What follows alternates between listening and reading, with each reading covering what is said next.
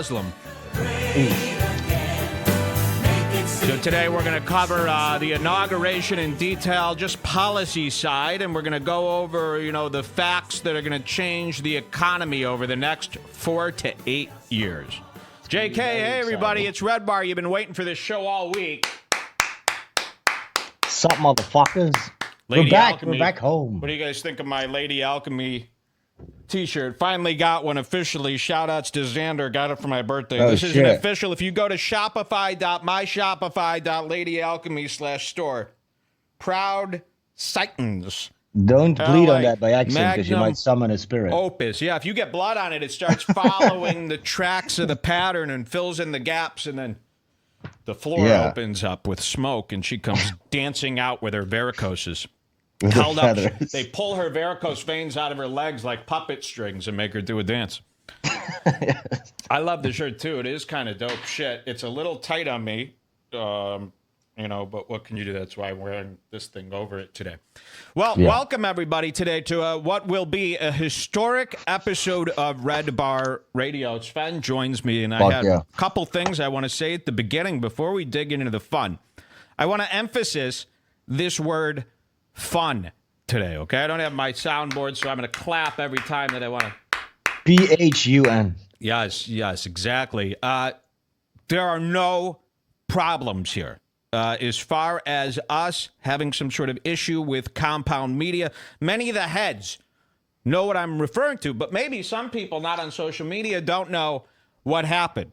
So let's spill it to those people right now. I decided to leave compound media, the Cumia castle. And while I know you think that sounds groggy, we're going to show you some stuff today to show you why it's not a terrible situation. And more importantly, you are going to have a blast following along and seeing, what led to this day. And then we're going to make fun of Joe Materese for about 4 to 7 hours tonight and demolish any fucking credibility that this guy had. We have some wonderful emails from him that came in after our Joe Materese special. I hope you saw our Joe Materese special the other day where he thinks it was only 3 hours. We spent about 6 hours dissecting. Yeah, and he wasn't too happy with that. He responded to that as well. Yeah, we've got some emails from him, and we've also got some really great Matarese audio and, of course, more video. So if he didn't like last week, he is going to really hate waking up tomorrow. Now, I really want to preface this with ain't nobody got a problem with compound media. And I want to explain this to people. Now, I say I don't have a problem with compound media. Not mad, not pissed off. Maybe some people thought, Keith sent me this email about, these content restrictions. And then I, in the middle of the night, irrationally made a decision. No. And we'll explain how this decision came to be. But I want to let everybody know they are not mad. We're not mad. We're not mad at them for having these content talks with me, which we'll discuss with you in a second. And they're not mad at me for doing what I do. So, before we get into it, here's what it was. Red Bar wants to make fun of all these losers. That's what we do on our show. They don't want us to make fun of the losers that they have relationships with. So what do you do there? Either I have to stop making fun of the losers, which is all Red Bar is. Okay. Yeah, exactly. I would literally have to reformat the show because of their worry about relationships, or I could leave. And I chose, hey, listen, I go, if that's the case, then I can't physically do my show there. Not mad, not in a mad way. In a way where I go, oh, well, then it won't work here. It's a simple, rational, thing to come to. And you don't want to, like I said, I like Cumia. And I like Keith. I think he's cool. I don't want to put those guys under that stress. If it's bothering, listen, I like to tell people, I don't like to antagonize people.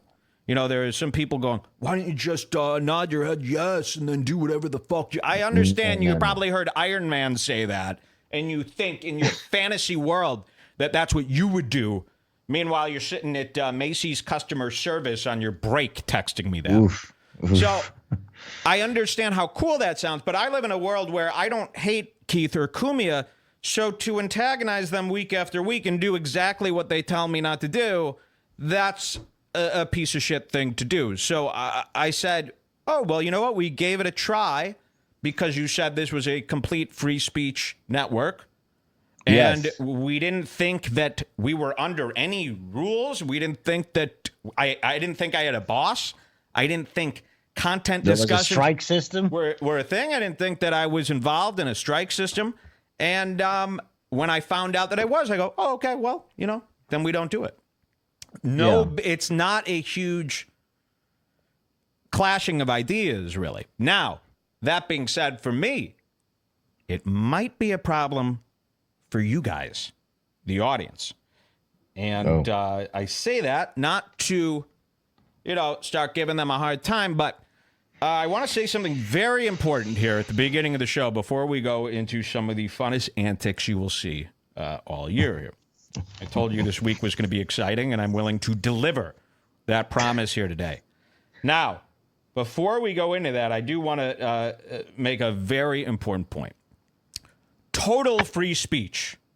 And I'm talking to Cumia and Keith right now. The Total Free Speech Network. They got cups made 2 weeks ago that says the Free Speech Network. I was going to mention that. Yeah. The Free Speech Network. Yeah, and I will we'll bring that one up later.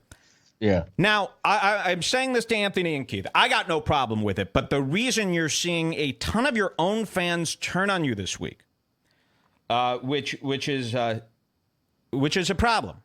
People are allowed to hate you, but they shouldn't be your own fans. This is a very important part to make. I say this to Gavin. I say this to Nobody Likes Onions. You know what you don't see every week? All of my fans turn on me. So while it's okay, yes, ignore the haters, but when all the haters are your own fans, maybe there's an issue that you're wrong about. Maybe you should start listening. Now, total free speech. We hear Cumia every week, and we applaud him, and we call him the king because he goes on a show and he says, I don't give a fuck what anyone says. This is total free speech. You can say anything you want about anyone. I don't give a fuck. It's the whole point of the network. The reason that gets such a roarous applause, the reason people respect that shit so much is because that's some ballsy shit. Total free speech means you're willing to face the consequences that come with total free speech. One of those consequences is the loss of relationships. See, this is why when you say total free speech, the audience sits at home and goes, wow, fuck yeah, badass, hell yeah. Now, you can't take those accolades and at the same time say, well, total free speech except for any relationship or sponsor. No, that's not total free speech. That's free speech as long as it doesn't affect any of our business relationships. And again, we're not at odds, me and Cumia here or Keith. They said this, and we're going to show you the clip from their miraculous, wonderful show. That doesn't bother me. Again, with as far as I'm concerned, if they don't want it, it's their house, and I go, oh, yeah, no problem. Goodbye. And not goodbye as in fuck you. Goodbye as in, oh, well, yeah, my show obviously won't work here. Yeah. But to the listeners who were promised this total free speech, let me tell you what their version of total free speech is. First of all, you can't say anything about deep discount DVD. So that's where it starts. Total free speech, except for the losers at Deep Discount DVD. You know, this fucking weird website that nobody would ever in their right mind go to buy physical DVDs and have them sent to your home. What kind of psychopath is going to that site? Good fucking God. You know, I pray for those people every night before to bed. I like to do one prayer to God And I say, God, please help those who go to Deep Discount DVD in the year of 2017 and await a package of physical fucking discs. So, total free speech, but you can't ever talk about them because there's a relationship involved. Total free speech, but you can't make fun of the world's dumbest, lamest loser comic, Joe Materese, because he works with Artie Lang's manager, and then maybe what if Artie gets mad? So while total free speech sounds like an awesome thing to say, and while keeping relationships and being respectful to people makes complete sense, here's where your listeners who applauded you for taking such a risk are now going to say, wait a minute, you're actually just saying total free speech, but yet kowtowing to any person or company that you work with. So it's not total free speech. In fact, it is the exact situation that SiriusXM had set up for Opie and Anthony that everyone was so pissed that SiriusXM broke their word on. You know, SiriusXM started out totally uncensored. You could say anything you want. And then when they started rolling out XM units with fucking Toyota Tundras, that changed. And now it's, well, we would like it if you kind of censored your stuff a little bit because this is in people's cars and we have sponsors. Oh, well, then it's not completely uncensored. So you can't market, you can't advertise completely uncensored and free speech, yet have all the caveats and have all these things. Again, the reason total free speech is such a badass thing to say, and the reason everyone gets so excited when you claim that that's what you're going to uphold, is because it's risky. It's because you will lose relationships. It's because sponsors might not want to work with you. That's the risk. That's the deal. So don't say total free speech and uncensored when there are 1,000 things you can't say. No. That have no, tie into me. Why do I need to be responsible for Joe Materese and this weird relationship with Artie Lang? I don't give a fuck about that. Now, I understand if you do give a fuck, but then you need to not say total free speech. You need to not hire shows like Redbar, and you need to be honest with the fans who are paying $6.95 a month, who you're saying anything goes here on this network. Anything goes. Now, are they doing this because they're devious? No. They're doing it the same reason any person does this. The machine. Once you have a business and once you have people and all these people you're working with, you now have every person you work with. That's another person or thing that they do that needs to be off limits. And the more people you work with, the more things you can't say. Again, and Cumia even admitted this himself with tears in his eyes. Yeah. We're going to play this. We're going to play this, and it's to no fault of their own. It's the fault of adult stubbornness and adult stupidity. See, this is what happens when people become adults. This is what I've noticed. They stop learning and they stop thinking and they get too busy to reflect at the end of the day. You got Keith the cop, who is a very nice guy and works very hard.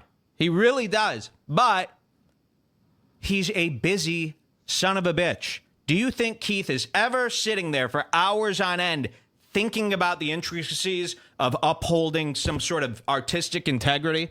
It ain't happening. No. Do you think before he goes to bed, he toils with these things for hours on end, like people like me who are not as busy do? I don't think so. He's worried about filling in puzzle pieces to make a business work so that everybody could get paid. And you can't fault somebody for that. You can't make them care about things that, have a way bigger picture when their big picture is, I got to put food on the plate. I got to put spaghetti on the table. So you can't fault people for doing that. They don't even know. And when you saw them talk about it, when you saw Keith and Cumia talk, you could tell Cumia sitting there going, shit. This is what I am now. Fuck. And we're to watch that. But it's really to no fault of their own. It's to the fault of the busy adult who, after high school, just stops learning new things and looking at life in any different way. They really continue to be this one person, and they have a stubbornness to them where they go, nothing I do is wrong. You know, the great delusion of their ego is to where they make up a rule, you know, and this is a costly rule. What Keith did affected Compound Media more than them not being able to work with Artie Lang, you know, me making fun of Joe Materese and ruining that relationship. And that's where the not thinking, where the stubbornness comes in. The stubbornness of an adult. You know, and I laid it all out to Keith. And I go, as soon as I was typing, I go, it's too deep for Keith. I can't explain to Keith why this is so wrong. He'll never understand because he's not caught up in that conversation, not even in his head. Keith, in order for Keith to understand why we would be a little bit upset about something like this would mean that Keith would have had to think like we think for the last 15 years. And he didn't. Keith was a man who joined the police force. You know, that is a totally different type of brain. We have some fundamental differences there. You're never going to get a guy like Keith, and you're never going to get a fucking CEO at SiriusXM to understand why these things might be super important, why they might be more important than Anthony saying this black chick is a savage. And then instead of waiting to see if anything happened because of that, fire Anthony because you're worried about money down the line. About your polished image. Makes perfect sense. And to all the people going, why couldn't you play ball? Why couldn't you, these rules don't seem that hard to follow. There's a lot of fools out there. Why couldn't you just make fun of different ones?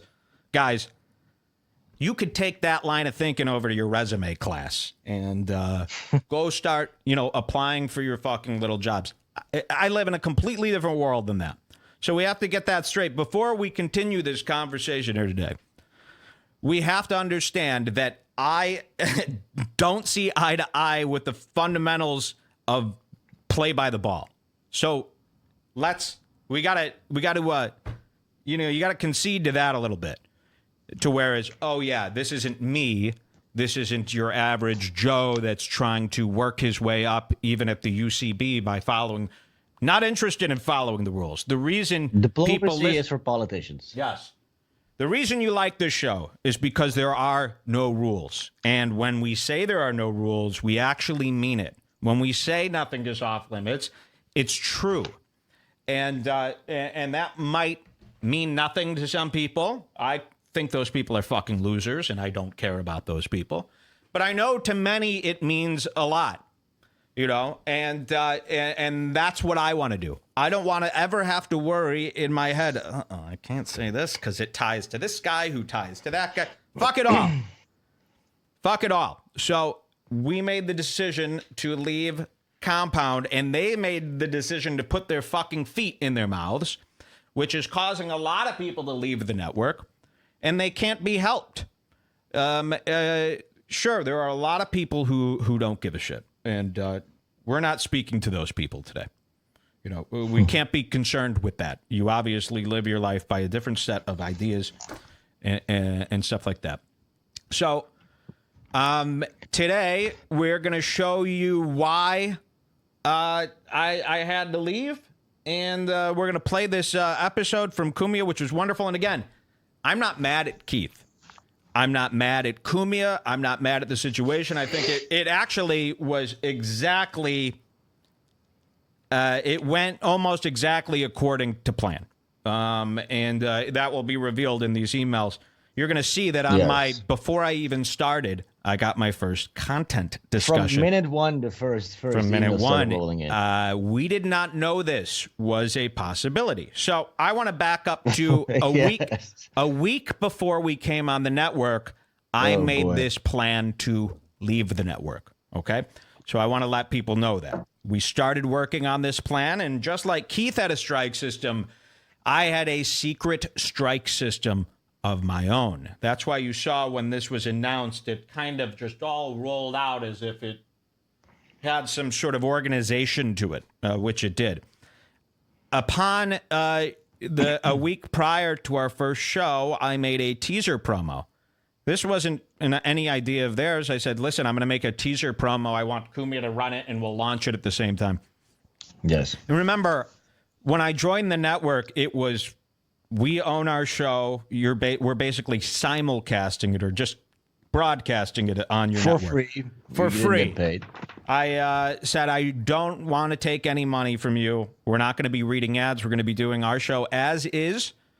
And it'll just run on your network. So here's the trade. You get a free show, and we get, a share of your audience, the audience that comes to your website and they see our show. They get a share of our audience. Yeah, exactly. Yeah, they get all the signups from us. And we thought it was great. We thought it was a great way to do it because here's a show that's not behind a paywall, and we could bring in new subscribers to you guys, and you could give us new listeners. But the entire idea was you get Redbar as is. This isn't a show that's produced by you. This isn't a show that, has anything to do with you. You just run it. You don't read any ads. No ads, none of that. And everybody knew that. So that's what we thought the deal was. And we made this promo, this teaser promo, which I guess I'll play for you right now. Yeah. And we were told we could not air it. And I couldn't believe it. I go, oh, I didn't know that was something that could be done. I didn't know you were. I sent them this promo. I go, here's the promo to play on Cumia. And they said, yeah, we've got a couple notes about the promo. We want you to change the. And I go, what? What? I didn't realize I was submitting it to you for approval. So this was my strike one against Keith. And I'll show you right now the promo, which a lot of you saw. And it includes the loser, Mike Fanoia, everybody. Yes. So burgers and beers. Mike Fanoia, remember when I filled in for Gavin, Mike Fanoia had a show on Compound Media called Finer Things. And we trashed the living fuck out of him. We hired an imposter, a Mike Fanoia imposter. Everybody remembers this. And we made fun of him. And at the end of that episode, as a joke, I said, guys, I have an announcement. I will be taking over for Mike Fanoia. I'm taking his spot. And everyone laughed. And I was totally kidding. And then that the prophecy came true. Came true. Yes. And I actually took Mike Fanoia's spot after making fun of him for months on his very own network. So I said, yeah, this is a big part of our Compound story. And we included him in this promo. And here's the promo. I'll play it for you guys right now so you could see what they had a problem with a week before we started. And remember, this was news to me that these things were up for discussion. So here we go. The Redbar Radio Show. The Redbar Radio Show. Cumia approved. King Cumia. What does that mean? Redbar is coming to Cumia. The Redbar Radio Show. Now on Compound Media. Fridays at 4 p.m. Eastern. That's Mike Fanoia's old time slot. Period. So that's it. I get an email from not even Keith. I get this is email. even weirder. Listen to this. So this is a week before Compound. I send that to them to play. And, this is edited. It's all a one-man operation here. I edited this. It's ready to go. We're supposed to launch the next day with this promo. I get an email, not from Keith, but from Compound Media's secretary, Aaron. Okay? I get an email from the woman who answers the fucking phones. With notes. At the front desk, an email with notes. And I'm going to read this to you right now. Couple of quick problems. So here we go. Actually, I can't pull up these emails on the screen because I didn't edit out the email addresses. Okay, so I send them the promo. And this is what I get from Aaron, who literally is the fucking secretary. Hi, Mike. I included Keith on this. Not sure enough people know the Fanoia stuff to get it. And at this point, it's too far of a reach to go back and explain. It's Keith's call, but that's my feedback. So I got this email. I sent it to Sven. We couldn't believe it. First of all, feedback. I told you, this is not the end of this. This is the beginning of this type of shit. Feedback from a fucking secretary. I'm supposed to sign on. I'm supposed to come on with my first show a week before. thinking that I have free reign to do as I please. That was the deal. Meanwhile, they get a completely awesomely edited fucking promo. Remember Fanoia's promo? That piece of shit? Yeah. So, and they have a problem with this. Now, this woman is like 60 years old, big fat lady, nice enough, but, you know, I gotta hate her for thinking that she could even have the nerve to talk to newly signed talent in this manner. It's not up to her to think, to worry about if people are going to get my jokes. It's not up to her to worry if it's a reach. And it's not up to her to worry about if it offends Mike Fanoia, which, by the way, she didn't have the guts to say in her email. So listen to this. She, instead of saying, we don't want to hurt Mike Fanoia, he worked with us, and we don't want to hurt him. That's what an honest person would say. And maybe I would even understand that. But she wasn't honest. She said, I don't know if people will get the Fanoia stuff. Yeah. Oh, really? Is that what it's about? Or is it about you're worried that Fanoia is going to complain? And by the way, so what if he does complain? You didn't do it. Just say, hey, man, you know how that Mike guy is. He's nuts. And if he gets mad at you, then be mad at him for being mad at you. You see how that works? And this is, by the way, all going behind Anthony's back, probably. Yeah, Anthony doesn't know any of this. Now, imagine if Anthony knew his secretary was giving notes to people like me, you know, maybe he'd be in shock. So then I go, there's no way. I think, so she says, I'm going to forward this to Keith and see what he thinks. And I said to my head, I go, Keith will tell her that she's overstepping, surely, right? Yeah, that Keith was the will hope, definitely go, hey, Aaron, you know, you got to let them do what they do. That's what I thought. Keith writes to me, Mike, I know your fans would love this, but don't do any Fanoia things. I'm not looking to upset him. You coming on is going to ruffle some feathers as is. But Mike is Big J. Okerson's roommate and friends with a lot of other comedians. He also writes for Impractical Jokers. Those are relationships I don't want to ruin. There's enough people who won't come on the network due to Ant's reputation or loyalty to Opie come in easier. Now, does that make sense? Is that rational? Yes. But does it work for me? No. Now, I responded to this with such class. Listen, I don't even think it's rational. We are talking about comedians here. They should be able to take a joke. Yes, if anybody was able to take a joke, it would be them. But no. I mean, it's preposterous either way. Yeah. They're worried about getting guests. I mean, come on. And that was for that lighthearted promo that totally needed to be said. So now I can't talk about the Fanoia stuff, which was a giant, amazing thing. I mean, we took the guy's spot. That needs to be addressed. That's a crazy feat.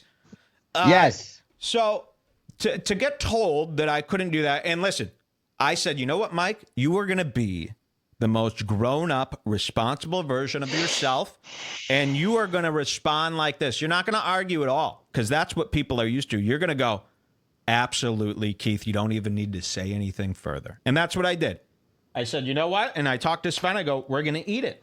We are going to play ball, because you know what? That's the nice thing to do. And I wanted them to like us, and I wanted them to be on our side, so I didn't give them any trouble about that. Yes, of course. I kept it to myself, and I said, you know what? If it happens again, we'll reevaluate. But right now, sure. But we knew at that point that this was going to happen. I mean, if you're going to start up with this, so we knew it happened. So we said, you know what? We're going to be the bigger people. We want them to like us. We want everything to go swimmingly. So, yeah, you know, I'm not going to sit here and make trouble. You know, I re-edited it. You all saw the promo that aired on Cumia, which had nothing to do with that. And then, fine. So that happens. Then, let's see when this is. This is the second strike that Keith, dished out. This was November 7th. So I don't know when did we start? Oh, this was right after. Okay, this is right after the first show from Keith. Yeah. Mike, great first show. Couple of things, blah, blah, blah. How long is the pre-show? And then he says, lastly, and I'm sure this won't be a regular issue, but let's keep the nigger shit to a minimum. We're working on something that I'll discuss with you. But anyway, but anything that pushes the envelope on that could be detrimental to what we have in the works with Anthony. We can't jeopardize that. It's way too important. Thanks, pal. Keith. So now, By the day way, one, I'm told no nigger stuff. By the way, what he's referring to is you showing on that first episode your Niggers Bop song. The Niggers Bop song. That's what he was referring to. Which is important. Now, every show Which on was a Compound news story, Media says nigger. Every show But on that Compound Media. You showed that news story I popping showed up. the It's news relevant. story. So day one, he sends me an email. Lastly, and I'm sure it won't be a regular issue, let's keep the nigger shit to a minimum.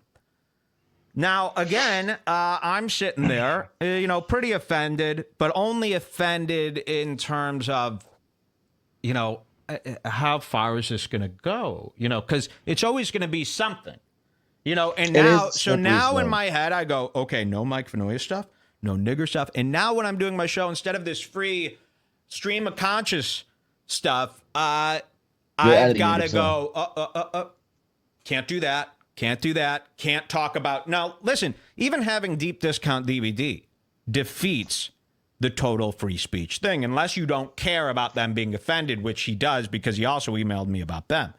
So having deep discount DVD, now none of the shows on the network can bash DVDs. So forget bashing the sponsor. What if I have this bit where I want to talk about how stupid it is to buy physical DVDs, which is actually a bit that I've done on my show. Yeah, I can't believe I have a bit all the time where I go, I go to Target and I see these physical DVDs. Who the fuck is buying physical DVDs? I mean, even with your phone internet connection, you could stream movies. It doesn't make sense. Now, that can't be said when you have deep discount DVD as a sponsor. Just that little thing. Fuck. So now you see how dangerous it is, to try to do both things. You cannot have total free speech and want to keep deep discount DVD as a sponsor. And that's as silly as me saying that why would anyone buy DVDs? Now, I can't even say that on the show. So when you add, this is why I've always said advertisers are the worst. When you have an advertiser, you're now refrained from ever being real about whatever that advertiser does, even not personally to them. I can't talk about physical DVDs being shit because deep discount DVD spends God knows what they're spending. I can't even imagine it would be worth it to appease this shitty company. I almost think maybe it's one of their friends that owns this company. Yeah, we thought about that. It might be Ron Bennington running this type of this service. Want to have some wine? That was something we figured. Yeah, we thought maybe Ron Bennington has this company. Yes, Ron Bennington is selling the DVDs on the side. Yeah. If you're just tuning in now, we started an hour early today, so you're going to really want to hear the opening of today's show. We've been going for about 33 minutes. Please listen to the replay, because if you missed the opening of today's show, then the rest of this doesn't really make sense. So, very well. Prost, my friend. Prost. Prost. Matrushka. So that was Keith's email. And of course, when I filled in for Gavin, he yelled at me about deep discount DVD. So I want to read this to you. Remember, I filled in for Gavin, and then during the show, they started telling me that I had to read an ad. This was never discussed. And I'm like the anti-ad guy. I'm the anti-ad guy. So this was never discussed, and I'm never going to read an ad ever, and especially for a company that I've never even heard of. They wanted me to do a live read, which is an endorsement. When they asked you that, I thought it was a joke. I thought it was a joke when I heard it. Yeah. So I filled in for Gavin, and they, on the spot, wanted me to, without knowing the company, without knowing anything about it, and without knowing if I was even, down to do something like that, they wanted me to use my personality to endorse a product I've never heard of. Deep discount DVD. On the spot. How irresponsible is that? First of all, if I'm going to endorse anything, it's going to be for thousands and thousands of dollars. So they just assume that I'm going to put my name behind a fucking whack-ass product on the spot like that. Now, first of all, that's Gavin's business. They're making the money off that, not me. I'm not getting paid. Meanwhile, you're sitting there doing the show for free, filling in for free as well. And now you want me to personally endorse not only a company I don't believe in, but a company that I'm not getting any action from. It's the most basic, faux pas you can make in business. Now, here's the next faux pas. I didn't read the ad respectfully, and I laid out those issues, and everybody saw it. And then Lewis, Mr. Ball Player, ended up reading the ad, and it worked fine. Then I get this email from Keith after we got all these people subscribing to Compound Media. Remember, when I filled in for Gavin, how many subs? There must have been 100 new subscribers to their network that day. And then Keith says this. You got amazing reviews yesterday, with the exception of our sponsor. Our advertising team took a big earful for your reluctance to do that read and how Lewis and you both shit on the sponsor, which never happened. No. I understand that you're not part of the network, but I guess hosting the show, you really needed to go with the format and that was set forth by our advertising team. Now, let me tell you why that's such a faux pas. Let's pretend that the creeps at this deep discount called Keith and complained. Let's pretend. Why on earth would Keith bring that up to me?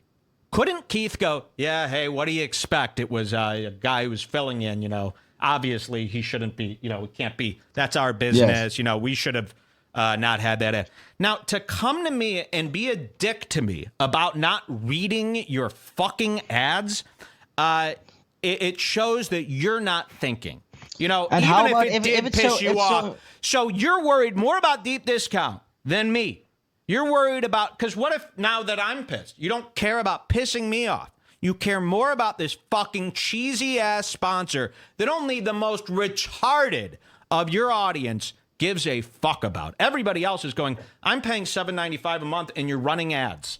Why are you running ads for the most bogus bullshit companies and then charging me $7.95 a month? No one is okay with that besides retards like Big A. Like that fucking lump of potatoes you keep around the studio for God knows what reason. Okay. So we're up to 3. And by the way, I responded to all of these with nothing but class and ate them. Okay? No fights from me yet. If it's such an important issue, how about he sent you an email up front telling you about, because they're stupid, because he's a retired cop, not a fucking program director. Yeah, that is really it, because he likes to bitch and moan about all these mistakes, but how about address his own mistakes? Yeah. Okay, so let's get to the fourth strike. Keith message. Oh, this is from his phone. And this came in on 12/12/16, December 12th. Hey, Mike, let's have a content talk soon. I really enjoy the show, but as we spoke in the beginning, I'm not going to jeopardize business and friend relationships for it. We need to be on the same page, so let's talk soon. And I go, who's the issue about this time? He goes, we'll speak on the phone.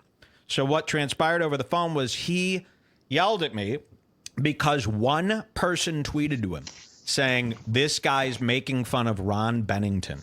Oh, yeah. Remember that show when I was making fun of Bennington going, why is he wearing this Kangol hat? So Keith got on the phone screaming at me this day because he got one tweet. He never listened to the show. He got one tweet saying that this guy's trashing Ron Bennington. So he thought that he should scream at me for that. Yes. Even then, I smoothed it over. But this time I even added, Keith, you got to lighten up. Like, you can't be listening to one guy that tweets. You can't be listening to emails. Just don't worry. This is what I said. That same shit happens again with Matarese, but we'll talk about that too. Because he didn't listen to the Matarese stuff also. Here's the next one, and this is the most recent one. We did Joe Materese, remember? Which was a lighthearted, all we did was watch his event where he completely bombed. A video in which Anthony was shitting on the guy. Yeah. So here's the email, and this is the one that's on my Twitter that everyone read. Hey, Mike, let's have a content discussion again tomorrow. I'm getting hit from Joe Materese about you going after his show. Also, there's some stuff from Gavin. The great, tough Gavin McInness, who punches. Oh, yes. This is the guy. If the cameras are on him, Gavin's a tough guy. But when the cameras are off, he's running to his boss to complain about me. I've never had to have these discussions with anyone else. Yeah, because they're all faggots. And you and I have discussed going at it with other shows on the network and friends of the network. I did kindly ask that you did not make Compound Media shows about that stuff.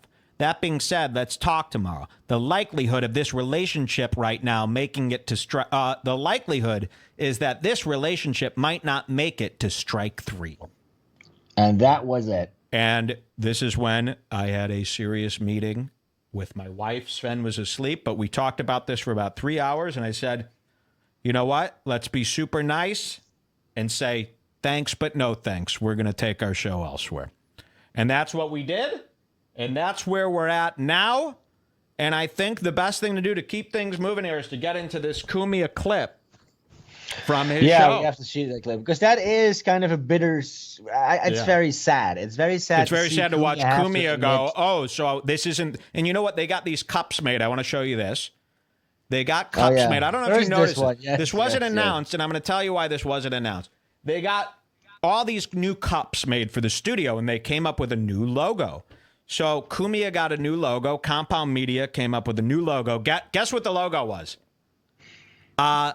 Audio levels, like digital audio levels. And it says Compound Media. So first of all, that's cheesy as fuck. And then Compound Media's new tagline that they printed on 2,000 cups was the Free Speech Network. Okay? The Free Speech Network. Now, growing up in Chicago, I recognized this slogan to be a little funky. And I messaged Keith. Hey, Keith, not sure if you care, but your new tagline, the Free Speech Network, is actually the tagline for Mancow's show. Just saw the new cups on the Anthony Cumia show right now. This is what he responds, and this is true. So listen to this. Mancow, since the beginning, has been known as the Free Speech Radio Network. Every time you hear the word Mancow on his show, so growing up, you would listen to Mancow in the morning and would go, Mancow, Mancow, the Free Speech Radio Network. I mean, it would be in all the promos. It's the tagline, everything. So I tell him this. I go, you really can't. I mean, it's everybody. They'll eat you alive. And he says, but we're bigger than Mancow. That's what he says. That's what he responds with me looking out so that they don't get annihilated again. He doesn't give a fuck. But we're bigger than Mancow. And I go, ha. And then he goes, Allie is looking into it. There's nothing to look into. And then I send him the screenshot. Over you, I go, it's been his slogan for 20 plus years.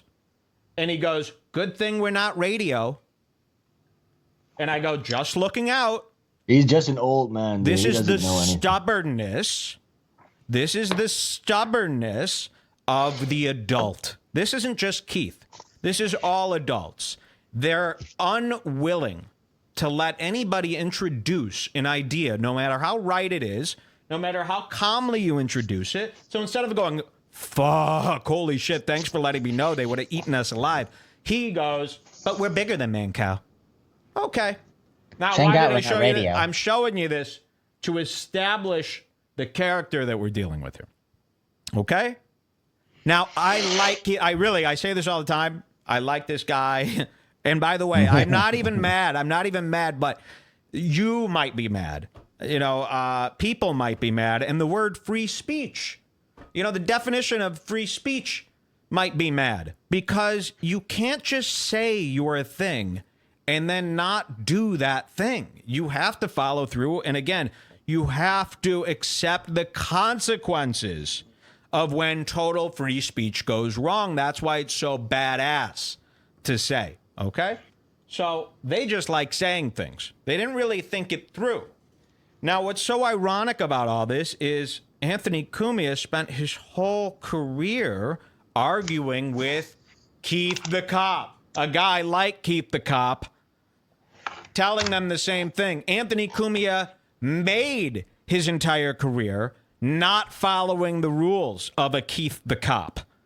And then when I do the same thing, now you've got Anthony Cumia's company telling me otherwise. Now, Anthony does not know any of this goes on.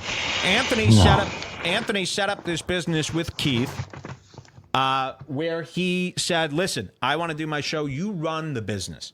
I want to wake up an hour before my show, head to the studio, do it, go the fuck home and play with some drones. And Keith goes, yeah, whatever you want, buddy.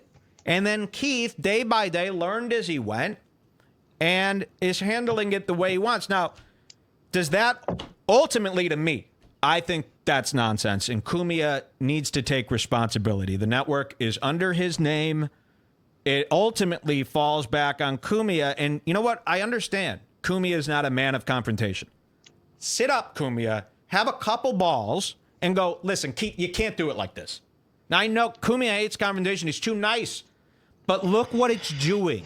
And, you know, I really got to say to these men, these geezers, nothing lasts forever. It doesn't last forever. It got big because you were cool. Same thing with Gavin. I just said to him, too, I go, people will eventually catch on. Things like this add up. And now the next time you make a compromise or do something that's kind of against what you sold the fans, now maybe they will leave. And here's the bottom line. If hundreds of people were canceling Barmy subscriptions because it is a decision I made, I'd be worried as fuck. You know, throughout this entire year, I've never seen a Redbar fan say, what you're doing, I don't agree with, I'm leaving. I've only seen them cheer on what we're doing here. And yet, the people that we're in these things with, I see the opposite. You know, how many Proud Boy and Gavin fans... If you just started doing ads next week, yeah, you know? Yeah, exactly. That's the same thing. They forget that it's not the old days. That. You have to stand by your word. There's too much going on where it's not the old days. You know, the old days of Vice Magazine, yeah, you could say one thing and they didn't see you every day preaching for 5 hours in order to see the inconsistencies. You know? Yes, and being total free speech isn't only badass. Free speech only works if it's total free speech. There is no compromise. There is no compromise. No free speech. You can't give an inch. And I don't even give a fuck about that. Like, I really don't, you know, but it is important. Just don't say that you are, because then when I say that I am, it doesn't really mean anything. Yeah, but they didn't only say that they were. That was the whole point of the network. The spirit of the network was that. That's why it began. And now to see Cumia admit that he's part of the machine is very sad. And so, I hope they reevaluate. Let's roll the clip, because the clip says it all. And a lot of times you tune into the show and we're at odds with the information we're giving out. So like it's an argument. I want to say this again. There's no argument. Keith and Anthony are agreeing with me. Keith and Anthony came on their own show and like two sad sacks basically admitted that they're not who they said they were. So we're going to play that. There couldn't be a better ad for Redbar than what transpired on the Cumia show after we quit. And now let's get into the fun. You know, I said all that and I sounded kind of serious there. I want to let people know there is not any anger here. Like, I'm really happy with how this turned out, and it will go down in history for me far better than any other way. I mean, and you know, you could say whatever you want, but sometimes you have to show examples. You have to do what you say. And leaving Cumia here, you know, whether you like it or not, you know, I'm sure there are people on the outskirts, but to the people who listen to Redbar, it meant something to them. It did. And I saw that in the way they responded. And you know what? Again, if I did this and half of my listeners were at odds with my decision, I would reevaluate, which is something these other guys aren't willing to do. They're so willing to say, hey, half my audience thinks I made a bad choice. Fuck them. So when we do these things, you see that, yeah, we might have haters that don't like the show, but our listeners are standing behind us when we do these things. And that's what matters. You know, it totally matters. You know, and again, if I saw that they were leaving and they were pissed about these things, I would reevaluate. But everything we've done this year, the listeners have been in almost 100% perfect score support with. And I'm not saying that to brag. I'm saying that as a way where it's like we're doing it together and we're making decisions that are thoughtful. They are thoughtful, whether they sound, spur of the moment and impulsive. They're thoughtful, and they're aligning with what the listener expects from us. And that is something that these other shows cannot say, because their listeners are canceling their subscriptions to come to Redbar. Yeah, and it's not happening it's not happening the other way around. When is the last time you saw a Redbar listener saying, I'm done, I'm going to Gavin? You don't see that ever. No. You see one crazy once in a while, but I mean, never like you see from these other shows. And to me, that means that we're doing it right. And again, I wouldn't do it if I announced this and saw 75% of the audience was at odds with it. I would go, okay, wait. Maybe I fucked up. And that's all I ask of Keith. So I'm not mad that Keith wants it this way. I'm mad that he's so stubborn that he sees all these people leaving, not just Redbar people. He sees longtime Cumia fans really pissed off by what he did, and he doesn't care. He's going to stand by a decision that it was created by the brain of a retired cop. And we're going to see this attitude, too, in the video when a guy calls in and he says, listen, I'm going to have to cancel. And he's like, yeah, okay. So, again, all we're asking, Keith, is that maybe you're wrong, which you're not even willing to look at maybe. You're not even willing to go, you know what, I'm a retired cop. I don't know. I don't have all the answers. Maybe I'm totally wrong with this. Maybe I am. Maybe we should try it another way and see if anything bad happens first. Because right now I'm being a worry wart. So you got the adult ego getting in the way, and by the way, making Anthony Cumia look like a complete asshole. Dude, we have to play the video. Yes, let's get into the video here. Without further ado, isn't that cute? I'm a writer for 8,000 different companies. Okay, Compound episode. This is one of the best episodes you'll ever see, and this is great because we can respond directly to what they say. Now, let me skip forward a little bit here and get to the right part. What do we got? And it allows me the opportunity to just sleep during the day. Okay. So we got to get through this bogus call. Well, I'm getting you back on point. Okay. So I'm going to start from here. We'll do a screen share with my boy Sven. Hopefully it works because it looks like our internet is a little shaky today. Let's have another drink, too. Yeah. Once I get this going, let me know if you can see it. I can see it. Don't get too drunk here. We got a long night. Oh, no, dude, I'm not getting drunk. Well, remember what happened last week. People all forgave you for that, by the way. All right, forgave you for what? Well, you should watch the last 15 minutes of the last time you were on. Okay, let's get into this. Here's Cumia, the beginning of the show. You can see it, Sven? Yes, I can see Drost. So, thank you, sir. I will, yes, I'm addressing it. Absolutely. Thank you, Joey. There goes Joey. I thought he was being a wise ass. Of course I'm going to address the, as I said, I literally almost... Don't get blood in the shirt. I almost spilled red wine all over Lady Alchemy's shirt, which would have caused, again, like a portal. Yeah. Remember the end of... Spirit. Remember Cabin in the Woods when the blood started running through those tracks? Yeah. The Cthulhu tracks. Yeah. So, well, I got my beard, saved by the beard. Oh, which, yeah, by the way, another unknown, really kind of under the radar. Oh, wait, nope, got some there. Fuck! Sorry. That's why Jesus had a beard, probably. Yep, exactly. Okay. Here we go. Let's get back into King Cumia, who, by the way, I think we can demote him to Prince Cumia this week. The room. Yeah. I think so here we go. Oh, wait, you know what? I'm going to lower. Sorry, guys. I'm going to lower Sven a little bit. Okay. And we're going to be here all night. Oh, and by the way, Redbar is now free every Friday at 4 p.m. Eastern. So here's what we're going to do. Redbar is going to be a little different than most podcasts.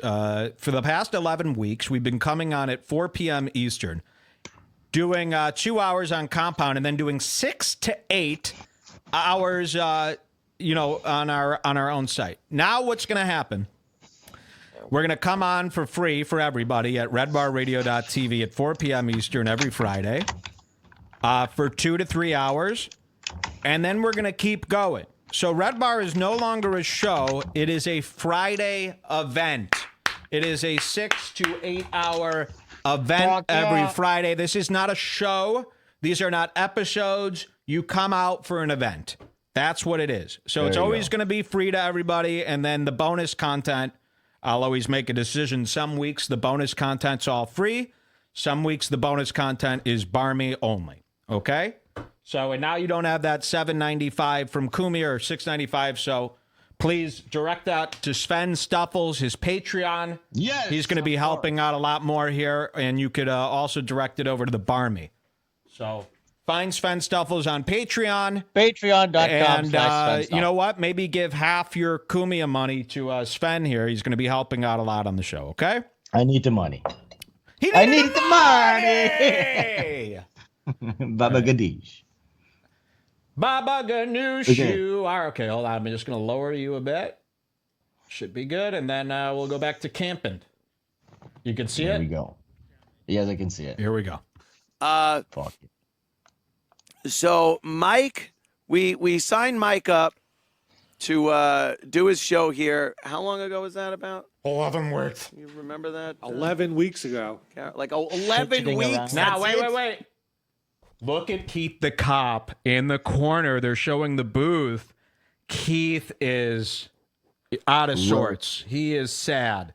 And, you know, this is what I knew about Keith. It's like, you don't have to have an ego. Like, I'm trying to be nice. I want to be part of this family. I wanted it to be cool. You ignore every fucking thing I ever say. You go and you keep doing your own nonsense in front of this disgusting green screen, you know, and it will come back to bite you. It starts now where you're going to see this isn't going to last forever, making it look like an infomercial from 1978. Yes. You know, maybe listen to somebody who's paying attention to the game. All right, let's maybe take a hatchet to that desk, put a round table in there. Yeah. Remember how much fun Anthony had in that Matarese episode? Yeah. Maybe, you know, do that instead of the green screen. Matarese, it happened to me. Okay. Doesn't Jesus matter. Christ. 11 weeks ago to do his show. I assumed he would be a good fit, which he was. Thank you. He just gets on and speaks his piece. Thank you. He's got problems with people for reasons God only knows. I have no idea. I like that. And he shits on people. He fucking talks about, but it doesn't matter. Doesn't matter to me. And by the way, this is so crazy to me that they need a separate show. This is his 500th episode, by the way. Oh, yeah. To talk about me.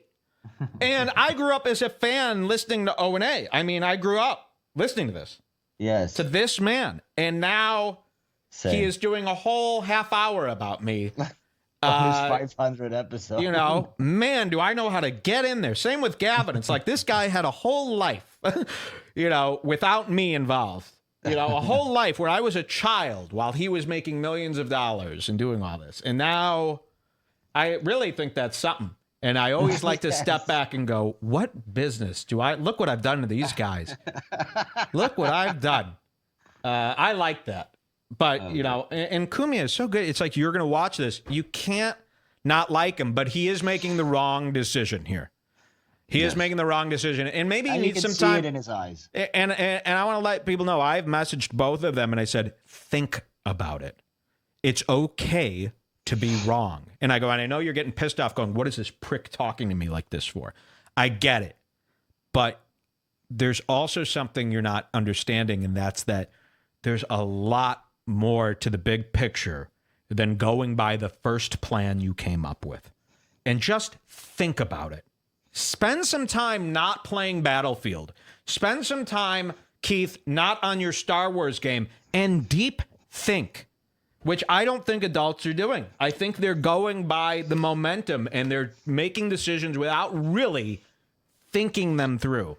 So that's what I'm going to make decisions if he doesn't even know what's going on. He doesn't know how his business is being run. That's why I said it might be a lost cause, but I'm going to try. Just like I'm trying with Gavin.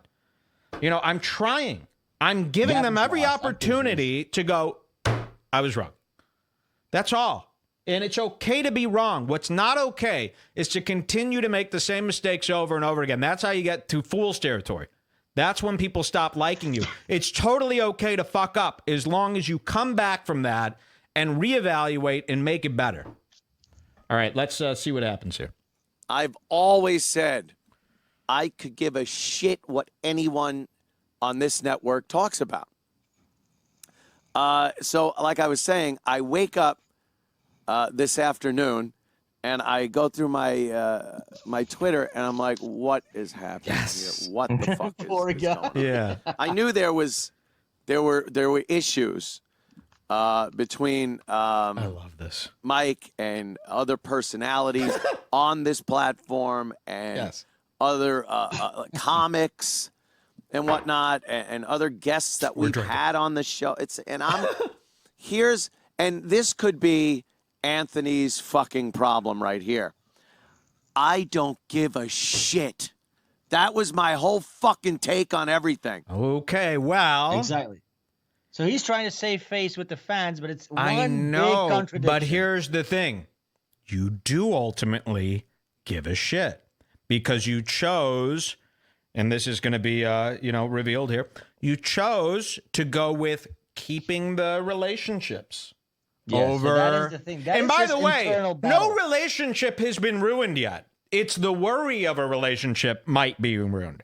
And then again, it shouldn't be ruined because we're talking about comics here. This is what I have to say to that, and this is very important. I'm going to repeat myself 4 times today. Let's pretend I make fun of Matarese. Matarese goes to Cumia and says, I will no longer work with you if you employ this guy.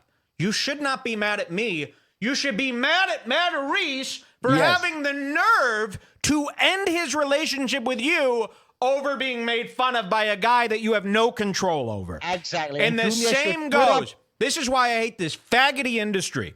Because instead of saying no to these people who do this to them, let's pretend Artie Lang's manager wants to cut ties with them because I made fun of Matarese. Let's pretend that happens, which it never will.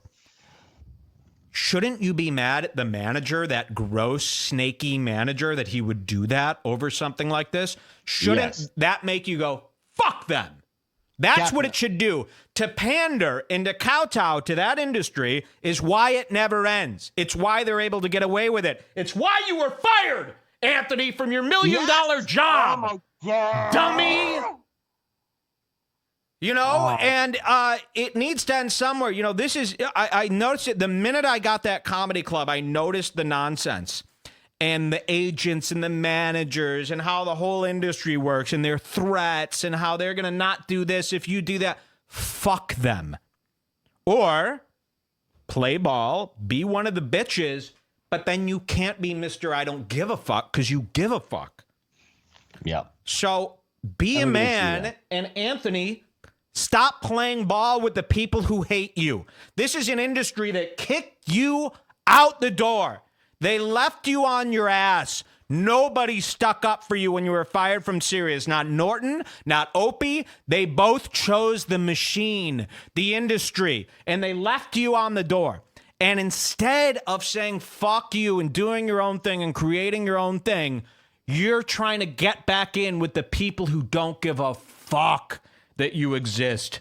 They hung you to dry when you said savage. Remember? They didn't let you go to Patrice O'Neal's benefit, a guy that you were friends with for 15 years. Made, basically. Remember Louis C.K.? Remember all the people who fucking left you because they were worried about the industry? You're doing that to me now, and I hope it haunts you. But I also like you a lot, and it's no big deal. We love you. We love you. We love you. But I need the people to know. They know that there are some things that matter more. And this network is not built off relationships. The people listening to Cumia, the people paying $7.95 a month, they don't give a fuck if you're friends with Artie's manager. They give a fuck if your show is good. Now, when your show is all lighthearted discussions with comedians because you can't say anything real, that's a stab in the back to the audience that's paying for total free speech. So now when you tune into Cumia, you get a lighthearted discussion with Frank D'Angelo, a con man who makes Vampire in Brooklyn, the musical. That's what you get when you see a guy pander to relationships over pandering to his audience. He should be catering to you, the customer, but he's catering to the likes of Frank D'Angelo, a mob boss who's making movies using stolen cash. So it's going to bite back, and it doesn't have to. Listen to the kids, bro. Listen to your audience. No, Mike, don't sugarcoat it. Thank you. Mike being real. Thank you. Wow. And he doesn't know. So you can't say fuck these guys. They don't know. It's like your dad. It's like how your dad doesn't know. You know, I talk to my dad every day. He's a smart guy, but he doesn't know. It would take it 5 years to fill him in on what he doesn't know. That's what it is. It's this ignorance. And the ignorance comes from spending most of your day playing video games instead of caring or keeping up with how the world's going. You know, spending your whole day arguing with anti-Trump people instead of worrying about the things that really involve you. They turn a blind eye to this stuff. They don't want to think. This is why Gavin can't smoke weed, because these thoughts come to the forefront. They're afraid of it. They don't want to deal with the issues that are really affecting them that are in front of them. They would rather play Battlefield and fake play fight with people that are anti-Trump, because then they exhaust their resources on stuff that doesn't matter. And they don't have to ever confront the real issues. So that's what you're seeing. It's an ignorance. It doesn't mean they're deceitful. It doesn't mean they're bad. It's they're not connected to what matters most. And maybe they don't even care at the end of the day. But they should. And you're going to see through this. Cumia made a mistake. Here we go. And he knows he made a mistake. Yeah, you're going to see. It's such a weird situation. Watch this. Oh, by the way, brand new shirts. Situation. On sale. Say, I bet No, but I'm saying let's continue this video because you have about 30 minutes still to finish this whole video. Okay, let's get back into it. Thank you guys for buying the heat, and thank you for supporting Sven Stoffels on Patreon. Fuck yeah. Okay, here we go. Somebody is upset that someone's talking about them. I swear to fucking God, I will give them airtime on this program right here to talk shit back. That's my fucking that's my philosophy, Marty. Have a good time. Yeah, not anymore. All right. Not anymore. All the time. That's my philosophy. Little Spinal Tap. But that's always been it. Entertainment, broadcasting. Take it easy, gents. Thank you. There they go. There's a couple of good eggs. Yeah. By the way, now I could show you how bad Aaron Berg bombed on Roast Battle with his Borat fucking Muslim character that he does every show where he puts his muscly thighs up and queefs. Listen, I know you guys think In Hot Water is good. I fucking hate it. And I've always hated it. I think it's so stupid. It's two muscleheads shouting at the top of their lungs. Listen, shout outs to those guys, but come on. If you really think In Hot Water is funny, you are starved for fucking comedy. Okay? I tuned in twice and they were doing the same sorry, bit with guys. Hillary Clinton queeping. We're going to show you Aaron Berg completely bombing on Roast Battle. You know, we'll see how his... I haven't even seen that. Oh, it's amazing. It's amazing. I couldn't even bring it up because I work with them. All right, here we go. Yeah, Aaron Berg, Gina. Oh, they treat everyone on the network so great. They treat me like shit. You know, I don't get it. Big mistake. Gino and Aaron from that horribly racist fucking show In Hot Water. Bye. That's coming from me. Holy shit. In Hot Water. Gino is funny. Okay. This is how I have to spend my 500th show. This is our 500th show. Thank you. The Anthony Cumia Show. 500 shows I've done. And this is how I got to spend it. Trying to explain what the fuck. Yeah, you do. I'm trying to explain what I don't even get. Well, you should get it. So, that's Anthony's fault is he doesn't give a shit about what anyone talks about on this fucking platform. Now, it's not your fault. There are people in charge here.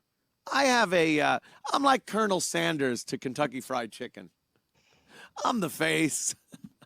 I do things But management, which is Keith Maresca. Let's Don't be honest. laugh about I'm not it. Yeah, trying don't to, laugh. It really isn't funny, when you think of it. It really is. But I feel as he's explaining this, he's slowly realizing Yeah. the situation he's created. Yes. Like, oh, wait a second. Fuck. And look at Keith. Confident Keith. I cucked you, by the way, Keith. Really, really, really hard. Oh, yeah. Nobody, 20 people are on your side versus thousands. Just want you to know that, Mr. Big Shot.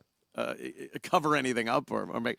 Keith is the guy that runs the business end of this. If you have noticed over 20 years of my career, if you've been lucky enough to be with me for the 20 plus years I've been in broadcasting, one thing you could deduce is that Anthony is not a strong businessman. I am a lazy piece of shit. I will not do things I'm supposed to do. I will not make phone calls. I will not have meetings. I will not. It's a terrible way to run a business. So Anthony needs somebody to run a business. Keith, that guy. Keith is the guy. Ex-cop. When it comes to the business end of things, fantastic. I've Well, balked at some. not fantastic. Good enough. Good enough. Yeah. Oh, not even. This is, I want people to know the reality. The only reason any of these people have jobs is because you're the famous Anthony from Opie and Anthony, the biggest show, one of the biggest shows in terrestrial radio history. That is the only reason. You could have a monkey running the business side of this shit, and as long as those $7.95 subscriptions are coming in, because you're Anthony, you're good. You really don't need anyone running it. So this is where they make the mistake to think that Keith's decisions have something to do. The only reason any of this works is because you're the famous Anthony from Opie and Anthony. That's it. Yes. That's it. Ideas he's had as far as the on-air portion of this, because to tell you the truth, Keith's not an on-air guy. He's got good cop stories and shit. I love that. I don't. And he's got some good ideas. That as an insult. What? Keith takes that as an insult. What? I'm not a good on-air guy? I should be. I've never tried or worked at it, but I should be cool. No. You're a sweet man, and I really, besides, his thick-headedness, I like him. I Doesn't do. matter. He gets it. I mean, I like him. I think he's a sweet guy. He just has no business telling people like me what works and what doesn't. I mean, we're on a fucking another planet, This is a guy who wanted to be a police officer. I am a guy who is trying to change the world. We don't see eye to eye. Some stories come across his transom on a daily basis, and he throws them in, and they're good or they're not, or just like anybody else. But on air is a very different thing than off air. It's the way it is. I am an on air guy. Keith is the business guy behind the scenes. Now, I don't deal with the comedians and personalities and guests and sponsors and everything else that goes behind this show. You should. This is me. Look. See this? There's Anthony's spot. Here it is. I'm Anthony. This is my world. This is just what I do. Yeah, sitting, by the way, 20,000 miles above sea level, looking over the highest. What building are you in that is a helicopter shot of New York City? He's in a Zeppelin. Yeah. He's in a fucking blimp looking over New York City. Somebody in the chat made me laugh. He said, Talib Starks has thumbs on his feet. Wow. Is that not normal? Is that not what everybody has? Holy shit. Yeah. This is why, the altitude is messing with these geezers' brains. Yeah, he is in a stationary Zeppelin. Yeah. Just a pro tip for those of you who want to fake a window with a New York skyline. Don't be 300 stories in the air. It looks crazy. Okay. I have one talent. Yapping on the airwave. Oh, there's Talib's bubble. I thought This that is was what these old people are You're impressed using with, my bro. bubble. All these old comedians are impressed Thank with you. this stuff. Yeah. Oh, Me yeah, bubble. basic. Yapping. That's what I do. I don't really know how to run things. So I don't deal with any of that behind the scenes shit like that. I have comics. They sit here. I have guests. They sit here. Oh, Mike Baker. He's coming in around 5 o'clock. I hope Mike Baker is in the green room listening to me about me. I hope Mike Baker. By the way, Mike Baker looks like a fucking actor. And is completely boring. And wait till you see when they try to actually talk to Mike Baker today. He looks like Gavin Bacon. Yeah. Talk to Joe Walsh at Walsh Freedom about things going on. Cool. That's what the listeners love those guys, by the way. Ron. Yeah, we have guests. We do excited. that. I don't deal with that. Get Lionel in I again. sit here a couple hours a day and talk with the guests. Lionel. And talk to you. By the way, that's what they're all doing is for the guest. The least interesting part of the fucking Nobody show. cares about any of these guys. They're Everyone the would worst. rather see Andy just sit there, shoot the shit, go over videos and stuff by himself. We forget that we're a slave to this stuff. You know, we watch the whole thing and it's Lionel going, I don't understand what the problem is with my bow tie. I don't know. Yeah. We should not be listening to a man named Lionel or Joe Materese. Perpetually trying to get to a point, but never Shame quite on gets you. Anthony Cumia, this is what he thinks you're worth. You come in and listen to 3 hours of Joe Materese or Lionel talking. That's what he thinks of you. I would never do that to you. But I have hired Lionel to be my permanent co-host every minute. Of course. He's going to be coming in with his cheap suit and his faggoty face. Oh, what about Joe Vito? Is that a guy? Who is that again? Remember the other guy? He's like a mix between Lionel and Joe Materese, and he's like a younger guy with a beard. And he goes, I don't know how to hit on women. I don't even know if I try. But listen, Trump supporters are good. Listen, I got all the answers. These people, Oh, that guy, yeah, these he looks guineas, like Lionel, yeah. these weird losers, They're all these Italian, single 50-year-old men. All right, here we go. Joe DeVito, they call him. Yeah, DeVito. Oh, I mean, can we wake up? We wanted Opie and Anthony, and we're getting Joe DeVito, Joe Materese, Frank D'Angelo, Lionel. It's time to wake up. Dude, at this point, the I best tried thing to that make could this happen shit would cool. be getting Opie in there, I think. That I would be the best tried thing to that could make happen. this network cool. They don't like cool. They like old, shitty, safe men that fucking waste your whole day. I like DeVito, someone says. You know what, sir? Find a revolver. Make sure it's all loaded. And really, really make sure you kill yourself with it. Because you're nuts if you like... Well, actually, DeVito's not as bad. But why are we listening? What is the point? These guys are fucking chubby, creepy, short. I feel you, Mike, but it's all we got. It's not. We've been conned. These guys are who are these people? Who is Joe DeVito? Where did he come from? Why? That's the thing. Opie and Anthony Anthony expects- would never have Joe DeVito on. If Joe DeVito Wait. was on Opie and Anthony, they would leave. He would leave, and they would all make fun of him. Anthony thinks that once they have their precious polished image, that all these big names will get pouring in. But it's not going to happen anymore. Just be Those yourself. days are Just over. be what you want to be. See, they're worried about these relationships, and they don't matter. All right, let's go on because people are now sticking up for DeVito. Okay, let's go. DeVito is a good man? Let's go. What world am I living in here?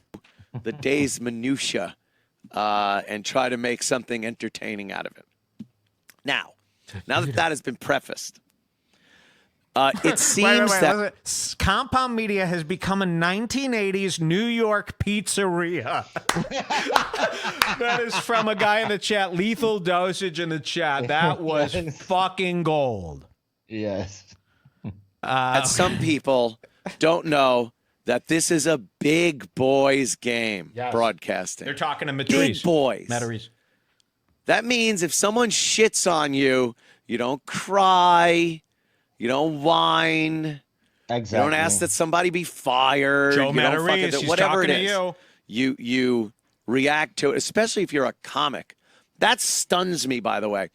I've known so many comics over the years. They're the most whiny, fucking, insecure little cunt bags ever. Wait, can we pause for a second? This is the real Cumia coming out. So after hearing this, Joe Materese changed his whole act, right? Yeah. So he first started threatening you with actual violence. Yeah. That is how angry he was. We're going to read those then emails. After hearing Cumia shit on him, because Cumia actually does mimic shitting on Matarese in a few minutes. Yeah. And then Matarese changed his whole fucking act up. He's like, okay, no, we're going to talk about this. We should read those. We should read those tweets. Yeah. Oh, we will. Because Matarese is a faggot. But this is the real side. So Anthony's trying to explain this and then realizes these fucking comics. But instead of saying, you know what? Fuck you to those comics. Anybody who's going to give me a hard time, they're fucking faggots and I shouldn't be talking with them. That's what you should think. That's what I did. And you know why this message is so contradicting? That Anthony's saying one thing and then Keith is saying the other? It's because Anthony's hearing for the first time about all of this. Yes. But how does fucking network? So Anthony is speaking his mind, but then Keith comes in and they ultimately fold to Keith's stupid decision that has nothing to do with this badass talk here. So here we go. And they're in entertainment. We get it. You lived a tortured life. My father called me pissy eyes. He threw spaghetti at the wall. Yeah. We all had our shit. Spaghetti. Exactly. But you grow up and realize if someone talks shit about you, who fucking cares? I've had shit talked about me. Yes, it's pissed me off to no fucking end. I've responded to it, and it does no good. But that's what you do. You respond to it. And like I said, I would offer anyone any amount of time on this show, my own show, to sit there and lambast anyone that gave them shit on this platform. Except for me. So if a personality sat here and said, this guy's a douchebag, this guy sucks, this guy's a faggot, whatever the fuck it is. A faggot. Hey, did you hear that guy said that? Yeah, I did. Why don't you come on my show, which, by the way, still is the most watched show on the platform, and tell the world what a dick fuck that guy is. That's open and honest. Open freedom. and Anthony. Can you smell it? I can't. My nose is still stuffed. I left tissues over there again yesterday. I'm so sorry. Garrett. Look at Keith. I noticed wait. when They cut Keith to the. is mad. Oh, Keith. Everyone else is laughing and having a great time in the green room, and Keith is sitting there like, "This is kind of the opposite of what I'm saying. You're going against me, kind of Going against me here." So Anthony, what Anthony does is he says this great stuff that we're all even cheering on today. But remember, the decision didn't live up to the words. So while, again, this is like saying this is total free speech, we're cheering him on. And even when we watch this replay, knowing what happens, we're going, Anthony rules. But ultimately, he decided against what he's saying. So why does that rule? Okay, and it really doesn't. So, well, Anthony, he can't go against Keith. He's not a confrontational guy. Remember, it took him 6 months or 2 years to even call back fucking Opie, a guy he worked with for fucking 40 years. He's not very great at talking to people. Deco in the chat said Mike tried to get on Compound as a goof and ended up disrupting the whole operation and getting out unscathed. Yes. I like to think of it that way. Yeah, I'm not mean. I'm not trying to be mean. I would have worked with them if they were cool, but they're kind of geezers. You know? They're shabby. Yes. They're a little shabby. All right, let's continue here. Now, Anthony's saying some really dope shit, but ultimately he didn't put the money where the mouth is, or whatever that expression is.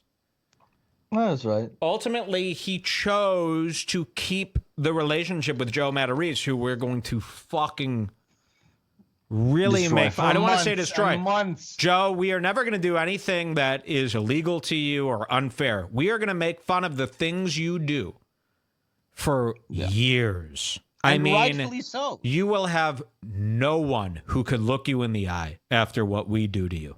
Why would they do this? Your little act of not caring right now and pretending you're a big... Please. You are the faggotiest comic I've ever met. And we are going to make fun of you to the point where probably you quit comedy. You might quit comedy after what we do to you. Okay? I want you to know that. 29 years, you might as well hit the fucking flush button at Penn Station because you hang out in New York. Okay? you might as well hit that automatic flush button that isn't necessary to use because it flushes when you leave. You are through. You gray-haired sissy loser. No one in comedy respects you. They don't know why you're around. They don't know why you have the same manager. Artie doesn't know why. You have conned people into thinking, you've stuck around long enough that people 30 years. 30 years, they think you have some kind of value. You are valueless. If anyone is a fan of this guy, write me a letter. Let me know. Let me know if this guy has one fan. Because you, Joe Materese, are the most disgraceful spaghetti monster I've ever laid my eyes on. Comedy is not for you. You should open up. I said this on Twitter today. I go, he's a nice guy. He should open up a friendly neighborhood sub shop where he sells Italian submarines. It'll be great. And then someone commented and somebody replied, yeah, until, he flips out at a customer and refuses service to him because they got in some argument over the quality of the food. Yes. You're a bum. You're a stay-at-home dad, and the only stay-at-home dad I get along with is Leslie Gilliams from MasterChef. Other than that, all stay-at-home dads are fucking losers. Get out. Oh, shit. Hey, my wife makes the bucks, and I can go out and pretend I'm a comedian. Hey, Yes, if you guys, didn't have if you that could- wife, would your kid be able to even eat? That's the His wife's question a of the doctor. day. You loser. You Guys, if you can find any more cool Matarese videos similar to that. Oh, no, bombing I got on, it. I got. Oh, you got I it? Okay, have okay. at 'Cause I least need to see some of those, 60 definitely. hours of Matarese stuff. There is no redeeming qualities to this pathetic. Now I sound like Jack Buckby. You're pathetic. You're pathetic. scum. You're Joe an Matter- ass. I'm not saying you're not nice. I'm saying you're pathetic. You are the gonna be- definition of a loser. You are so... It makes me feel bad. But you need to retire from comedy. And I will be there. You will not have a day to celebrate without me and my guys laughing at you and making it a bad day. That is my Making promise. animations For out at of you. least the next 3 years. Anytime you feel comfortable to be yourself, we will be there reminding you how stupid and how much of a loser you are. And let me tell you something. All of these fools could tell you it's not worth it. Give me money, and that's the only way this will stop. No, I'm kidding. Yeah, it is. You pay me $40,000, I'll never mention you again. But other than that, every happy day you have will also be bittersweet because we will be there to ruin it. Okay? We will not ever break the law. We will not ever harass you.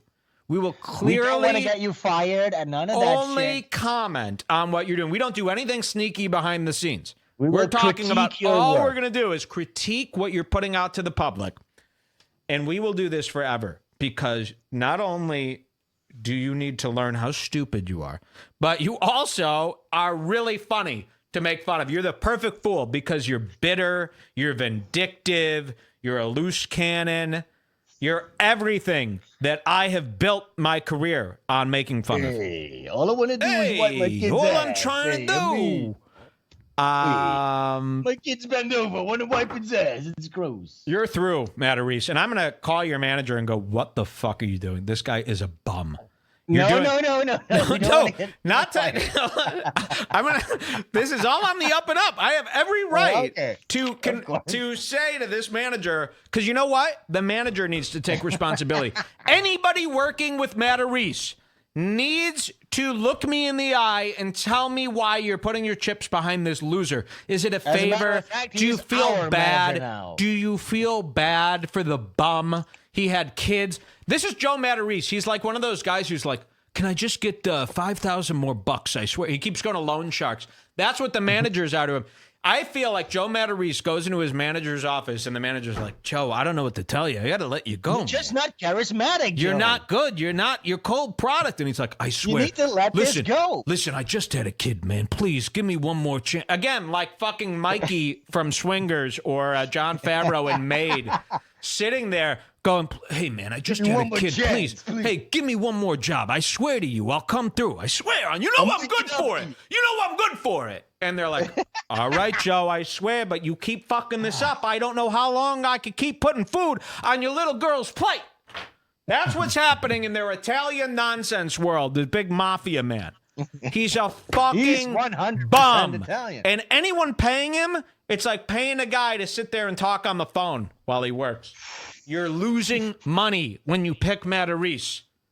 100% Italian. Yeah. You know what? He You doesn't are have to spark. 100%. You're the Olive Garden version of whatever Italian might mean. And by the way, Italians are disgusting. We're sick of them. 100%. After Sopranos They're the niggers ended, of Europe. listen, Sopranos season is over, buddy.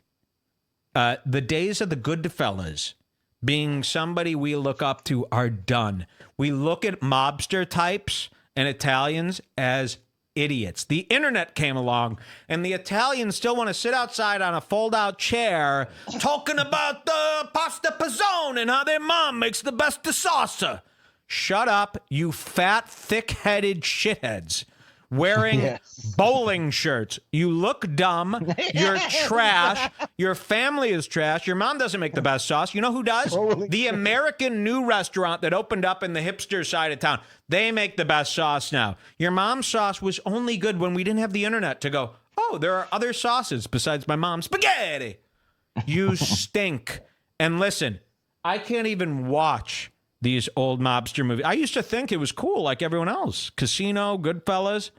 You're fucking losers now. And none of you do any of these mafia-related things. You're getting cucked by 20-year-old entrepreneurs on the internet with Instagram accounts. You're so clueless.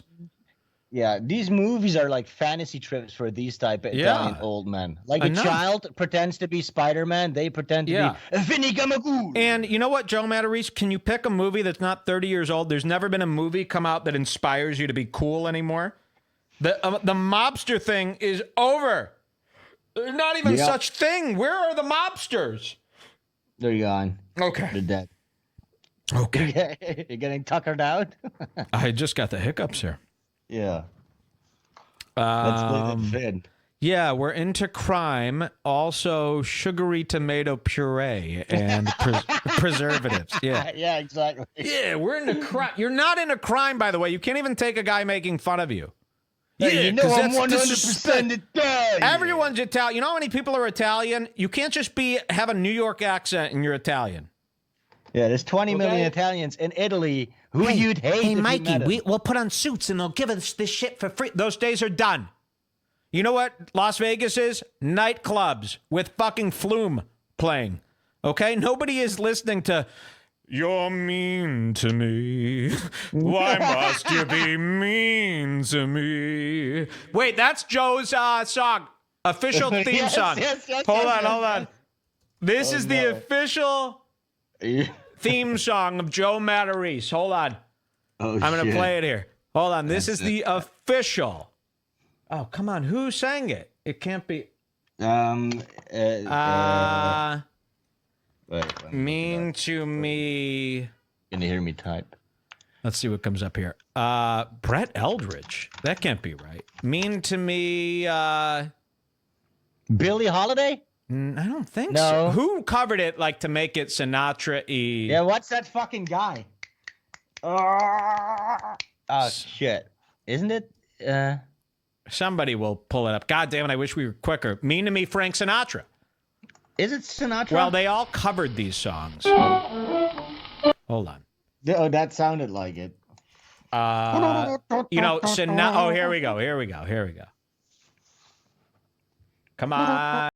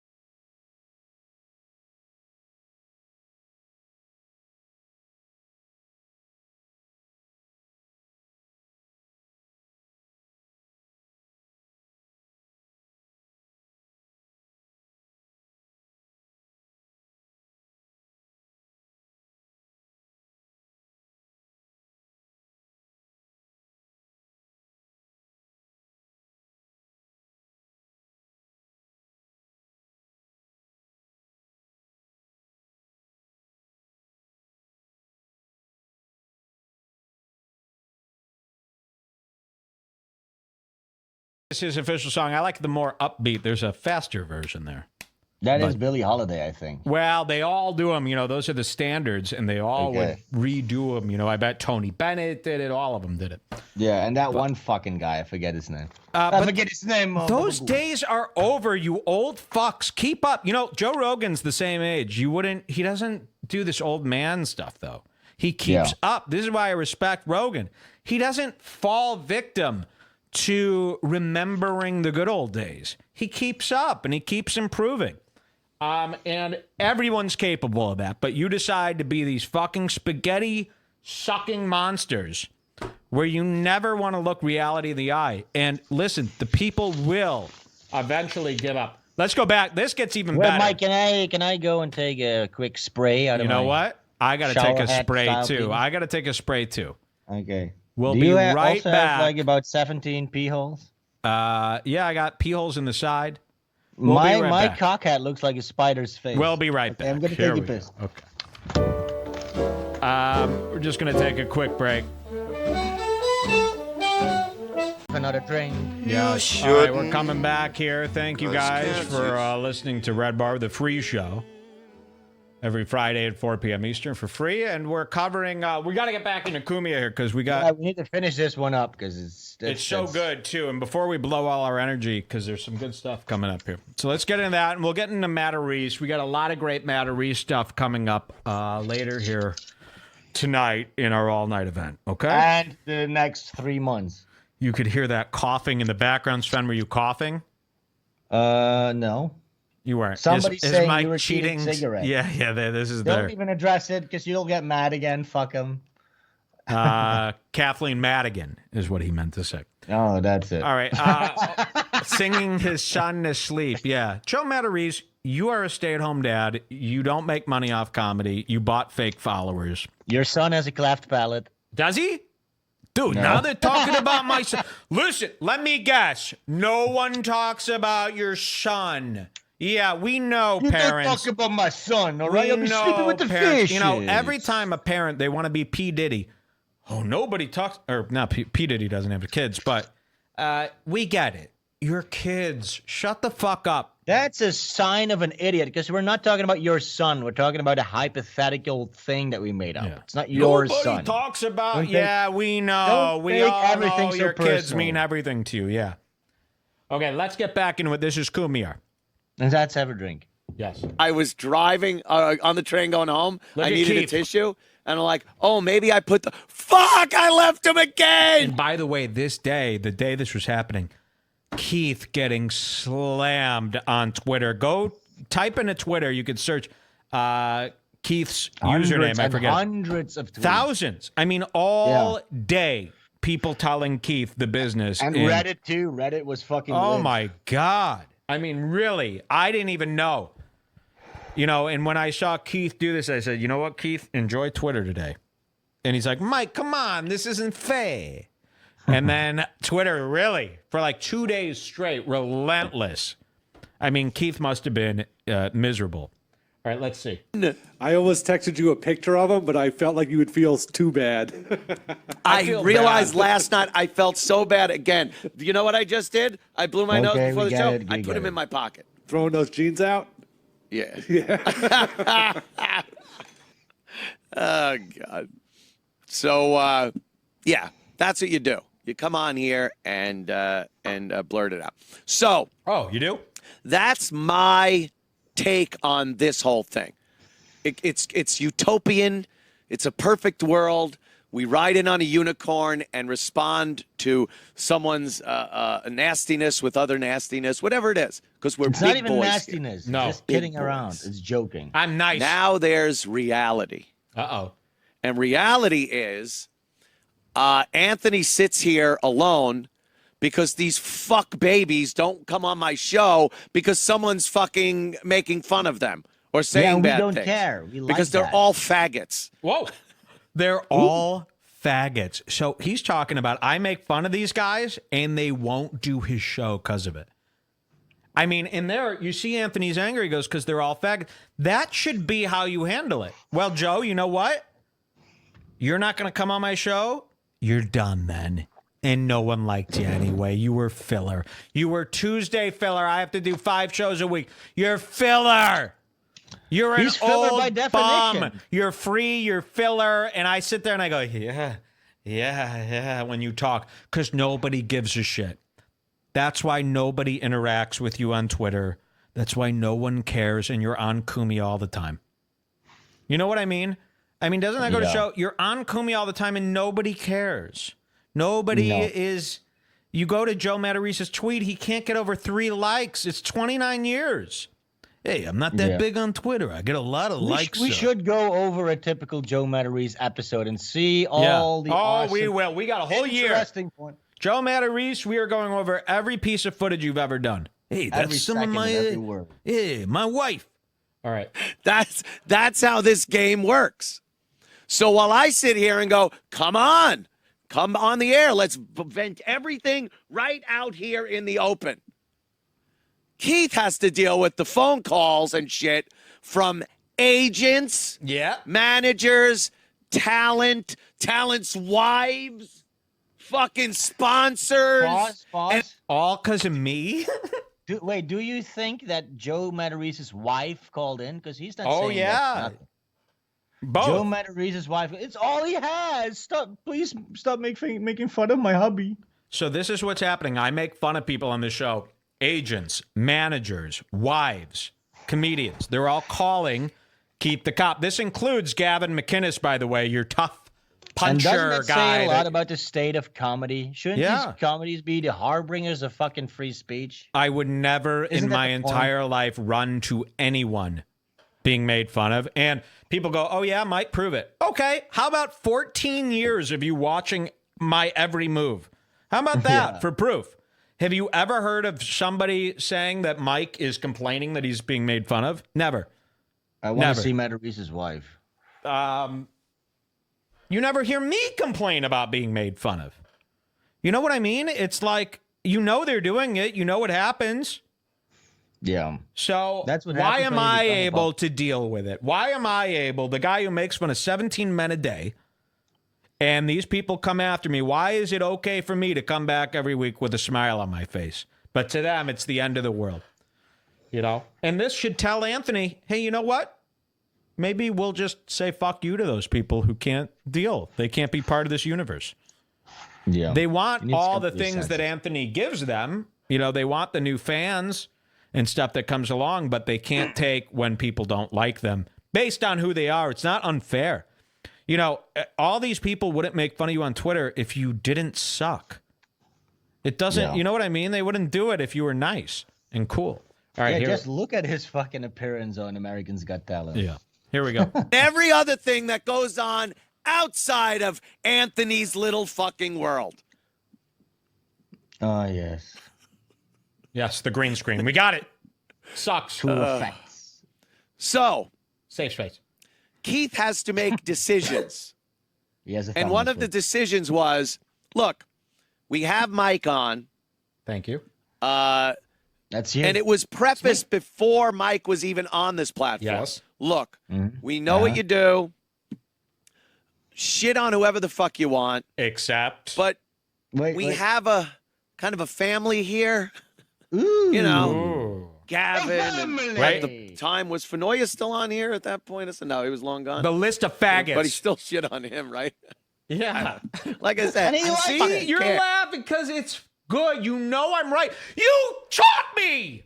You taught me. Yes. I grew up listening to Opie and Anthony, and every time I listen, I go, wow, people do think like me, and it can work. Great. Oh, my, this is so so sad. Taught me to be me, you fool. Yes. You made me. Have you listened to Opie and Anthony? You told me that this works. That's what Opie and Anthony taught me. Cancer wig off. Hey, you can make fun of people and people love it. That's what you taught me. You! Really, you! Yes. You and your boyfriend. Period. So this is mob related, someone says. But people are sensitive. So Keith had to make a decision and say, look, he's shitting on Wrong. people that, and not in like fucking Joe Materese. Look, I love Joe Materese, but I could give a fuck if anyone shits on Joe Materese. Joe Materese. I'll shit on Joe Materese. I don't care. This fucking network doesn't live or die by Joe Materese. It doesn't live or die by any one person. You hear that, Joe? No respect. No respect. You stink, you silver faggot. Anthony shits me. on you. Me. So Keith had to make a decision. We have our family here. It boils down to more of a loyalty issue, I think, personally. In from what I could see, Keith's take on the whole thing, the business end of it that I don't fucking even know about, that I should, but I can't. Loyalty and business. Busy with Battlefield 1. Loyalty and business. Yeah. And Apparently not as much fucking shit being thrown in Battlefield 1 than here. And they're throwing hand grenades. I got hit over there with a shovel last night. No one's laughing yet. That's peaceful compared to what I woke up to. But decisions had to be made. And there was to be an amiable parting of ways, as they say, between Mike and this organization. Now, in comes loose cannon number 3, Gavin McInness. Yes. Proud of your boy. There we go. Now, talk about loving. I adore Gavin McInness. Yeah, so do we. The reason I love Gavin McInness This rules. is for what he did this morning. When we were watching that, I'm not kidding. You know, people see me on Twitter. We were having just as good a time as we're having today, if not more. I mean, and you'll see, I can show you the chat log. Me and Sven were just LOL, ha, ha, ha, all caps. This rules. I mean, to think that they're really getting into and this could not be a better commercial for the show I'm trying to sell. Yes. You know, be against it all you want. I'm doing it on purpose. This is what I'm doing this because I want to be doing. It's not like, oh, I got in this mix up and here's Mike again, got himself in trouble. I'm trying to create this trouble. This is what I want. You know, 14 years of doing it. I'm 34 years old. You hear me. You know I'm not out of my mind. Make no mistake. You're right, too. And I'm right. It's not like so it's wonderful, and you know our enemies, you know, God bless them. They'll say Mike fucks up again, you know, and I just it frustrates me because this is what I'm. Because this is like somebody like Gavin would say that this was a conscious self-destruction. It wasn't. You bowed out, but I mean, you had no choice. You were being censored. And we're seeing here right now that Anthony is slowly realizing. There's people who don't understand that I'm not making fun of people for any other reason than it's what I wake up wanting to do. They're putting themselves on display for me, and there's nothing funnier than doing this. And again, it might be fundamental differences. It might be that to you isn't fun, so you think of it as you. Well, don't think of it as you. Think of it as me. I'm doing this because I enjoy it. So when it's recapped, I enjoy it more.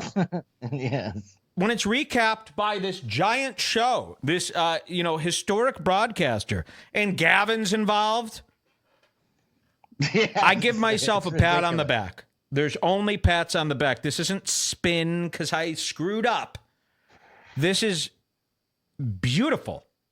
I don't even think anybody's saying that. Well, you got, you'll hear a Proud Boy. Or Gavin two, might say that. Yeah, Gavin might say it. Believe me. You know what?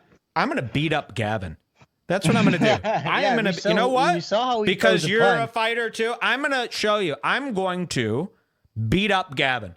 That's what my promise. Gavin, Okay. I'm going to knock you out. That's what you're going to get. I promise set it you. up. I'm going to beat you up. Okay, Mr. Fighter? I'm going to beat up Gavin in front of everybody and show you how much of a pussy that guy is. This show is going to be all about violence. Yes. All right, let's get back into this. Let's get back into this. It's like loving a rattlesnake. It can bite you, but you love it because it's a rattlesnake. I mean, Gavin gets on here and just starts shitting on Mike and saying Mike's fired. Mike was fired from, and relishing in it because Mike has shit on Gavin and Gavin's organization, Proud Boys, and all that. Like, so Gavin took great pleasure in shitting on him, which I love. That's exactly what I want.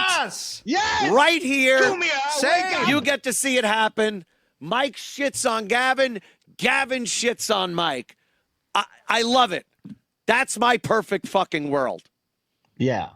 So, but what it did, now you could turn the whole thing around because now Mike got all fucking freaked out about that. Nope, that's the one part. No. We're totally honest. I swear to God, if I was freaked out, there was no freaking out.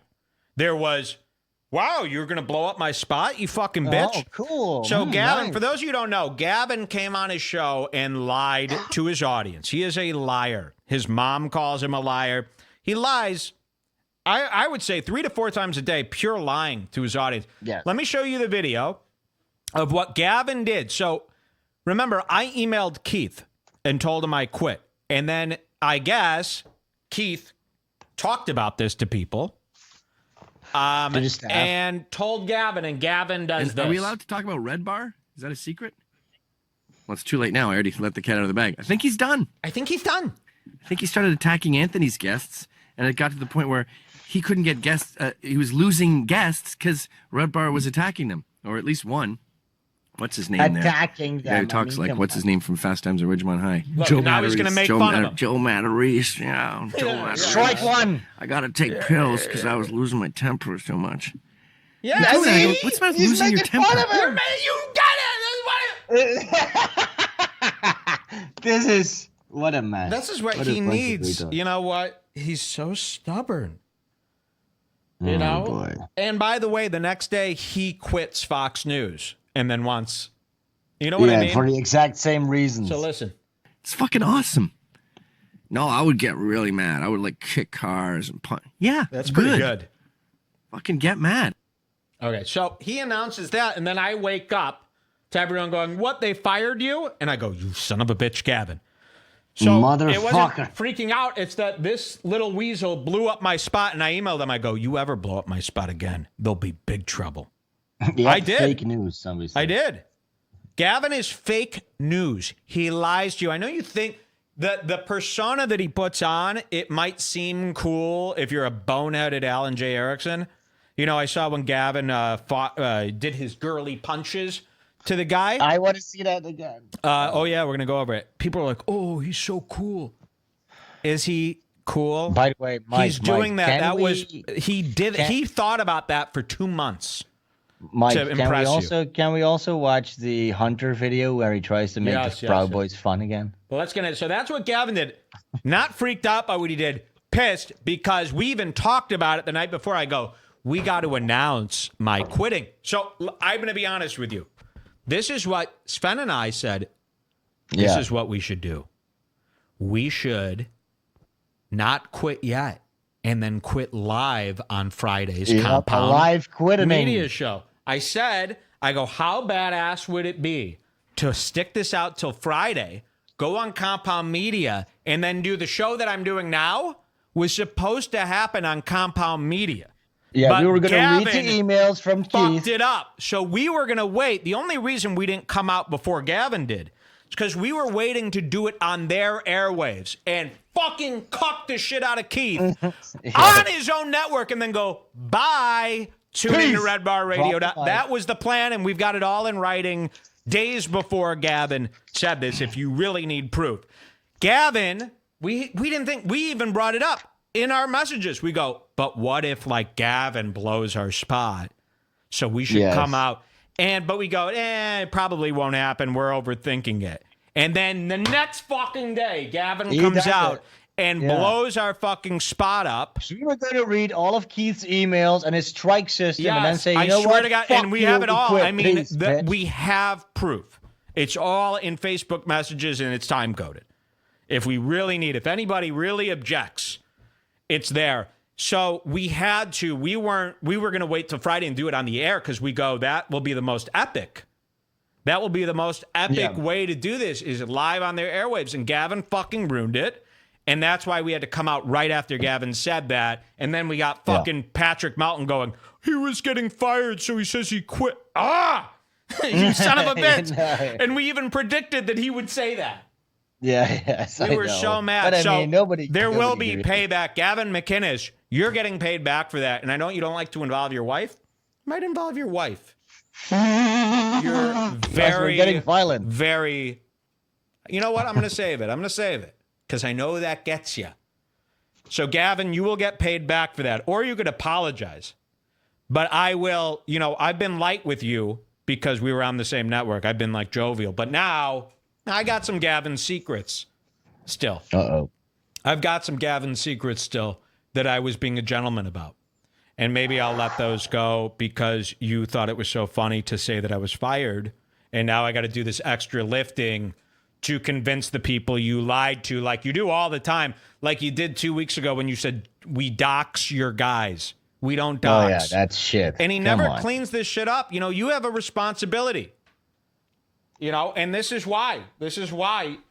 People keep leaving you and stop listening to you, and they call you a fool. And they don't do it to me. You don't see people that were fans of Redbar for 10 years going, yeah, Mike's a fool now. Let's just say your kids might be taken away by another tribe. That's all I'm gonna say. The Chinooks are gonna take your even kids. after all that, if Gavin can go, listen, dude, I was messed up. I was an alcoholic and I was stupid. And I've been going through a lot of shit with my wife and then this no wank thing and the Prabhu, so I'm sorry. And yeah, you know what? You're back. We'll give you another chance. But you keep pretending and going further into this world. Now you quit Fox News because of Mike, the same can I give reason. you a heads up? Yeah, Mike, what? we're about to be 2 hours. It doesn't matter. That doesn't matter. We're not on compound. Oh yeah, of course. We do whatever we want. I forgot. So we can just keep rolling? Okay. Well, yeah, we can go up to 3 hours an episode. So we're at 2 hours. Okay. So 1 more hour. So, all right. Gavin, just stop. He says he quit Fox News. The day after he makes fun of me and pretends that I was fired, he quits Fox News for the same reasons I quit Compound. But wants everyone to believe him. And I said, if I were Gavin, I would say Gavin was fired from Fox News. So, this is a guy who's just so stubborn and willing to take it to these extremes when he doesn't have to be. Everybody wants you to be cool. And the only people who think you're cool are the deplorables, the real ones. When Hillary called people deplorables, I know she shouldn't have done that and it offended a lot of people. She probably saw Proud Boys. That's what gave her this idea. Because let me tell you something, Gavin, you and your gang are deplorable. You're losers. And I told Gavin, I said, you haven't been doing this podcasting thing that long. And what you don't realize about it, it's different. They see you every day. Your contradictions start adding up. They build up. And people eventually go, why is he doing this when he always says this? Even Hunter did that. Yeah. Your guys are turning against you every day. I get an email. You were right about Gavin. You were right about the problem. They've been banning people who have Proud Boy tattoos. Just admit it. I know people want to like you. I want to like you. You could be great. Your stubbornness and your ego is getting in the way. Smoke some weed. Stop hanging around 22-year-old autistic kids that wear thongs and live in cinder block fucking apartments for $600. I want to see that video. Or I'm gonna do something big for you, Gavin.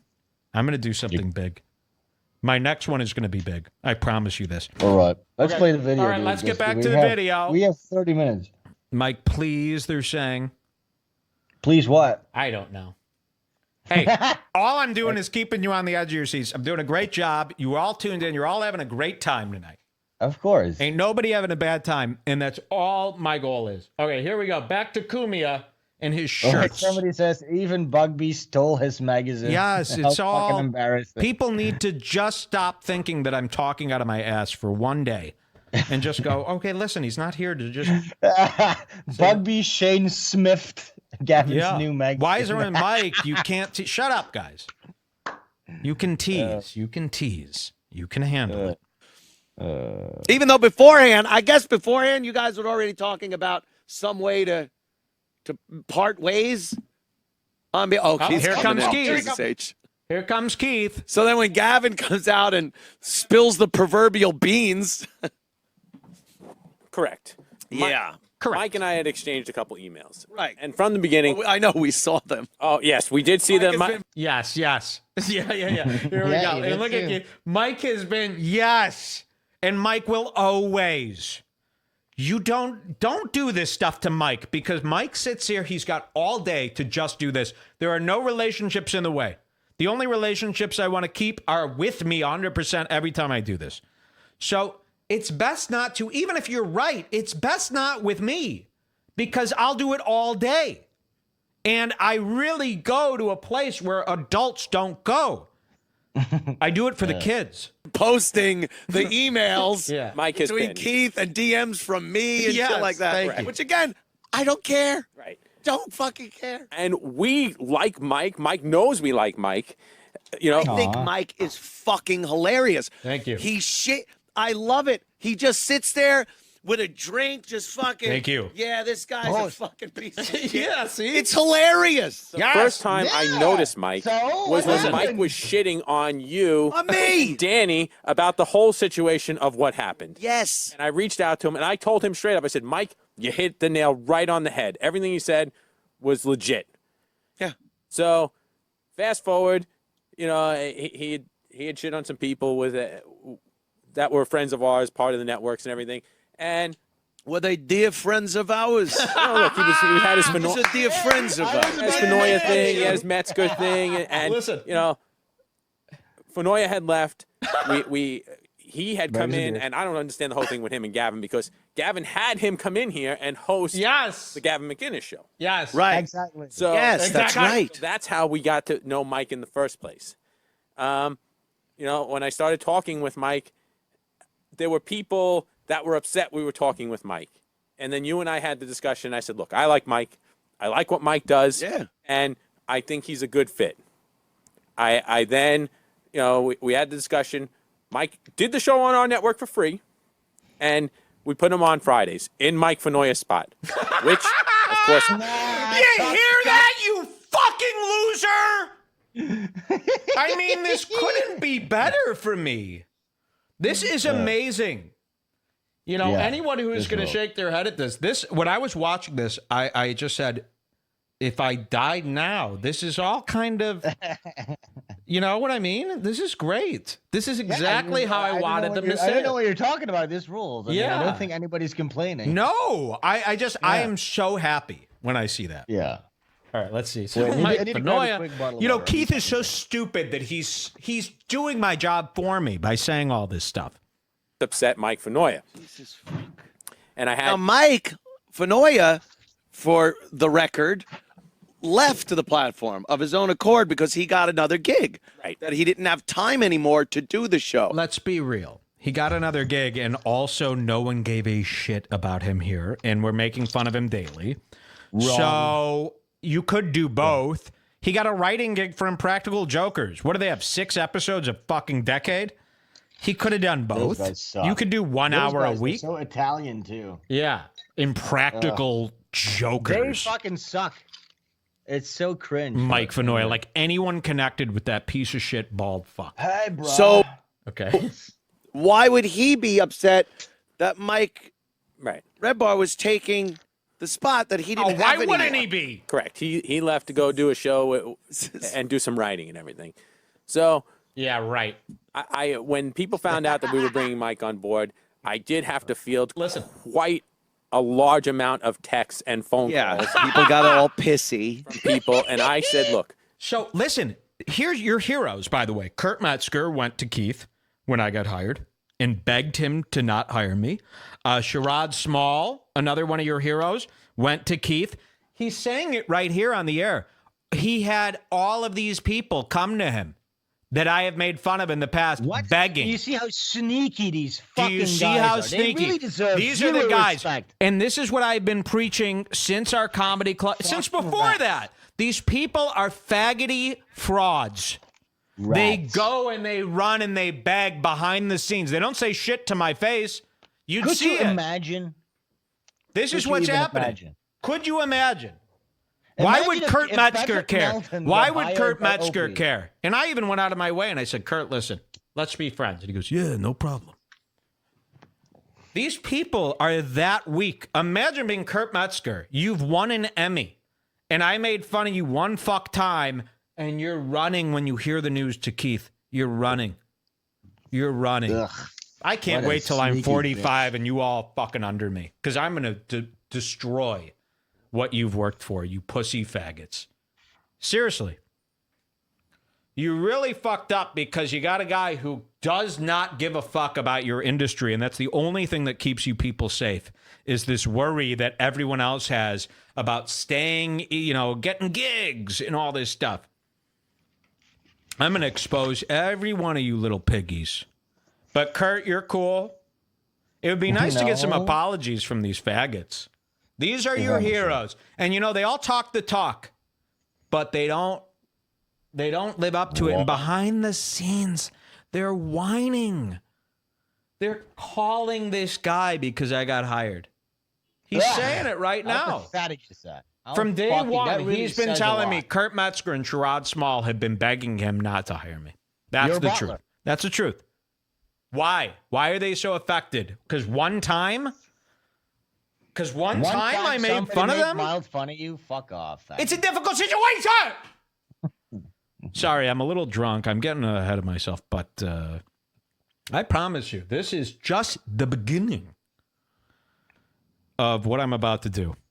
Because Mike and I had a discussion, and I said, look, just try not to gear it so much on shitting on people that we've had friendships with for a long time. And he did say, this is what O&A has done for years. And I said to Mike, I understand that, but people know who O&A are. Huh? Come on the platform, let people get to know you a little more, and then and I did. Believe me. All the moves I made got people to know me way more than... You know who did it the way you wanted to?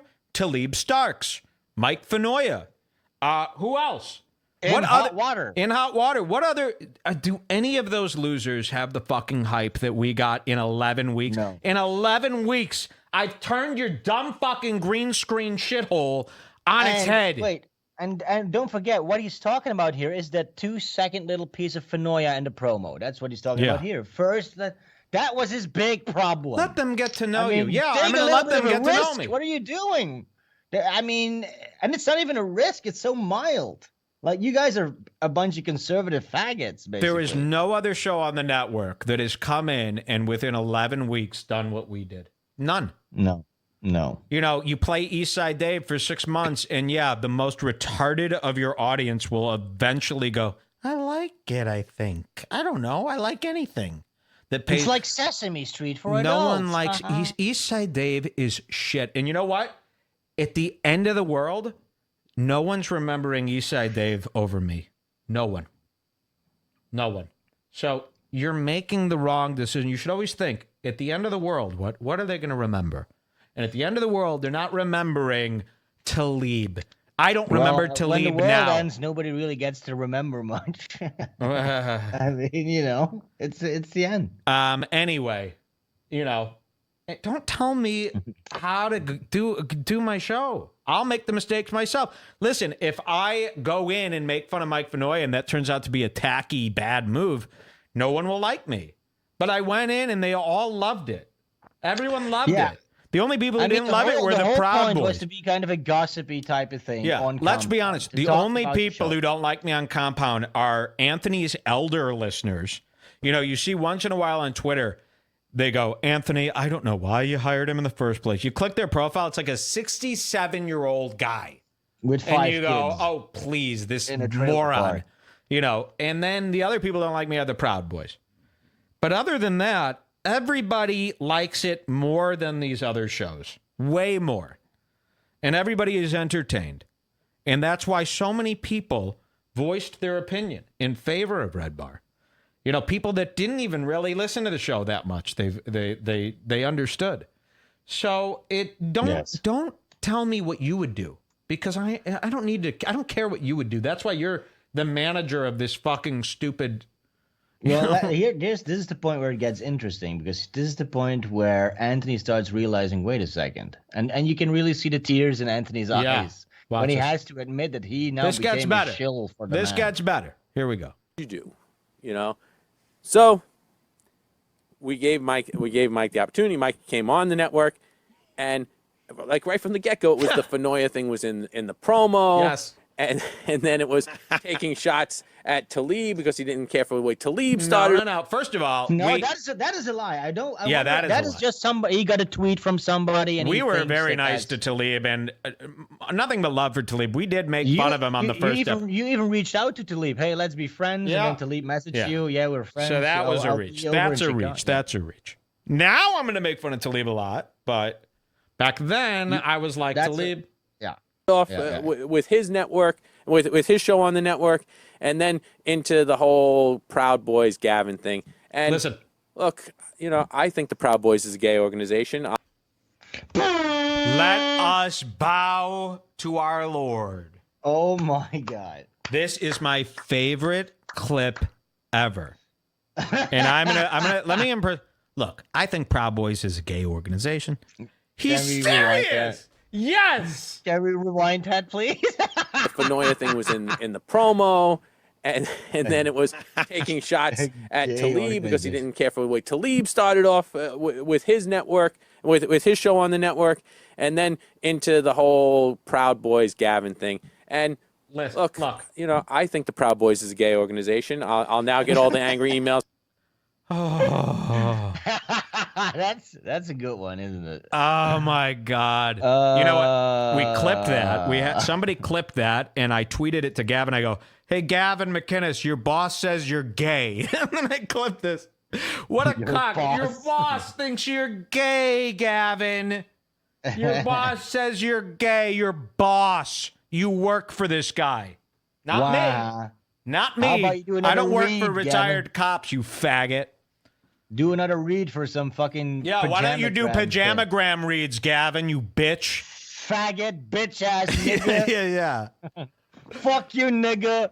Remember, Gavin is the guy who goes, pajamagram. Get your loved one a gift that she'll love forever. Pajamagram. These are great gifts. You're a faggot.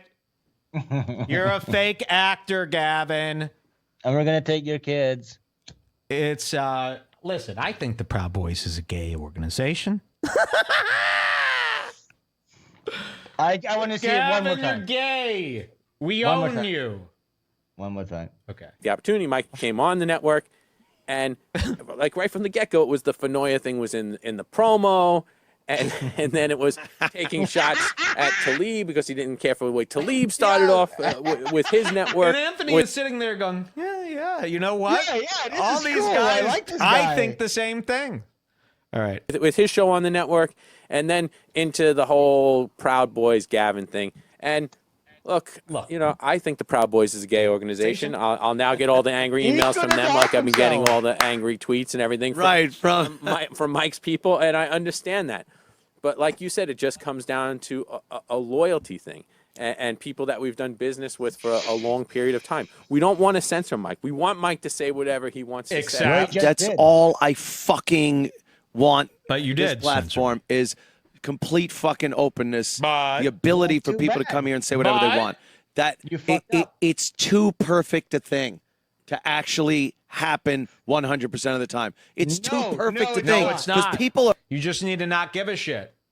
You gave in to the machine. They're going to dig themselves deeper. Your dream. They're going to dig themselves deeper here. Ugh. It's a very gay organization. You hear that, Gavin? That's what the fucking guy, and he writes your paychecks. You take paychecks from a guy who calls you gay. I'd never do that. You know what? If this guy, if Keith ever called me gay, you know what would happen if Keith called me gay? This, what I'm doing now, would happen. Yep. You fucking tool, Gavin. You can't even start your own podcast without the help from a guy who thinks you're gay. You're a bitch. You're a bitch. Go make pancakes for your boys.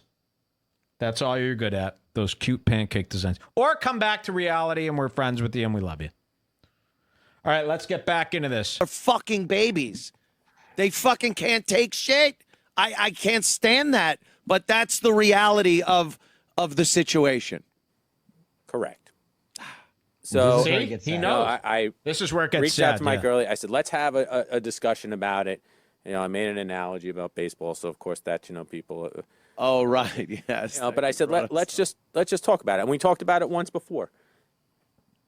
There's a fine line to walk between the free speech thing and a fine line with putting asses in the seats to come here and be a part of the show. And I think that people take offense to Mike, and that now associate Mike with you. And there's a business to be run, like you said. So I don't hold anything bad against Mike. I don't hold anything against his fans. They're very loyal. Look at Cumia I appreciate that they came to. Cumia's gone. Wait a minute. That sounds like complete and utter compromise.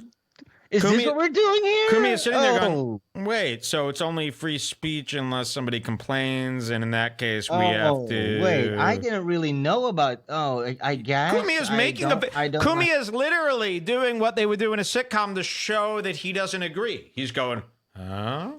Cumia should have said, right now, he should have slammed his hand on the table and said, you know what, Keith, get the fuck out of here. Stop. No, or just, out of here, who cares, Keith? You know what? We'll deal with it when the problems come. That's what he should have said.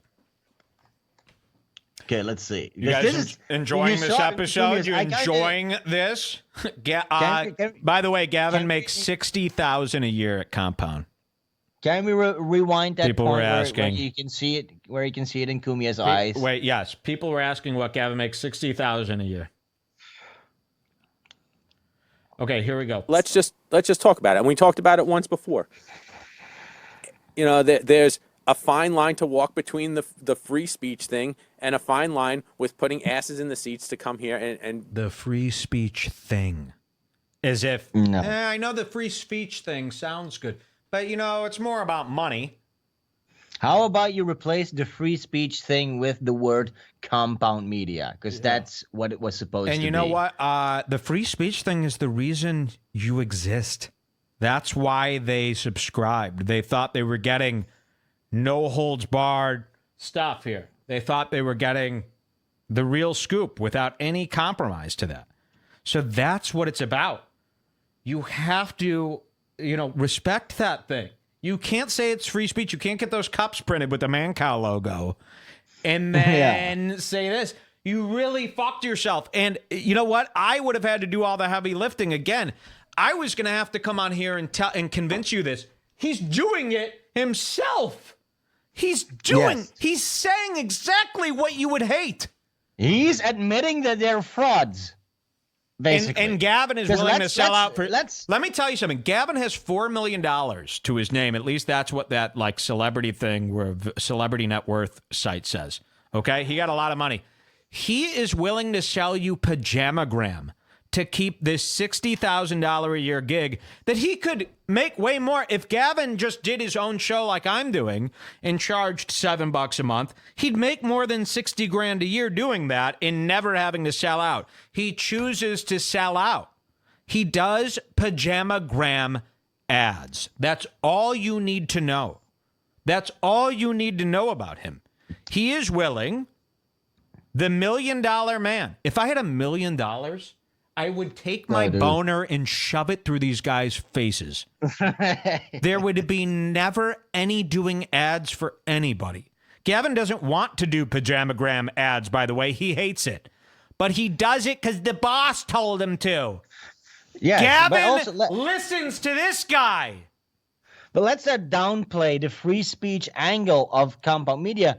Anthony was sequestered to his fucking basement. He started this on his own so he could uphold free speech. Yeah. And now this is the death of this idea, which is way more important. And Keith can downplay it by saying the free speech thing. No, that's the whole fucking point. Yeah. That's the whole crux of the fucking thing. This was bad. And we knew this from the start. We go, we're in the best position because if we ever got fired or quit, it works for us because we have this scooperoo.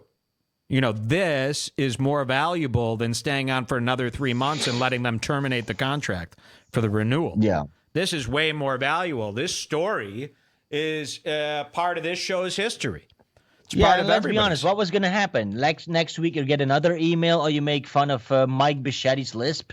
You can't do that. Like, it wouldn't work. Would have worked anyways. Yeah. With and their I like new them. format. I still like them. I think they should listen to this and go, you're right. Can't you just ever say that I'm right? Can anyone ever say that I'm right? I just think do that. Anthony is saying you're right. Yes, that's and weird but thing. if these two buttheads came on Monday and said, we listened to Mike's episode, you know what? Who cares? You know what? We were being stupid. And you know what? We were wrong. Everyone would love them. They would go, yes. That is why and I told Keith, Tuesday is going to be so interesting when Matarese is on. Keith, if you came on and said you were wrong, and Mike's welcome back, and I'm not going to give him any more trouble. Everybody would love it. You would be the most popular guy. Everyone would sign up, and they would have no doubts. Oh, my God. But you chose to redeemed. stick with your ego. And it's not even about me. I don't care about coming back. I'll be fine. No. But if you admitted that you were wrong and said you're never going to do that again, everyone would re-sign up, and they would love you. It would all be forgiven, and they would carry you out on their shoulders. But you refuse, and now you're looked at as the biggest putz in this business. Nobody's going to like you except for those 20 fucking fags that gave you a like on your post. That's it. And I know it bothers him when he reads Reddit and they all hate him. And I know it bothered him when thousands of people told him how it is on Twitter the other day because of this. And all you got to do is correct your wrongness. And they're all back, but you're going to blow it. And he knows That's he's not wrong. that knows. deal isn't on the table for long. You're going to blow it. You know you're on. Look at your face. You know this is wrong. He's not going to sleep at night feeling good about his decisions. He knows somewhere that it's icky what he did. But okay, let's continue this. This does get better. Be a part of the show. This is where Anthony realizes. I think that people take offense to Mike and that now associate Mike with you. And there's a business to be run, like you said. So I don't hold. Look at this face. Look at Anthony's face. This is that old, the classic, I'm agreeing with you, and then I just realized you were wrong. Anthony aged 20 years in that last second. Yes, look at this face. He's so cute. Does this look like a guy who's agreeing with this sentiment? No. Oh my God. Yeah.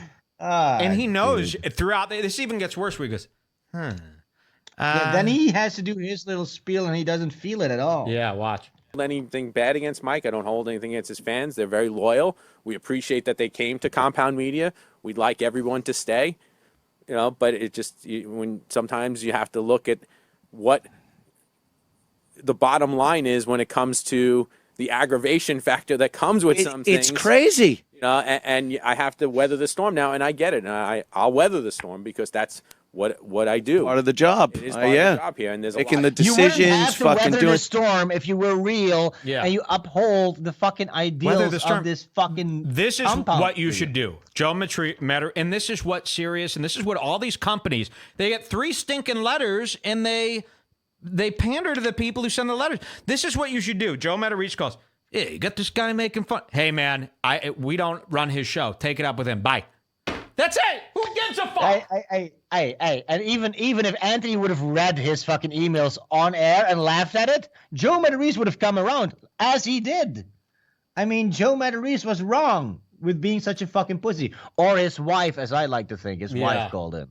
Yeah, I'm going to explain this all on Tuesday. People will be fine. No one is ever going to be fine with you ever again. I don't think people understand. Careers don't last forever unless you put in the work.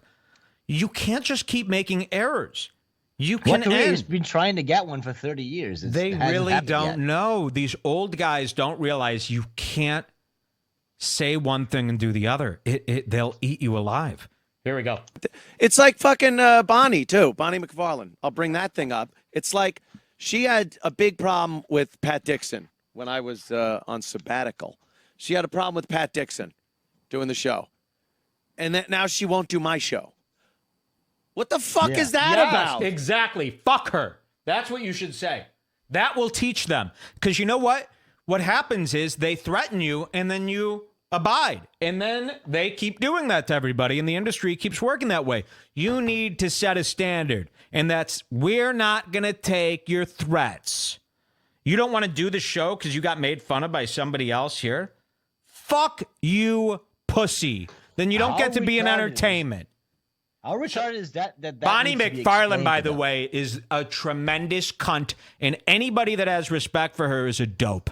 Bonnie, go fuck yourself, you aging old mom. I think Bonnie's beautiful. Yeah? She's 1 year away from looking horrendous.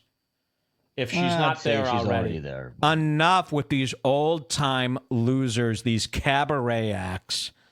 And they were cool. Listen, all these people were cool on Opie and Anthony. I loved it when Rich and Louie and all them came in. But you know what? They didn't keep up with their coolness. Thank God Patrice died, or he would probably be like this too. I couldn't imagine. Maybe if Patrice didn't die, the world would be we wouldn't have this whole liberal thing. Yes, maybe. Everything would be fine. Patrice What died. if Patrice was still alive and all these people stayed cool because you had a guy calling them out? No one calls these people out and they turn into fucking dopes. Thank God we have Dante Nero filling his place. Oh, yeah. You got no leadership in comedy, and that's why it's all falling apart. The Beige Phillip. I'm serious. I don't think there's one person I respect in this game, except for Sven. All right, let's go back to this. That's the kind of crazy shit that goes on with these people we call comedians.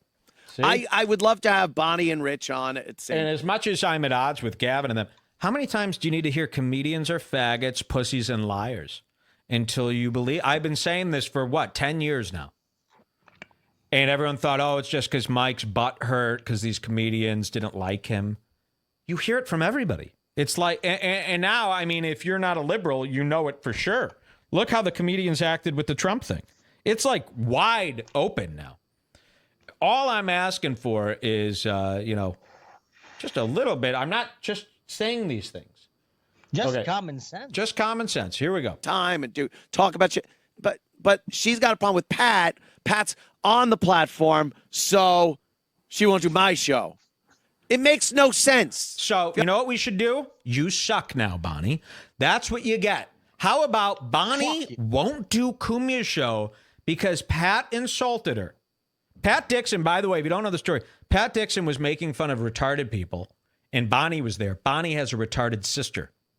So Bonnie will not do Cumia's show because Pat Dixon, who's also on the network, made fun of retards. Really? Yeah, but wait, listen. Pat Dixon didn't even make fun of her retarded sister. He made fun of retards in general, and she took it personally. So this is what should happen. Bonnie, you're no longer respectable. Bye. That's what should be the story. And I want everyone to know that. That's Bonnie. Bonnie refuses to do Ant's show because Pat Dixon made fun of a retard that wasn't, and she has a retarded sister. That's where these people are at.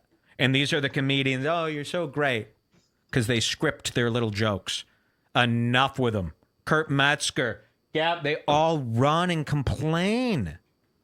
How do you respect these people anymore? You have a problem with Pat. There's a problem with Pat. You have a problem with Mike. It's a problem with Mike. Yes. Not a problem with me or Keith or sponsor or another person that the manager handles or some shit. That's the reality of what we're dealing, what Keith is dealing with here. My reality is this. Hi, how you doing, people? And this. So wait, can you pause? Yeah. So what Cumia is doing right here is trying to distance himself from the decision Keith's making. To save face. Yes. From the decision made by Keith. So he is trying to distance himself, but that's not how it works. Yeah. That is a cop-out. It actually, you know what? This is the Anthony Cumia network. You're responsible for Keith's decision. And you're going to be the one losing. And that's why people, longtime fans of Cumia, are canceling. This is no joke. I mean, they admit that people are canceling. I didn't ask one person to cancel, by the way. And how many did? Hundreds of people are canceling. Yes. I didn't ask a single soul to cancel, by the way. You never heard that out of my mouth. And they are. They know this is wrong. They know this is, and you know what? They also know a lot of on that network can be condensed into 5 minutes of good, surrounded by hours and hours of nonsense. Nonsense. Cumia doesn't need to do 5 shows a week. It could be one good show a week. The rest of the time, it's just him nodding his head while loser $20,000 a year comics are babbling. And we all know that. And we're all giving him a chance. We're all waiting for the Cumia we loved from Opie and Anthony to come back. And then once in a while, we see signs of that. We go, yes, okay. And we want to like everyone on the network, but really, are you listening to Safe Space? Are you listening to Eastside Dave? Are you listening to In Hot Water? Is that really cool? Are you learning anything from the show? Are they stimulating you? Some people like it. Whatever. Yes, but well, is that anywhere comparable to Opie and Anthony? Didn't you sign up for this thinking this is going to be Opie and Anthony style stuff? That's what we want. We want real dudes. This is real. This is a real fucking conundrum they find themselves in right now. This is bad, dude. I think you're underestimating how bad this really is. I don't know, dude. It's sad. I think it's. I feel. But I mean, we've been talking about Anthony, this. It's very sad. And for anyone to think that we got, we had an incident. Now we're talking shit. We've been saying this shit since this network started. We have. Everybody knows that. Everybody knows we've been saying the exact same thing. When I came onto the network, I had planned. I said, hey, maybe they'll listen, and they didn't. They don't want to hear anything over there. And I tried. I mean, I was so people. Nice. I mean, they're admitting it themselves. Yeah. Okay. Let's see. This gets even worse here. Pew pew pew. It's my fucking reality. Oh, and I give feeding Beavis sometimes. Because Ange does that. Not gonna be.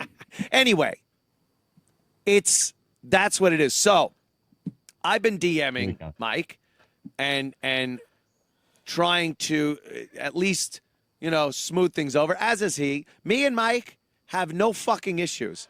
I like Mike. I think he's a funny guy. He's got a good gimmick. And no, this isn't a gimmick. It's not a gimmick. I know you come from a world of gimmicks, maybe. This is me being exactly who I want to be. This isn't Prep Burger? You didn't order this? This isn't a gimmick. Anyone who knows me knows I eat, breathe, and sleep this. And the listeners of the show no, I know, but for those people who don't know, go to our Facebook group.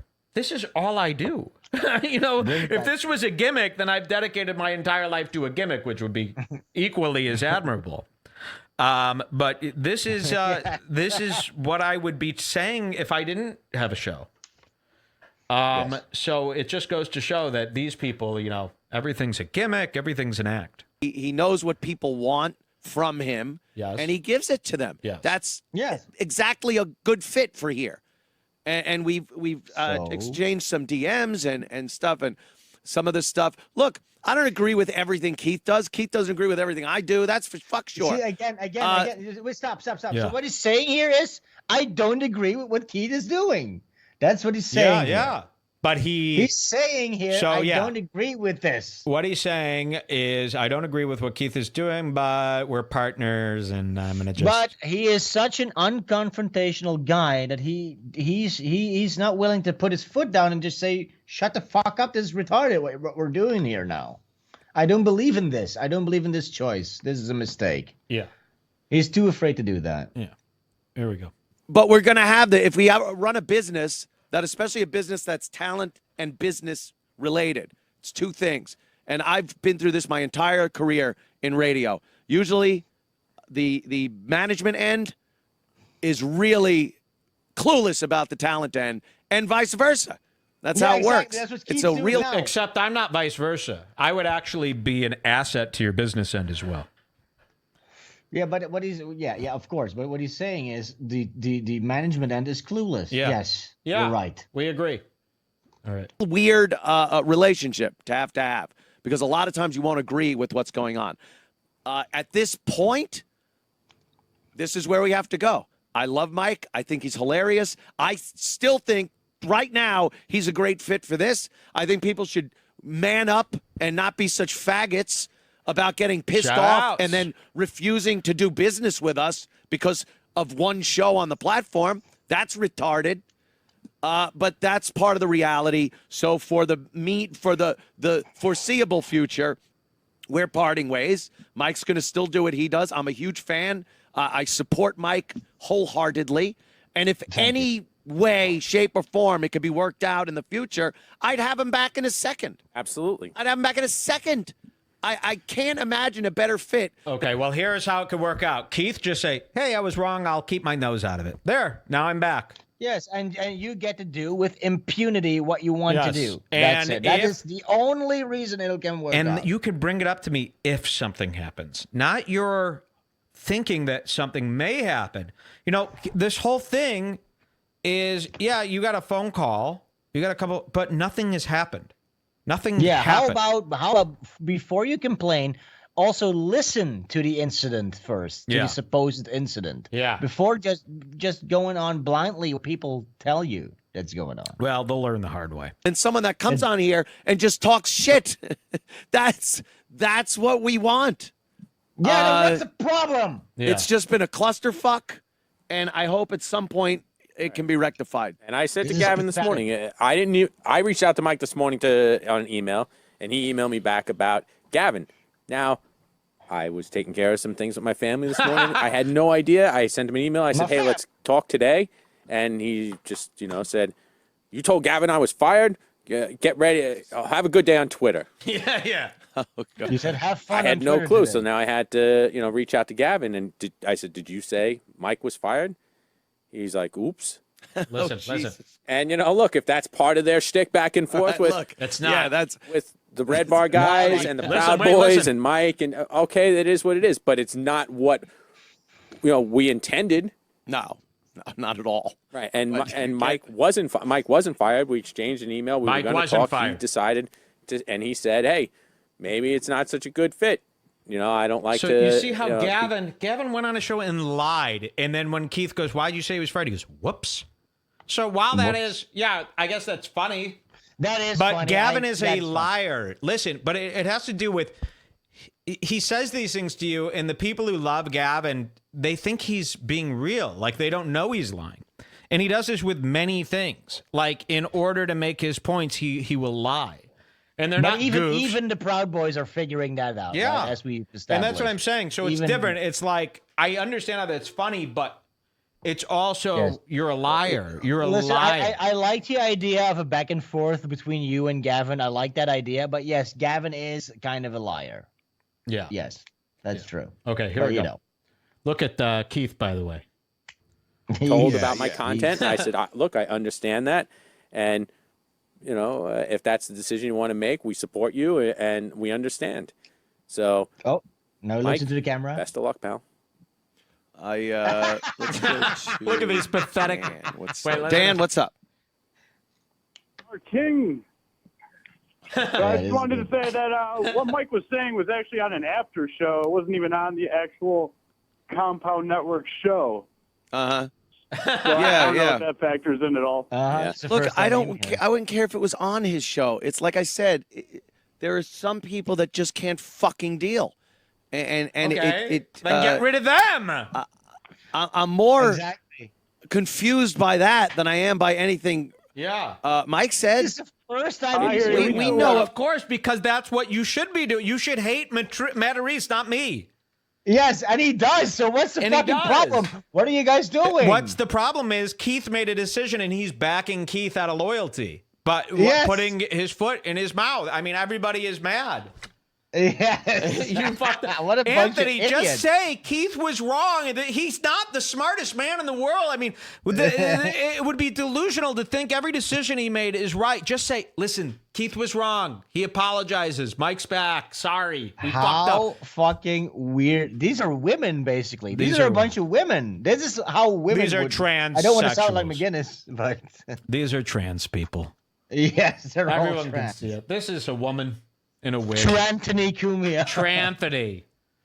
No, I'm kidding. We love Cumia. Shout outs, but just go with your gut, and your gut knows this is stupid. I'm getting another Mike, headache. can I go and take another whirl? Yeah, I got to take my another sheet? whirl as well. We'll be right back with much more on this episode. JK will never be back. We'll be right back. Joe Materese, it's for you, buddy. Body to love. Hey, everybody, it's Redbar. We are back with our expose White Power. White Fuck pride Redbar. worldwide. Fuck Redbar. We're watching this Cumia thing, which is really fun. Wait, I got to get... I love watching Matarese, they're saying. This is the music they play in the compound lobby. Yes. Okay, everybody, let's get back into this here and see what... We're almost through this one. We're almost through this one. We got to wrap up. Hey, we only have 10 minutes left of this show because I got to cut it 3 hours. Okay, let's just But play then we'll this be one out. through. So let's play this then through. We'll discuss it. Mike, It just sucks. You got to be held hostage, I guess, by comedians people don't even like when they're on as a guest. I mean, it's not just guys make fun of comedians. them It's at a live fucking. It's show. everything. It's their management, publicists, fucking sponsors. Like it's the machine of this business. Right. It's what brought us here in the first place, because what happened with Anthony in Times Square had nothing to do with his Sirius show. Yes. Yeah, exactly. But yet he lost his job on Sirius, and people now associate what happened in his personal life and on his Twitter with him, and those are publicists, those are managers. And don't you understand? And it's you now. It's you now. Keith. And if Sirius never fired him, nobody would think that was bad. They only think what he did was bad because they fired him. They're victimizing themselves, but they are acting like the guys that fucked them this is over. what's that syndrome where you start beating up your kids because your parents. Munchausen by proxy. Yes. And there are people that we're good friends with for a long period of time who won't come sit in this chair that I'm sitting in because of things that have been said, by their publicists, by their managers, and won't let them come here. And when sometimes that's the unfortunate part of behind the scenes business. We love this part. This part's the easy part. But then you're kind of giving into that. That's kind of what you guys always hated too. And you can't tease anyone. Now you shouldn't be allowed to make fun of anyone just in case. You're absolutely right. I cannot agree with you more, sir. Look at Cumia. Cumia's like, what do I do? I agree with everything this guy's saying. Shit. Fuck. The I guess easy I am answer, you compromising. just got to say you were wrong, and we're not going to do that. That's the only way to clear this up. Not compromise an inch on free speech. Yeah. That's the whole gist. This was a great app. Okay, let's see. I can't. Unfortunately. I guess I'm just saying, because he didn't take a salary, and now there's going to be hundreds of cancellations. I've been a fan since day one. I will always love King Cumia. I got to cancel out of principle, though. I just do. I can't stop anyone from doing that. I never intended on. I just I don't mean it as like a threat. I just have to. Yeah. I still like you, Cumia, but it's just very disappointing. This is sad. It is tough, Dan, and people. I really feel bad for these guys, and I've reached out. I go, listen. This is a very I've even sad said to them, moment. I go, I feel so bad. I go, but we gotta. If we fix this, we'll all come out looking like heroes. Do you understand that? I know. I'm going to break it to you. I think I hurt Keith's feelings because he will not respond to me anymore. Oh, wow. Wait, Yeah. really? I've reached What the out. I fuck? said, let's do a phone call. Let's fix this. It's for the better of the network that we fix this. And Keith refuses to talk to me now. That is true, 100%. That is another really bad. And maybe I'll read the messages to him. He will not answer my calls or texts. No. Keith. I think he was really offended by the way I went about this. And I said, he goes, listen, you caused a shitstorm for me. And I go, I did that on purpose. Well, and he deserved that. I go, shitstorm. you deserved it. I go, listen, you were wrong. No, and you were just the catalyst of that. I said, shitstorm. nobody tells you you're wrong, and you'll keep being wrong forever. And I go, this was a perfect opportunity. Consider it market research, valuable market research. You saw thousands of people tell you what they thought, and you're ignoring them. And now you're ignoring me. And you know what?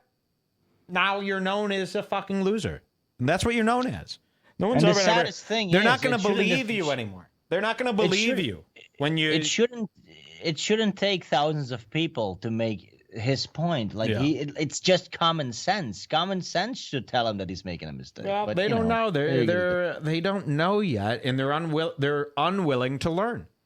You can't blame people for not knowing how to do everything perfectly, but you can blame them when they clearly now have the new information and refuse to correct. And that's what they're doing. They're refusing to correct out of principle. And, okay, good. They'll be left, known as the network that, doesn't mean what they say they mean. Good. Yeah. Okay, and they'll have Lionel. Keep reminding them of that. Yeah. Okay, here we go. They are not a free speech network. Yeah, you are not a free speech network. So it's okay to be a network. Just say, hey, we're a network like everyone else. It's not total free speech. We try to do as much free speech as possible, but, this isn't the total free speech place. Yeah. There we go. It's like a guy like Joe, they don't care for him as a guest, and we've had Joe on, and we've, we have other people on that people don't care for as guests, but then they say, get better guests. But then the hard part is you can't win with that. But did you listen to the actual show that Mike did? Because he didn't. No, I did. I saw his Twitter. I saw his Twitter, and I saw a couple of things. And you know what? It's just not. It's not just Joe. That's the thing. Yeah, we got to hurry though. Yeah, so he says, so the guy asks, did you actually see this show? And he says, no, I did. I saw his tweets, and I saw a couple of things. So no, he did not actually and see I don't care about that. Listen, I don't care about that. I do think out of principle, that's important. Yeah, of course it is. How are you going to make a complaint about something if you don't even know what that something is? Sure. All right. But you can't expect people, I do 7 hours worth of stuff. What are they going to do? Stop their life? At least click through it. Yeah, of course. Yeah, you should. Don't go off one complaint. Before you yell at the guy that makes money for all of yous, including Gavin, I line Gavin's pockets. Maybe do some investigating. Just do some investigating, But no, they listen to Joe Materese. But look at these two sad guys. I'm just trying to wipe my son's ass. Okay, there we go. And it's not just, it's the whole association thing. It's that it makes it difficult to get the guests that people then do want to see on the show. No, it doesn't. Because even like I said, he didn't do it on the Compound show. But now Mike is associated with us. And to put everybody in the same barrel, like Anthony got stuck in with the Times Square thing, even though he did it not associated on this channel, it just makes you were against that. You were totally against that. You said it was unfair. Yes. So now you're comparing it, being like, how Sirius did it to Anthony, so we got to do it to Mike. That I don't get what you is logical. You fucked yourself so bad by saying this. This logic is retarded. When I was watching this live with everyone, they're like, no, Keith, shut up, stop. Stop saying it.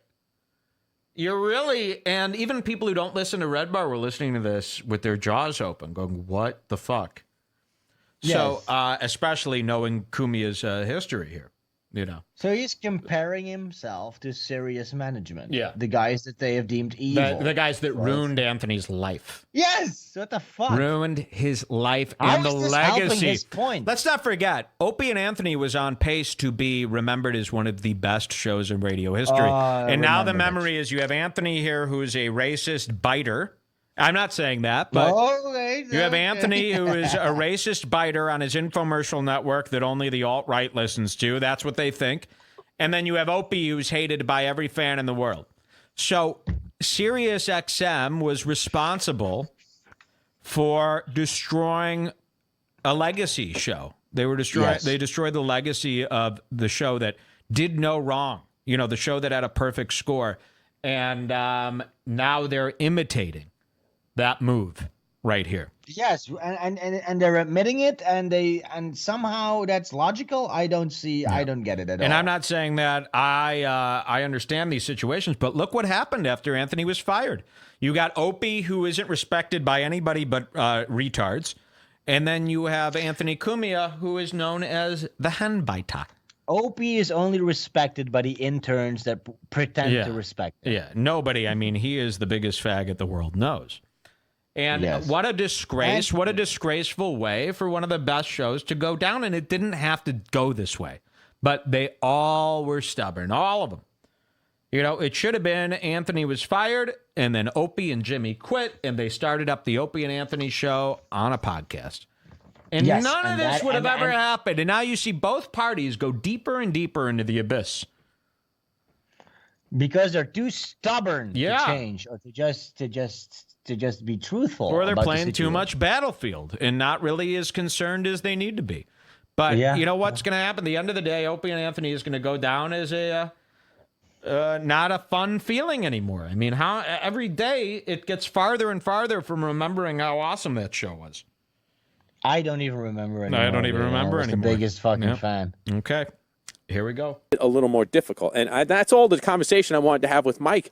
And we've had the conversation in the past. Is look, it's not about censorship. It's not about asking you not to do that. It's about doing it carefully and keeping people from then having that ripple effect of going to or their agent heard it, or them going to their agent, or them telling somebody, and then it just. I'm not concerned, Keith. You end up on an island. You're kind of like Marcy Turk on Howard Stern now. It's like you gotta. I don't think. Tone it all down to make sure the good guests are coming. What if they never do?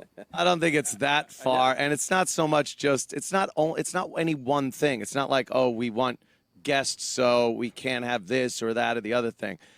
We all hate guests. We just want Cumia. You put Cumia on. Yeah, believe me, there are some days I wish it was only me. Also, Cumia with Gavin would be amazing. I mean, like just put people on the network on together, like make it like Opie and Anthony, where it was like everyone a part of it. Mm-hmm. The interns talked. I mean, it was all like a moving part, not just some guests we don't know. I don't know. I think that's just what we all like. But yeah, I mean, you guys do what you got to do. Look at Cumia. Cumia's sitting there listening, going. He's realizing everything that we've all been thinking since we started this. Again, Opie and Anthony was not about having Joe DeVito come in and say 3 hours worth of what Joe DeVito thinks. It was this boys' club of inside jokes and camaraderie and goofing and being real, like real people. A hang. Imagine, you can say about Gavin what you like, but imagine one day a week, Cumia and Gavin shooting the shit. That would be fucking entertaining. Yeah, that would be awesome. And it is entertaining when they get together. I mean, come on, dude. We do not need Anthony sitting there listening to Joe Materese go, I got a gig coming up at the Chimichurri's Comedy Hut in San Antonio. And that is what they're stuck in. They are think stuck they in need guests. This desk is the devil. Destroy you can't the desk. Have a good conversation in this desk. I've sat in that seat. It ain't a fun place to sit. You're up on a stool, high in the air. Put a hatchet to the desk. Get Alchemy out of there. She put a curse on this joint. You're not Johnny Carson. Do you know Alchemy has sat in this seat? Yeah. Buckby, Alchemy have both sit in the seat. I've sit in the seat. Gavin sits in the seat. It's pretty funny. Keith is a sheckler of coin. Oh, yeah. Oh, of course. Okay, let's see.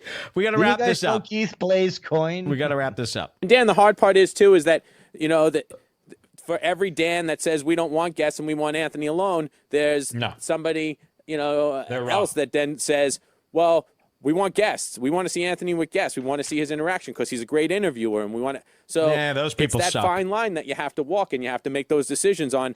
What do you do? Do you, do we sit here by ourselves and not have a guest or not go out to try and get them, or do we, make that effort? And that effort, unfortunately, sounds like you guys don't really have a plan, and you're worried about what people want. Whereas they are trying to emulate Sirius. Here's what a successful show has.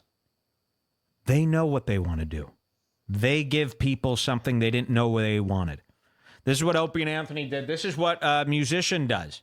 The musician doesn't sit there and goes, well, we want to please everybody, and, a lot of our people want a sad song, and a lot of our people want a song about, beating up women, so we try to do both. No. Stop. This management... But here's the thing. Anthony knows what he wants to do. He wants to have a free speech network. How about you make the free, fun speech network, and then the guests will come. They will come eventually once you have your format, and once it is successful and fun. Do a fucking Cumia and Gavin show. You have to do what's fun for you, and the people will either follow or they won't, but it's not up to you. This is the wrong direction. Keith shouldn't be responsible for the direction of any show. No. You want to handle some business stuff? Fine. But you should not be dealing with any of this. You've really made this a disgrace, and we've sat here long enough while you sit in front of this horrendous pixelated backdrop. 70,000 miles above sea level. Yes. And where it's not what we wanted. And you know what? Maybe you can go, okay, you're right. This should be a hang. We should just do whatever the fuck we want. But they can't. You know, they got too many people involved. They got this really expensive studio space that they had no business buying. And nobody knows what the fuck they're doing. It's not working. It really is not working. Okay, let's see. First thing that needs to go is the fucking desk. Stop looking into the camera and trying to present like Johnny Carson or fucking presenter. Jimmy just Carson. Talk. Okay, let's just get through this because we do have to Jimmy, wrap up or this Johnny. recording will be ruined. Does sometimes require that you have a polished image, and that's what we're we don't want to have to be a slave to the polished image, but sometimes if you want to get people, it makes it difficult. I'm not saying like all or nothing. I'm saying guess, but I mean, yes, you have relationships with people that you got the Bob Kellys, Colin Quinn, people that know Anthony and know he's not a shitty guy. We all know Anthony's a great guy. I mean, if you're trying to keep up relationships with people that aren't even going to be on the show or potentially, fuck them, who cares? I mean, it's crazy to me to lose a show out of fear. It's just gross. Yeah, it's not out of... Look at them. They're sitting there going, they are pathetic. He's absolutely right, but we already made our decision. We have to stick to this decision because we're Italian, guys. When I was watching this, I was going, well, everything's going to be okay for me, that's for sure. Of course. That's the thing. Oh, my God. You can see, I mean, go watch this at home. I know it's a little blurry through, because we're watching on this TV, but they both know they fucked up and they just won't correct it. And now they won't answer my messages. Come on. Just that is fucking even more fix pathetic. I didn't it. know about that. Just fix it. And listen to the kids, bro. Fear. It's out of, like I said, the fucking other side of this machine.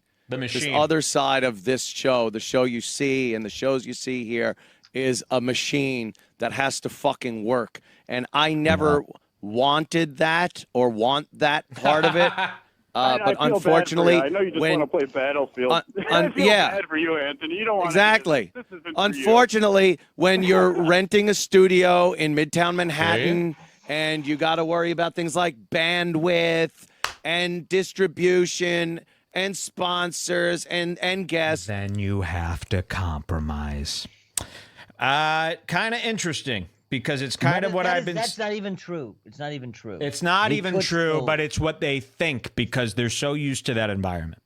They don't know. They don't realize that the world's doors would open for them if they just stopped giving a fuck. What matters is the audience. That's all that matters. It does not matter if you never have Colin Quinn. People are not subscribing because maybe possibly you'll talk to Colin. Or maybe you'll have Artie. They don't care. You want proof? Me. I do this completely alone.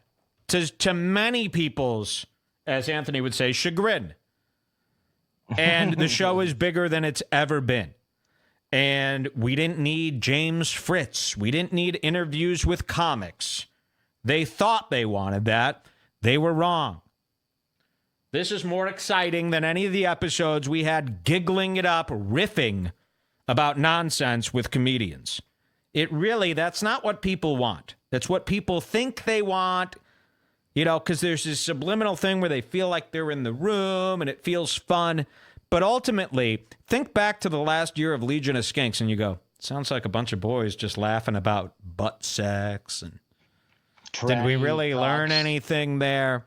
At the end of the day, they want something they could connect to, like for real. And, when you sit there with Joe DeVito, people are going, ha, ha, ha, good. But I don't think it means anything like it used to mean something. And you need to forget. What that is, having comics on is politics because they are only there to plug their shit. And then you're having a fake conversation. It's not a conversation you want to have naturally. Yeah. It's politics. It's diplomacy. But they're worried about that. They're worried about all these things, and they're trying to emulate the system that fucked them. And now they're getting fucked. So, yeah. All right, let's finish it up, and then we'll go into after show. I'm worried the recording gets screwed up after 3 hours for some reason. But management, and then crew, and the fucking... there is so many moving pieces to do this that take like what is exactly the opposite of this. This is fun and you know, good-natured, and we could fuck with each other and everything. But then on the other side of it are people calling and crying about this one said this, and this one, you know, is Joe a manager Materese. to this one, and now fuck you, and that it's ridiculous. Like I said, I wish people could fucking take a little more abuse and not lose their fucking minds. Yeah, especially someone who's been a comedian for 30 years, Joe Materese. Yeah, real Italian over there. He is a bum. Either way, I love you, Cumia. While we're king, I will be canceling, though, but I still love you. All right, thank you, Dan. Quit playing that Star Wars game. Thanks, Dan. Cock. Yeah, I mean, we know. Look, people that Okay, here's the saddest like part. Wait. Let's finish it they're up. going to cancel. It's part of this. Oh, It's part of this. When Here's the I saddest fucking when I got arrested, people canceled because I'm a brute. They did that. When we've had what else happened? Legion of Skanks. Legion of Skanks. When they left, people canceled. Like, it happens. I get it, and I'm not gonna sit here and beg for you not to cancel. If you don't find a value here for the $7, I understand. I get it. We don't live or die by any one show here, except this one, mother. No, it's just the way it is. I mean, if it ever got to the point where I had to go back to my basement and do a show, so be it. But at this point, it's what it is. Right now, we move forward. I feel bad that people feel they have to cancel, but again, it's part of this whole thing. So I think that clears it up. Any questions? Tweet me, and I'll try to answer on Twitter. Yeah. All right? Are we all good? No. I don't think we're good. Oh, look, he said, I don't think we're good. Why did you fix it? He just said, we all good? I don't think we're good. And then he said it. Then watch how they try to, and then we got to get out of here and start our after show, but watch how they try to, like, move on here now. It's really the saddest thing you'll see. Yeah. Okay, let's move on now and just be sad. Watch, listen. Get into this whole thing. Like, I get fired from Sirius. I'm like, fuck it. I'm going to be a rebel, nigga. I'm going to start up my own shit. And then you're like, oh, you still got to do some shit. No, you don't. I don't. Wow. I wish it wasn't like this that. is fucking pathetic. I honestly feel pathetic. Donald Trump is going to fall into that too. No, Like, he I'm won't. going to be president. I'm going to do shit my way. And then he's going to get in and Trump go, rules. oh, God, I can't do No, that. you just got to sit up. I got to do this. And you got to have a listen backbone. to this. I got to fucking put that. This one's bitching. This one. I'm like the president. No, I'm like you're the not. president of the United States. You're with Judas. this delusional ideology that things can actually be the way they should be, and Just they're make not. it so. Just beg for me to come back and be a man. Faggot. Watch. Cleanse the palate with a giant alligator. Want to cleanse the palate with a giant alligator? I was talking. No, thank you. And this is where everybody so tunes much. Peace out out, and comes over to Redbar. All right, guys, we got to wrap up this. And most of you are listening to the free show, so you won't hear any more today unless you join the Barmy at redbarradio.net/Barmy. But I'll say this, and I'm going to say a lot more coming up on this after show, and we're going to do a lot more stuff. Redbar will never be a bitch to the machine. Ever. I have now terminated myself with the only network in the world that would even consider having me. And now we have zero to lose. And I know that I don't need any of these bridges in order to get the things that I want and to have the happiness that I want and to give you the show that you want. And you have it here, 100% uncompromised content. And you will always get that. No matter who says so, no matter how many opportunities I have to let go, you're going to get the shit that we want to do here without worrying about anybody's feelings. Well, I hope Drew Michael's father complained, so we won't be talking about the Jews, but that's the only we won't be talking about the Jews, but that is the only thing. And I hope you guys see that now. And yes, I could have played ball and written back to Gavin and said, okay, please. But I think this is way more important. And if it fucks me over in the long run, that is okay. I'm confident enough in myself where I will be fine right here, right where I am. I don't need this to get any bigger to be fine. And I am content with that. So that's the promise that you have here. And that's why I did this. I did this to show you. Okay? To really put it out there. You could come here, and anybody that you're suspicious of, you will see up here on this screen. Yes. No matter who gives a shit. No matter how illegal it may be, no matter how many people tell me I can't, you're going to get it here. And you really can't get it anywhere else. Thanks for listening. We'll be right back with many more hours, including the demolishment of Joe Materese.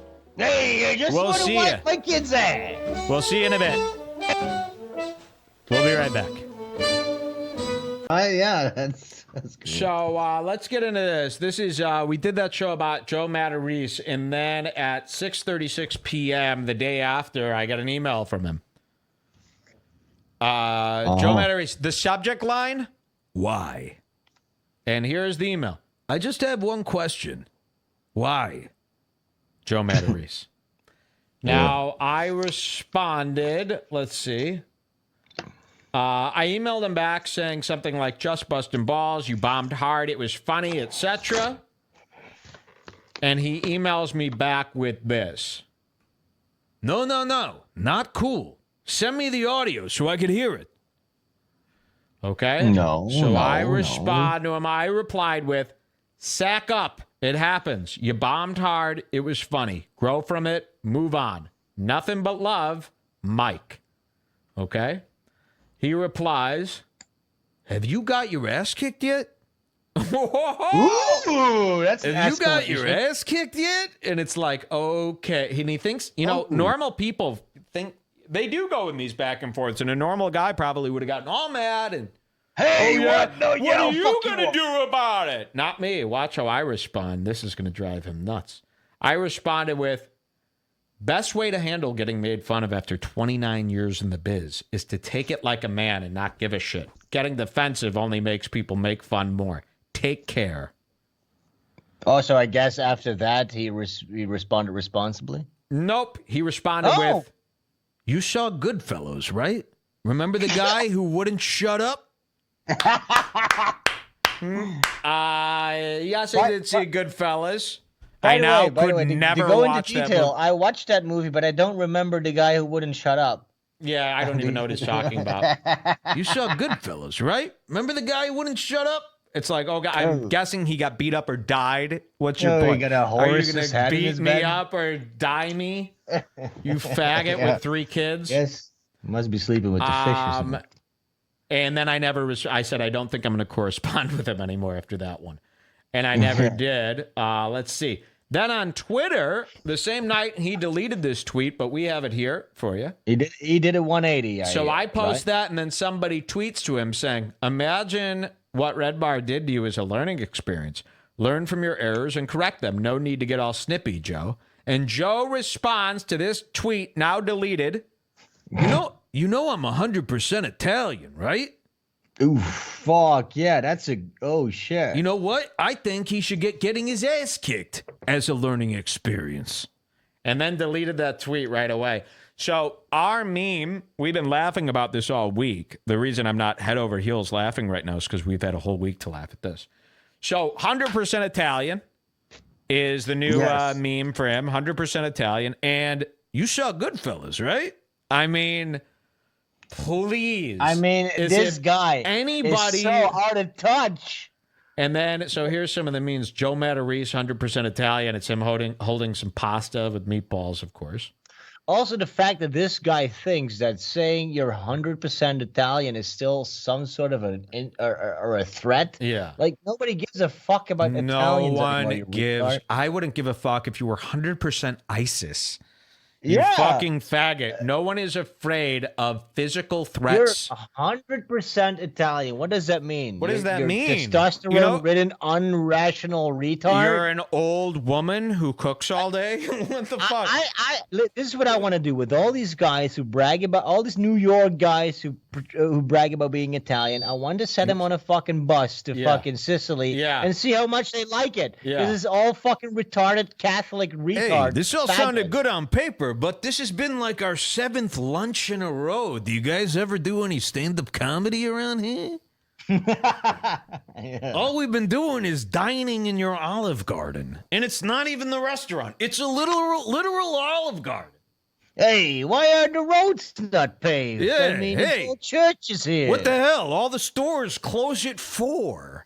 Where am I supposed to get a new... stealing my Wi-Fi. Yeah, my vinyl leather biker jacket got a rip in it. I got to get a new one. Where's your closest Express for Men? What the hell? I can't go to a cobbler to get this kind of biker jacket. Do you bike? Do you ride motorcycle? Nah, but this makes me look cool. Yeah, makes me look suave. I'm going for that Jim Jeffries 1998 look.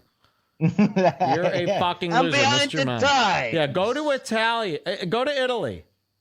Yeah. See how much you fucking like it, you idiot. What are you talking about? Fuck. I've been to Italy once on a cruise. We went right by it. Looked good to me. I was eating macaroni and cheese on the boat. Listen, for somebody from Northern Europe, going to Italy is for you to go to like the deepest crevice of Mexico. Yeah. It's decrepit nonsense. It's they're so behind. It's shitty. Yeah, it's either that or like high art, which Joe isn't into either. You know what I mean? I mean high art that may be in a museum, Well, but the rest of they it have is a lot of fashion and furniture and stuff like that. No, they do. They got a whole no. market like that. They do. I know that is the image, but if you go to real Italy, Most of real Italy is like Mexico, and they have one resort, and that's where all the good stuff happens. And Joe's not invited to that type of place anyway. The thing you encounter in Italy is a limestone bench with 5 old nuns sitting on it, just complaining all day. Yeah. That is Italy. Exactly. So here's another meme of Joe with spaghetti on his head, also on the cover of the Sopranos poster. Yeah, got myself a gun. All right? And I'm not afraid to use it. My gun, by the way, is a call to my manager who calls my wife, and then they tag team Cumia with complaints. Yeah, this is 100% Italian. Here's 100% bombs. Okay. Here's Joe working for Peapod, of course. The server. He's got a whole bag of rolled golds. But I also have a loaf of Italian bread. Yeah. Yeah. Let's I'm see. just trying to wipe my kid's ass. So there's so much. I got all these tapes of him. And I guess, so before we even played his show, what happened is he had put up that show. People started making fun of it. Then he took it down. He set it to private. And somebody else uploaded it. And then it was sent to me. But before we even got involved, I guess he had a problem with the re-uploader. And we have some audio of him talking about that incident that happened right before we got involved. So this is Joe talking about that show, but before we ever got involved. And I think people are going to like this clip. Sven, have you heard this one? I don't think so. So this has nothing to do with us. This was his show being uploaded by somebody else before we even learned about it. Here we go. Yes. Somebody went on YouTube and posted. Is this you? Somebody went on YouTube. Pretty good. I'm pretty good at this. Yes, that might be your best expression or impression. Yeah, okay. Posted the whole Fixing Joe live episode with Artie Lang, Jim Norton, and Anthony Cumia. They copied it. I guess they paid their membership fee, and then they copied it. As you know, it costs $2.99. I get 2 of that, and 99 cents goes to He Connect doesn't have Pal. to talk like this. Yeah, I know. He really hams it up too. He tries to be like Colin. He tries to be like what's his name? That guy who's always on Cumia. He's like, yeah, I work for Amy Schumer. I don't know what the fuck's going on. I don't have it. That sad, angry man. What's his name? That sounded like fucking. I don't remember his name. What's his name? He has like he's an older man. He's always pissed. It's hard to remember all these fools. He worked for Amy Schumer. Okay, anyway, I think like never mind, never fucking. But mind. Joe Materese tries to be like one of them, but he's not one of them. Your impression sounded like Joe Metzger, but what's his name? Joe Metzger. Okay, let's continue with this. I don't know. And somebody signed up, stole it, and then put it on YouTube. He's not talking about us. Sure. I mean, I tweeted this about sounds like an impression of him. Yeah, I know. That's why it's so funny. Here we go. Thanks, man. Thanks. Yeah, and Nick DiPaolo is who I was talking about. DiPaolo, yeah. Nick DiPaolo. He tries to be like. By the way, I think Nick DiPaolo is putting it on thick too. Hey, yeah, what the fuck's going? It's like you're also a comic. That's why this doesn't work. Like this whole tough Italian guy thing might work if you weren't a faggoty stand-up comedian who does performances all the time. You know what I mean? Like real mobsters don't sit in audition rooms waiting to get on sketch shows. Yeah, that's such a tell. Like he really is emulating these cool Scorsese mobsters. And it's like you look like fucking a Jewish guy. Like you look like who are those Jewish twins, those creepy rat twins who do a comedy act together. Man, I'm out of references tonight. Yeah, but it's just hard to come up with names. You know those Jewish twins? He looks more like a Jew. Look at his eyes. They're so beady and close together. Oh, he definitely has the close, beady-eyed fucking Jew eyes. Big nose. He does not look like an Italian guy. If he had bigger ears, Sklar he'd be the brothers, Jew. He looks like one of the Sklar brothers, for God's sakes. Imagine them hustling you down. Okay, let's see. Hey, we're the Sklar brothers. Get in line, or we're gonna bar mitzvah you. All right, saying some negative stuff about it, but if that's not the part really that upsets me. I have a thin skin, I guess, sometimes, and you should be able to just knock it off and not worry about it. But it's like I know my skin is so thin that it melts right into the sauce. Yeah. Come on, that's got to be the joke of the night. Yes. Remember? I'm surprised you didn't explode. My skin is so thin, it practically melts right into the sauce. Should I explain that or let that be? No. People know. I mean, they've seen Goodfellas. Okay. Holy shit. Yeah, that was a good one. Joke of the night. Yeah, sorry. Maybe I didn't deliver it as well, but Line of the day. Line of the night. Thanks. That I didn't do well in that performance. Okay, I was the host. The show, I told the backstory a million times. We were trying to make I wasn't just doing a fun show with three comics and let's shoot the shit and be hilarious. I was trying to do a pilot for a Fixing Joe talk show. I was trying to do a pilot for a Fixing Joe talk show. This wasn't supposed to be fun. I mean, it wasn't part of the concept. Talk show. How'd that work out? How'd that work out? The fact that he calls his show Fixing Joe, you might as well have called it All About Me. Let's talk about me for an hour. That could have been the name of his show. What a pompous asshole. I know. Yeah. I was trying to record. And by the way, his pilot, I think he raised $1,500 for his tremendous pilot. Yeah. So I went with guys that could pack the room and be hilarious, but they weren't necessarily good for what I was trying to have the show be, okay? So if they're being hilarious but we're not doing the concept, the whole shoot, the show kind of needed to be more about me, not usable. I had guys filming it. I had a live band there. Stupid. I had a guy filming it. I had a live band. I had to give up my kids' school money for this. Yeah. My wife was like, "You're pathetic." She hit me over the head with a pipe when I got home. And I paid, there was money involved and all that. What kind a of dope. stuff. So, there was money involved. yeah. So that no one knows the backstory, and then you get worried about your career if something's on YouTube, and you're not that good in it. And then there's a million really fucking slamming the fuck out of your comments, and most of you would say, just don't read them. You know it's going to be bad, and then you just start reading them. Which I can't help read some of them right now. I can't help myself. So it upset me a little bit. Yeah, a little. Yeah, I tend to get very angry. Because I'm like, dude, just Look at his faggoty smiling face looking at me.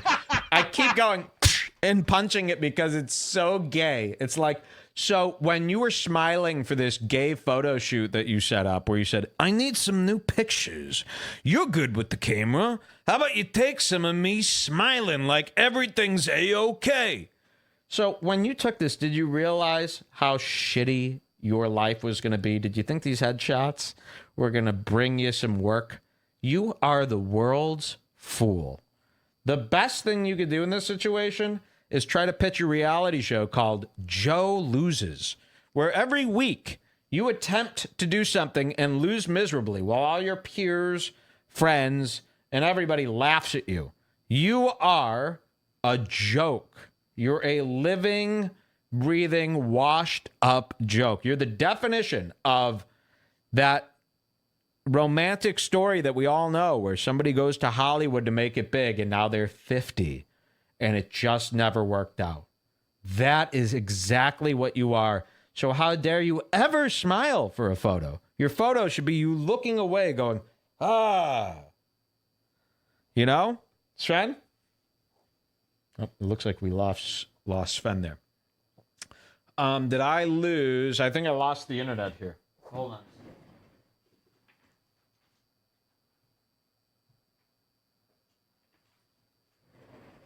Hold on. We'll come right back online here in a sec.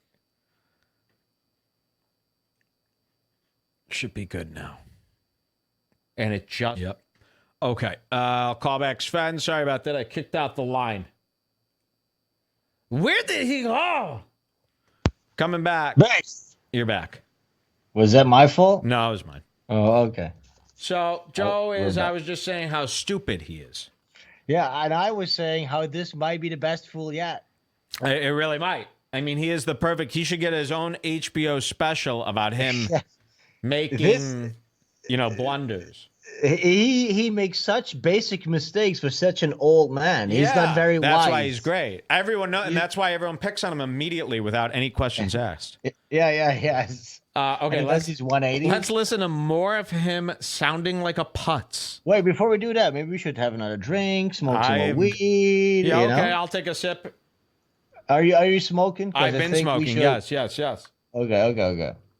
Drost. Pause. Here we go. Why would you, I don't get it.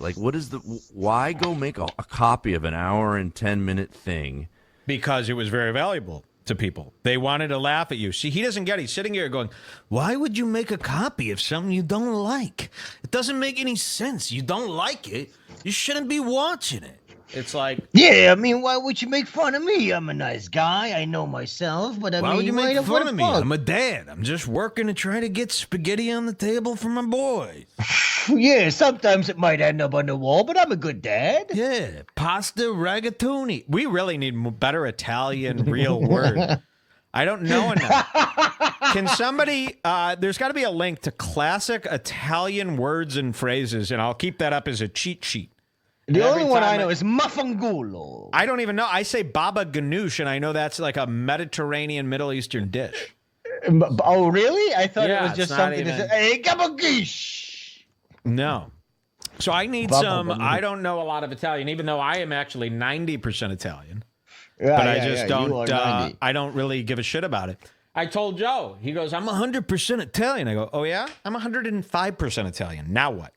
Oh, You shit. didn't know that, son. did you? Oh, Yeah, fuck, yeah, I'm yeah. so sorry. No, I bow to you. What would No, he have done? he said that's mathematically impossible, but you said I have my twin growing out of my shoulder. Yeah. And I also said, well, can you speak Italian? And he goes, no. And I go, that's the 5%.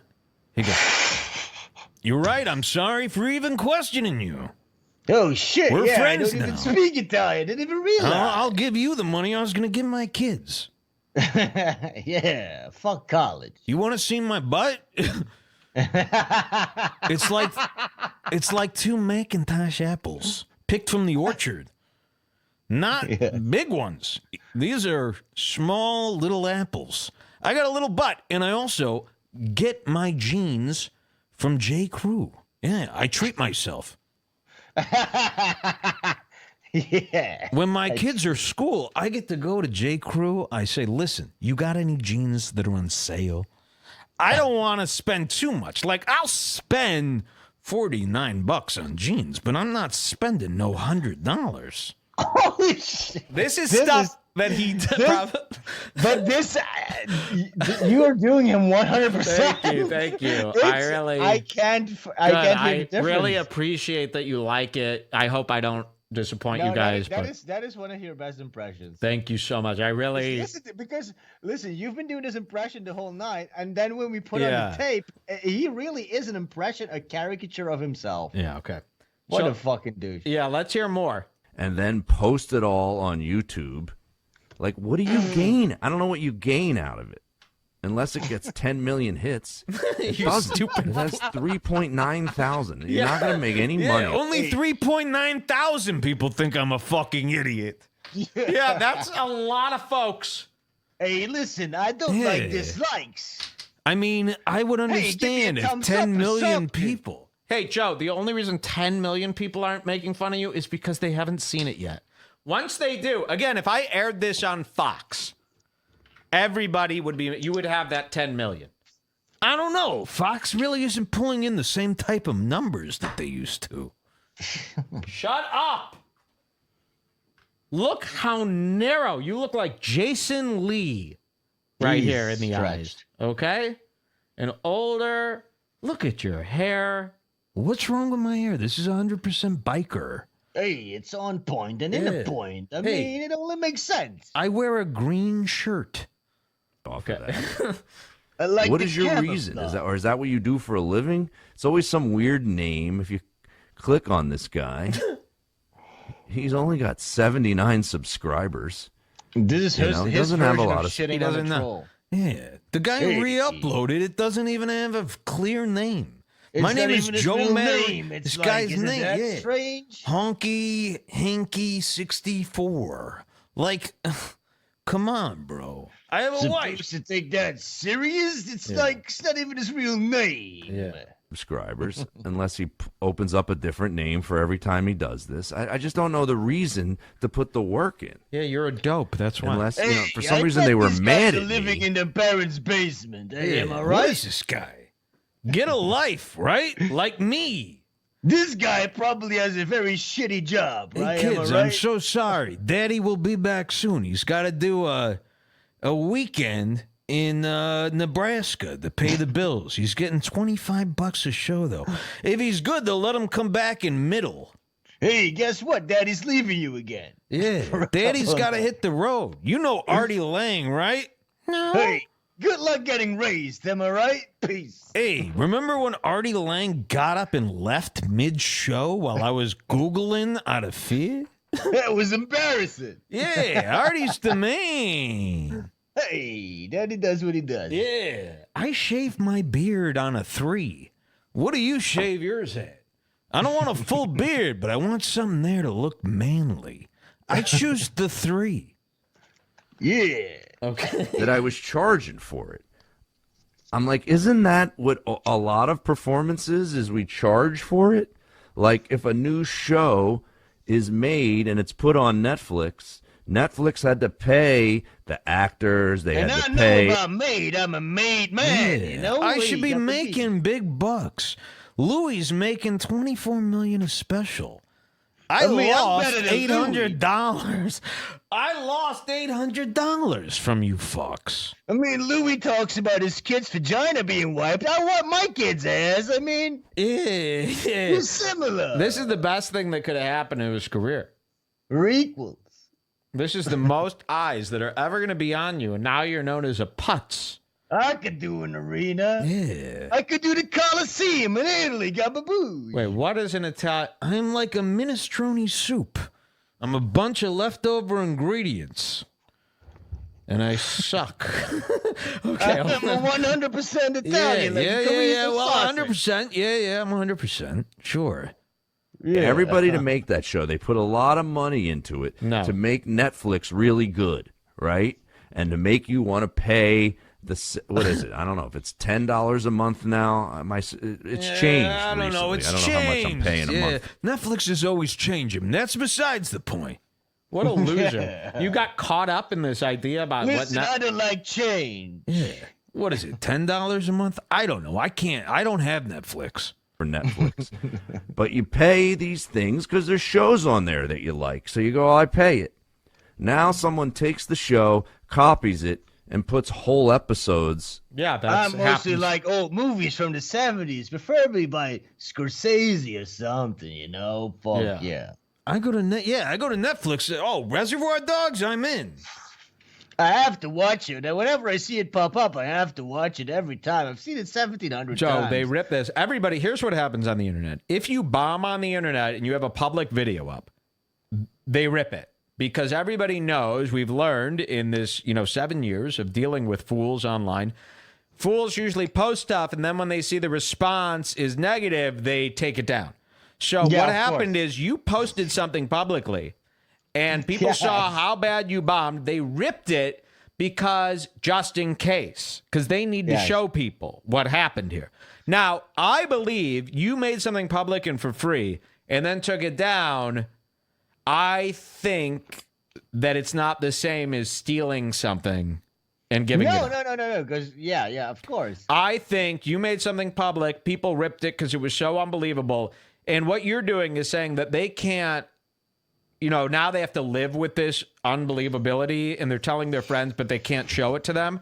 That's why they ripped it. It's so unbelievable that it needs to be shown. So I would say, listen, this is the way to look at it. He tried to hide evidence, but somebody retrieved the evidence. Yes, that's all it is. We're looking at evidence. Nobody is making money off of anything. So take it to court. Who cares? Yeah, there's no ads on that video. Nobody's making money. Nobody cares. You wouldn't have made a dime, and they're not making a dime. It's all because we need reality to be upheld. I know you want to bury that. But you know what? In this case, I would say fuck your little legal whinings. And the best part about a comedian whining about something illegal is if you did sue anyone over this, then you're definitely done. Then you're a complete faggot forever. So if this was a business, I'd be like, uh-oh, they could sue me. Joe, if you sued me, it would be worth whatever. If I had to pay 10 grand for what I've done to you, it would be worth it. Because everybody would then know. Oh, but dude, he wouldn't even fucking. That's not gonna happen. I know, but what I'm saying is that's why it's perfect. It's like in this case, I'm gonna risk getting sued. Maybe if his wife was a lawyer, but no, she's a doctor, so that's. And again, Joe, you sue me, that's the nail in your coffin. I mean, nobody will respect you ever again. So you kind of just need to let it happen. You need to learn from it. I like to sue a lot of Italian flags on my leather bomber jacket. I'd sue you, but imagine me in a courtroom. The judge would be like, do you have the money? I'd be like, you need money to sue people? Oh, man. Artie! Actually, I never yell like that. Wouldn't get in a gondola with me. Yeah. Imagine me trying to figure out how to sue someone. I'm too stupid to even walk across the road. I like to kiss the Pope's ring. So, yeah, I'd love to see you in court with your jacket. I would just laugh all day and go, Judge, he's right. Whatever he wants, you tell me. We'll get the money for you. And the judge would be like, Joe, get it! On YouTube, I mean, they get knocked down pretty fast. But, like, and they're trillionaires. It's not as bad as if you're fucking over Netflix. Like, they're crushing. You're fucking over me. who's struggling here. You know, like that. That was my favorite. I don't have 1 million subscribers that are paying my monthly amount. It's a very small amount of people. And now you're taking it and you're just throwing it on YouTube. It's like you might as well be breaking my window of my house, coming in. Come to my window. Come to my bedroom and take me away. Hey, sorry, not everyone has perfect pitch. You are a dope. Nobody is sitting there going, oh, yeah, we should respect his copyright privacy. Fuck you. You're a bomb. You ruined comedy. You ruined Redbar. Just kidding. You ruined your kid's future. Yeah. Hey, how are my kids? Thank God my wife's a doctor. She should operate on your eyes because they're too close together. Hey, she's not a surgeon. She's just a nurse. Well, she needs to nurse you back to health because you're gay. And just stealing my TV off the wall. Like, that's basically what you're doing. And my TV was actually stolen last week from a comic. A good friend, Artie Lang, stole my TV and my dish. How am I going to watch Fox Sports on Sunday? I consider my TV stolen whenever I'm not on it. And Artie Lang came over and asked if he could use the phone. He said his car broke down. I said, sure. Then I saw him running out the back door with my dish for my satellite dish for my cable. I haven't heard from him for a week, but he said, forget it. Watch Ryan Uno and pretend I'm Italian. Yeah. Yeah, uno, dos, tres, cuatro, cinco, cinco, seis. Oh, wait, that's Mexican. God damn it. Oh, shit. You're stealing. I'm Italian, though. You're taking money or going into my checkbook, writing a check for a certain amount and just taking it away from me. You guys keep going into my checkbook. You should not have a checkbook, you fucking geese. Yeah. My wife allows me a checkbook with 35 checks a month. Most of them are allotted for groceries. But that would be like you coming, taking my hand, making me forge my signature on my wife's checks, and making me go into negative balance because we don't got that kind of money in the account. Our kids are trying to go to college. I got $5 saved up in the bottom of my shoe. What's my shoe? Skechers. It's all my wife will let me buy. She says other shoes are too dangerous. I keep slipping. How do you don't realize that you're just that much of a fucking asshole that you would go do that? I just don't, I don't get it. I do agree with all you guys. I did suck. But, like, that's why it isn't on fucking YouTube. It's very difficult for me to admit. I have anger problems. I suck. Yeah, I admit it. Can't I be cool with you guys now? Come on, right? Just say what's honest and people will like you. No, Joe. No one's ever going to like you. You're an embarrassment. I bet he goes to all the comedy shows probably, and the comedians are all talking, and then he goes, yeah, guys, yeah, what are you guys talking about? And they're like, nothing. You wouldn't, nobody. Imagine like Artie Lang's in deep conversation, and then Joe Materese comes up. Hey guys, can I sit at your table? What are we doing here? We're drinking. We're having beers for a while now. We were gonna wrap it up, Joe. Hey Louie, I wanted to talk to you about a sitcom idea I had because you work at Effects now. Joe, I'm sorry, I don't really know you. Jim, can you handle your friend? Jimmy, what's wrong? Hey, I think you're scaring away Louie and the guys. I mean, Louie, what are you talking about? Have you heard about the Coliseum? Hey, Louie, can I get an audition on your show? I mean, come on. What would be the harm, right? And Louie's like, Jimmy, why is your friend putting me on the spot? Yeah. All right, let's hear. For just my subscribers to watch, they pay, and they know the backstory, and then on YouTube, when you're just hearing it or watching it, because they put the whole fucking video up. It's like, how do I get my backstory so explain what the fuck was going on and I'm aware that I fucking sucked?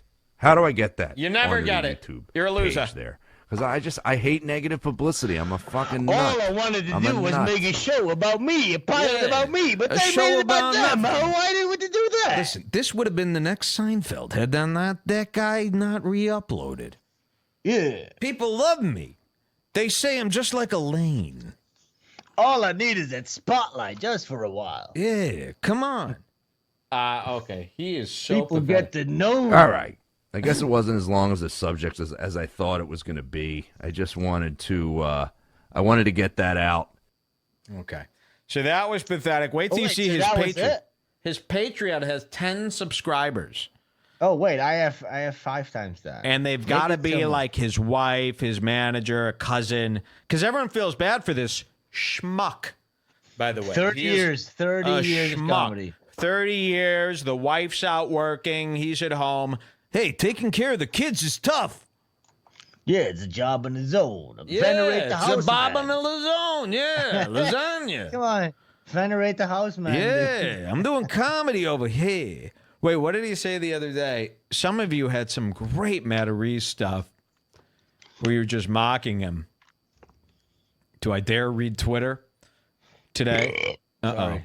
I apologize. That was sorry. Wow, a lot of I forgot about Keith the Cop. Ooh, did he get a lot of tweets during our show? No, I'm going on Twitter. Holy shit, I have like 700 unread notifications. Oh shit! Wait. Uh-oh. Well, we'll let that. I'll deal with that at the end of the show. Yeah. That'll be my nightly wind down read. Let's see. We got a Fixing Joe season 3. Oh, he's talking about us now, I think. Joe Materese. Yes, I think he recorded an episode yesterday where he mentions Redbar. You want to hear? Holy shit. Okay. Oh, boy. Nah, let's do something else. Nah, yeah, let's. Matarese is cool. Hey, I'm on an allowance. It's a very delicate situation, someone said. Yeah. Thanks for coming in our chat. Our chat, of course. My mom curates my redbarradio.tv. He's doing something beautiful. Being a mom is an irreplaceable job. Yeah, they call me Mr. Mom. I also, you know what? I go to see a therapist, but I don't go because I think it's going to help. I go because of that movie, Analyze This. Yeah. That was cool. I mean, yeah, I'm kind of like Robert De Niro. You know, I'm going to therapy too, but I'm a mob guy. This woman, she doesn't understand. Yeah, and it's like now me and this therapist are trying to have. It's kind of a common mob thing now. To go to a therapist is a made guy. You go. The therapist is asking you these questions. I'm a guy who eats pasta on the side of the road. I'm not used to talking to a guy about my feelings, so it's always a delicate situation. I'm allergic to feathers. Yeah, I'm allergic to fish. I'm allergic to a lot of stuff. My wife, the doctor, administers my ointments. My Allegra. When I get my allergies, she gives me 10 milligrams of clear. I don't know. It's allergy medication. When I was a kid, I used to sell cigarettes out of the back of my truck. Yeah, Lucy's. Yeah. I'd roll them myself. Oh, yeah. You know a Bronx Tale? It's a very sloppy tongue, though. People Didn't go, sell a lot of cigarettes. Joe, tell us a little bit about your childhood. I go, you got an hour and 40 minutes? And then I put in a VHS copy of a Bronx Tale. People go, Joe, I had no idea that your dad was a bus driver. I say, come on. Hey, come on. Oh, God, I hate Italians. It's done. You're done. Your day has done. It's over. Yep. Yeah, we're going to cover Gavin's girl punches coming I jump up. on Goomba. Yeah, I hit people. I planned a hit because I got fired from Fox News. I need people to think I was tough for the Proud Boys. Hey, I slid down the flagpole and beat King Koopa. Yeah, I saved the princess who turned out to be a doctor. We had She 3 wouldn't kids. have none of it, though. Just a kid. Now my brother. Kiss in the Get this? No joke. I swear to God, my brother's name, Luigi. Not even kidding. Yeah. I'm basically no different than Mario. I'm a plumber, basically. I encounter a lot of shit. Where I come from, we eat our spaghetti with a plunger. There's no question about it. I fill a plunger up with some SpaghettiOs and I shove it up my ass. It's simply more efficient. Hey. Hey, You should have been my wedding. My wedding was all lines from movies I've seen. Hey, the Leaning Tower of Pizza. I lean to the right or the left, whatever you need me to be. The Leaning Tower of Pizza. Okay. Well, I'll be whatever you want. Yeah. You can lean on me all day if it means Papa Josio's. Yeah. Lean steak in my sauce. Oh, there is nothing better than fresh mozzarella. I mean, there's no you know what I like? substitute. Lean cuisine. Yeah, well, listen, it's what I could afford right now. You know, I'm not going to brag and pretend that I'm able to go out to dinners. Sometimes $4 is the budget. Yes. Or $3.99 or something. I'm not gonna lie, I prefer my mom's spaghetti, but the microwave one tastes pretty good too. Yeah, you guys wouldn't get it because you don't have girlfriends. Artie, you can't tell me that you don't get excited when you see Lean Cuisine's 3 for $5 on sale. I don't know what this guy's talking about. He gets excited. You can never admit, Artie, can you? Lean Cuisine. I start stomping my feet when I get the brochure. Yeah, Artie doesn't even know supermarkets exist. He thinks you have to get your food from a pizza place. Yeah, he hasn't caught up on that. Joe is a real fazul. Don't forget Parmesan. Yeah, of course. Yeah. The other day, I didn't know if it was dry scalp or Parmesan. It could really be either one. I had Parmesan growing on my cock. But thank God my wife's a doctor. Thank God. Hey, what kind of doctor is your wife? She works with mentally retarded kids at a school. All right, I hate WAPs. Let's listen to Joe. Hey, let's have another drink. Of course, yeah, but let me pull this up. Oh, shit. Joe responds. Okay, 35 minutes in. We're going to hear him. Okay, this is the Fixing Joe Season 3 show. But what are we doing? We're listening to Joe. He's going to respond to me now. This is breaking. I thought the show was over. Okay. This is breaking. So now, after hearing Cumia and the response from the people, remember Joe threatened me. Now his new way of thinking is he's going to attempt to pretend that he doesn't care and he's a nice guy and this is all water under the bridge. But he will snap. I've been saying this all week. Joe can take... Right now, what Joe's doing is he saw the backlash of what he did. The threats to the email, the complaining to Cumia. He saw Anthony address him and say, I shit on Matarese. I shit on him. So Joe goes, all right, I'll take your advice. I'll pretend it doesn't bother me. And now he's going for this route where people are making fun of him. He goes, I think it's funny too. You don't. This is just an attempt. This is like and you only dumb child. A child trying to cover up. Hey, I was just kidding. I was kidding around. You think I care about being made fun of by thousands of people? Hey, I might have said, that guy from the Goodfellas. No, water under the sauce. Come on. Sauce under the bridge. Yeah, no, I'm like you guys. I make fun of cringe the same. Me and you. Sorry, Joe. No one buys it, and in about an hour, you're going to snap and probably kill yourself. So let's listen to him try to fake this whole... Because somebody obviously told him, Joe, don't you get it? You got to pretend it doesn't bother you, and then they'll leave you alone. And he goes, all right, I'll try it. I guess I have nothing else to lose. And here that is. Here's his attempt. I have that going on, like, exactly right now. It's starting to die out a little bit. But... and this connects, I think, a little bit with you saying in LA you need to know who you are. And it's weird how, I don't know if you ever have situations like this. Situation! I finally do know who I am, but every once in a while I could slip.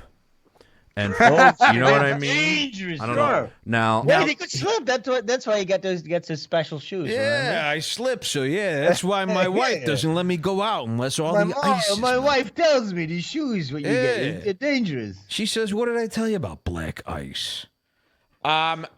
Joe's talking. I want you guys to keep this in mind too. Joe is talking to somebody else over the phone on his podcast in this episode that you'll hear in a second. Oh, so this is a new episode? This is brand new, yeah. So Joe's doing an episode of his podcast. I can't imagine anybody listen. Oh my God, this is on his own YouTube. It has 100 views. So he is worse than Melton. This came out January 19th. 100 views. Okay. Oh, shit.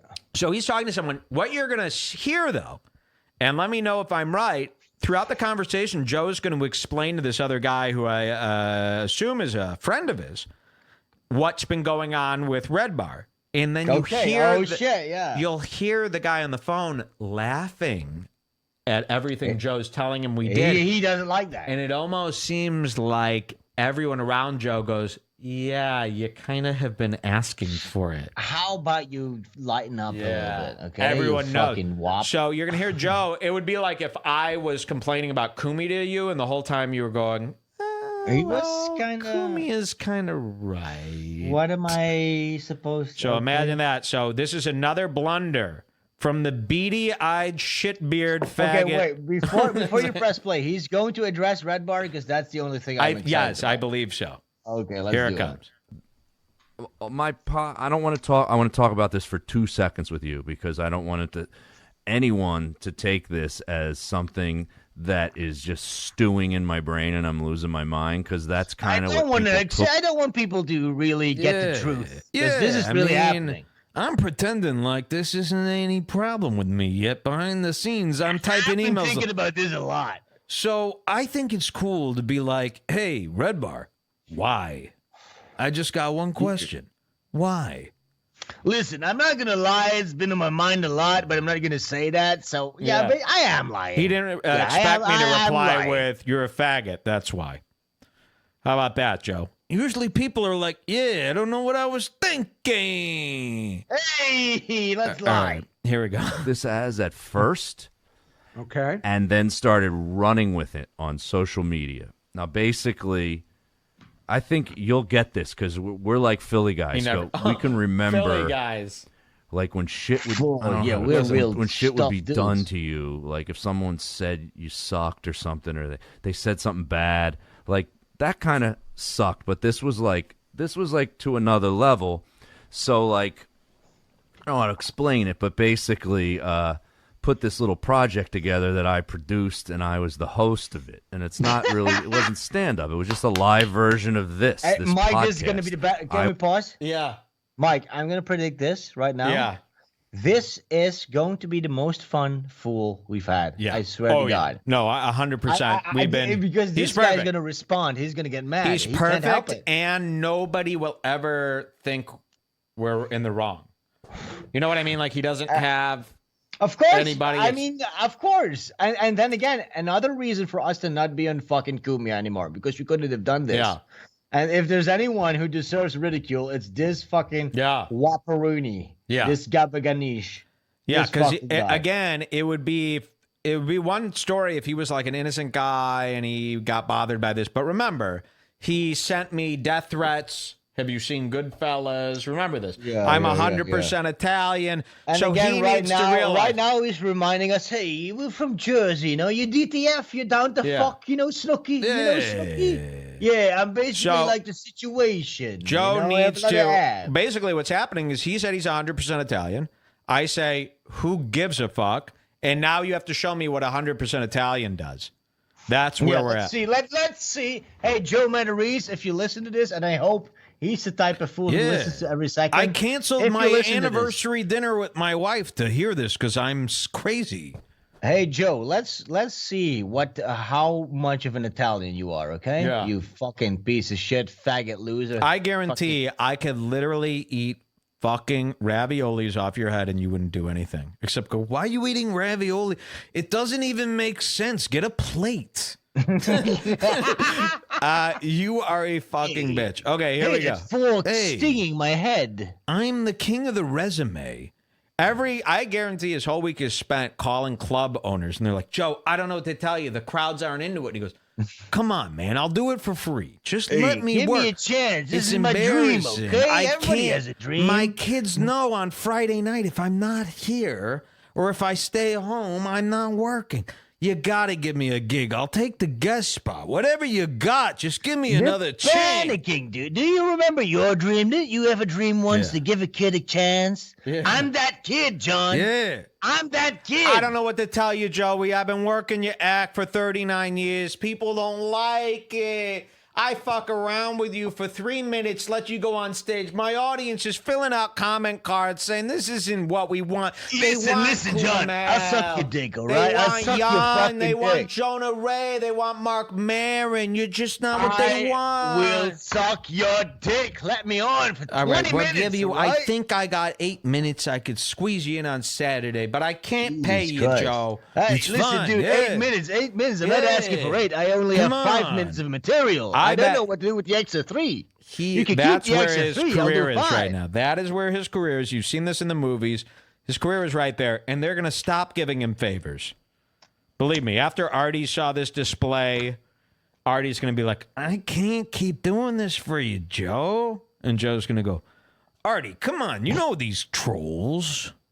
You know I'm good for it. I'm sorry, man. I can't. All right, let's hear what else he says. Abba Goosh. Abba Ba Goosh. I wanted to try it as a talk show because I had wanted to. I have a deal with this production company to do this scripted television show. I owe and him a was lot of like, money. Yeah. Maybe I want to do a little hybrid where I'm this low-end talk show host where we show both sides and The see that my people life aren't interested. is my fodder for My life. My This is shitty what's talk wrong show. with all of these Talk about entertainers. me a lot, you know. These I invest a lot of fucking faith in my own personality, and I want this whole show to be about me. These old timers don't know, but you have no fans. So, you are not Louis here's the thing. C.K. You're not Seinfeld. Nobody cares about Exactly. you. Nobody comes to see you. I mean, there's no show. Joe Materese isn't running his own comedy shows where it's all fans. You know how, like, Doug Benson does a show, it's only his fans that come now. Yeah, yes, but also, but listen. So here's what he's trying to say. I don't know. I people understand this. I hope. Yeah. He is trying to make this pilot that's called Fixing Joe. He thinks And it's all of a sudden this will be his big break. Yes, But and he has no and fans. the concept of the show is that he has comedians on that try to fix him. It's about him. The through line of the show is his problems and his issues, and then he has comedians on that help him take care of those issues. But no, Joe, you're not a personality. Yes. Nobody cares about you. No one knows you. Nobody cares about your issues. So then he thought, okay, this is my pilot. I'm going to get some high-profile comedians on, Anthony Cumia, Artie Lang, Jim Norton, and we're going to talk about me, Fixing Joe, my issues. But guess what? No, it turned into a fun hang, and that wasn't the concept. The audience didn't want to fix you. They didn't fix you. And you Nobody didn't even gave a fuck about you. No one gave you a fuck. idiot. They were just like, And- hey, we're at and that's what Caroline's happened- on what Broadway. I might as well tell one of my stories about doing coke. And then, That's and all then they what did. happened That's was already he tried lying, to everybody. bury it. He tried to bury it, but somebody dug up the evidence, and that's what we No watched. one wants and your that is pilot. why we. This is why I got need our- to talk to the manager, because I need to go, what are you doing? Are you doing him a favor? He had a kid and you just can't. Because Yes. he is not anyone. I mean, he really isn't. Think about. Oh, no. Martina. Oh shit! Of course. Martina Makota! You're a Well, thank beautiful God it didn't woman. land on the fucking ancient. Fucking He's harassing me. I know no facts. Martina Martina. Wait, Mike, we might actually be right now in a fucking fool's overload. We have Yeah. Martina Marcota. Gavin. We haven't even really Bugbee. discussed that Bugbee hijacked the fucking Proud Boys magazine. Yeah. Have we talked about that? No. There's so much to do. Okay, well, we don't have time for that today, probably. So we'll do that the next time. The whole Bugbee thing. Bugbee is still a fool. Bugbee is still a fool. Yes. Right? Or did we decide to adhere to his surrendering? No. Yeah.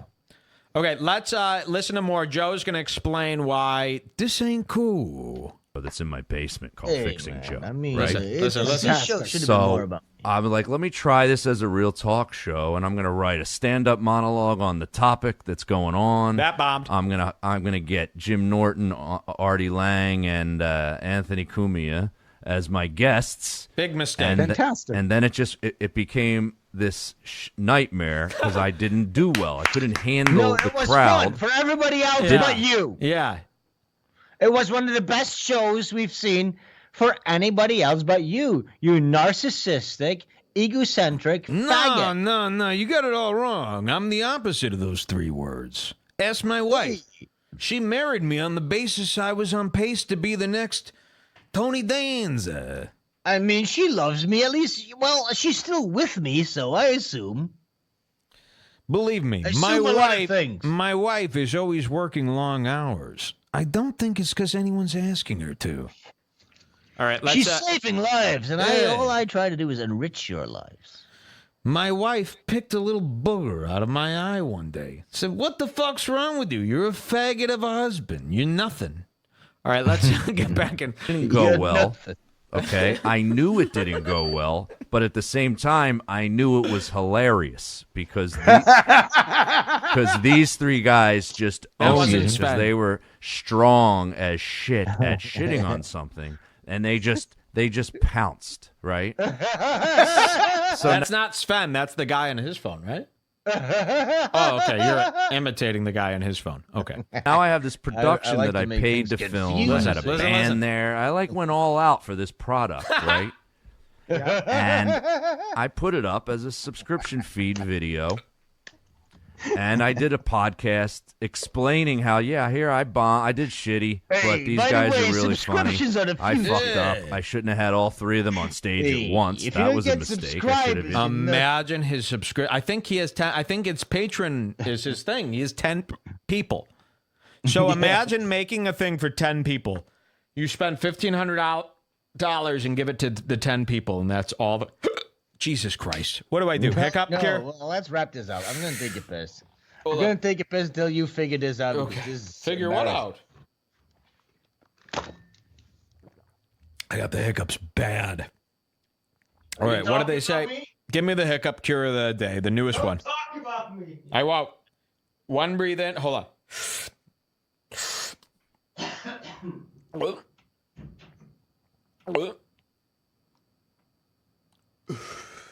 Is that some kind of thing? Oh, damn it, you fucking hiccups. It really is. There's some. It's the wine and the talking and the laughing. You're gonna get hiccups from. Son of a bitch. I feel like that girl on the Today Show who couldn't cure her hiccups. I need a hiccup cure now, guys. What's the newest one? Yeah, I never get hiccups on my show. Except for metaphorical ones. Stop thinking about it. Yeah, okay. Yeah, that's the way. Forget about it. Yes, there were the problem. Okay.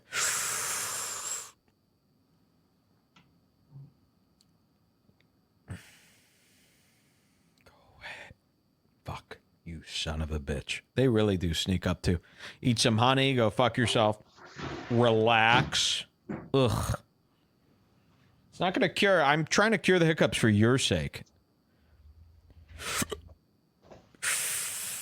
Fill a cup with jizz. Okay. Well, then you get a hiccup god that can barely deliver a sentence. That's what you get. They won't give me any cures. It's all jokes. What are we doing? Hiccups are for fags, says the guy who has only type-talked for the last 4 hours. Ban him! We're listening to Joe Materese. You ready? Matarese. Let's listen. While I have the hiccups, this is a good time to listen to another man. I read them one by one. And I probably should have not cared if I had a big audience and not had those 3 powerhouse guys that are awesome at shitting on me, but not typically correct for my subject that episode was going to be about. Right? Okay. I would have been better off in front of 9 people, but then I would have lost a lot of money. So, because I was getting the door at the event, so I was trying to even out my expenses here. You know what I mean? If that makes sense. These guys are draws. Let's let them pack the place. Who doesn't want to do a live talk show in front of a packed crowd? You don't want to do. It's hard to be funny in front of 8 people. You know, it just seems stupid. Hey, it's hard to be funny. So wait, after 29 years, you figured if you didn't get Artie, Jim, and Ant, you could only get 8 people. Is that what you're saying? Yes, that is. Yeah, exactly I mean, if what I he's did saying. this without Artie, Jim, or Anthony, I'd have 8 people there, and they'd be my I wife. thought I'd just get these couple of guys to pack the room and talk about me, but they didn't really talk If about you me can't the entire pack, time. and by the way, that place seats about 135 people. Okay, so if you can't pack a room after 29 years in the biz, hang yourself. You have no business trying to sell a pilot when you can't pack a room on your own. Right? Somebody asked me to scare the hiccups out of you. Oh. Well, did it work? Yeah, I was Didn't very. work, right? I'll say this: fine. very scared. You do what I the was, kids want. Listen to the kids. I was very scared, as you could tell by me just turning my head slowly and going, "What?" Yeah. Where else are you gonna? Someone said try to scare the hiccups out of you. Oh my god. That's what you get for drinking red wine. I'm not gonna. Oh wait, I know what will work. Pull up the video of Gavin punching the protester. That should scare them. Of course, but I want to listen to this first. No, I'm saying that might scare the hiccups out of me because he was so scary. He's so punchy. Yeah, that is a very scary situation. I've never seen somebody punch so much with just not hitting a guy. Yeah, but he missed. promised people that he'd punch somebody, so it was a perfect opportunity to do so. But I can't believe he didn't end up in jail. Those were some weak. I'm going to send that video of him punching to the district attorney. I agree, though. You know what? I hope they fry his ass. I said when people said he can get arrested, I said I hope they fry his ass, aka the chair. Remember the electric chair?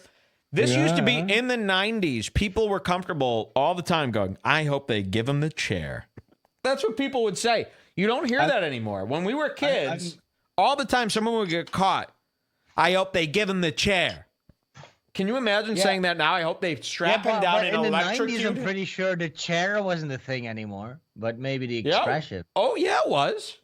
Really? They still do it. They still do it here. You guys are barbaric. I know. That's what I'm saying. But you guys are the greatest country in the world, right? Remember this. When you want to go to bed, before you obey any law tonight, remember, many states still have an old crinkety wooden chair with metal shackles, and they shack a guy in. A guy pulls a lever, and it goes, and then you see his skeleton through his skin. Yeah, that's what they do. That's happening. I hope they fry his ass. Just remember, every time that you guys say we're the best country in the world, a guy in the Netherlands, in Germany, in Sweden, and all over fucking Northern Europe shed a tear because of that lie. Yeah. You fucking faggots. We learned this by watching The Deplorable, where every 5 minutes at The Deplorable, one random person gets the chair. That's what they do to each other, those crazy propagandists. Okay, let's listen to Joe. He's going to mention us now. It's coming up. White power. White power.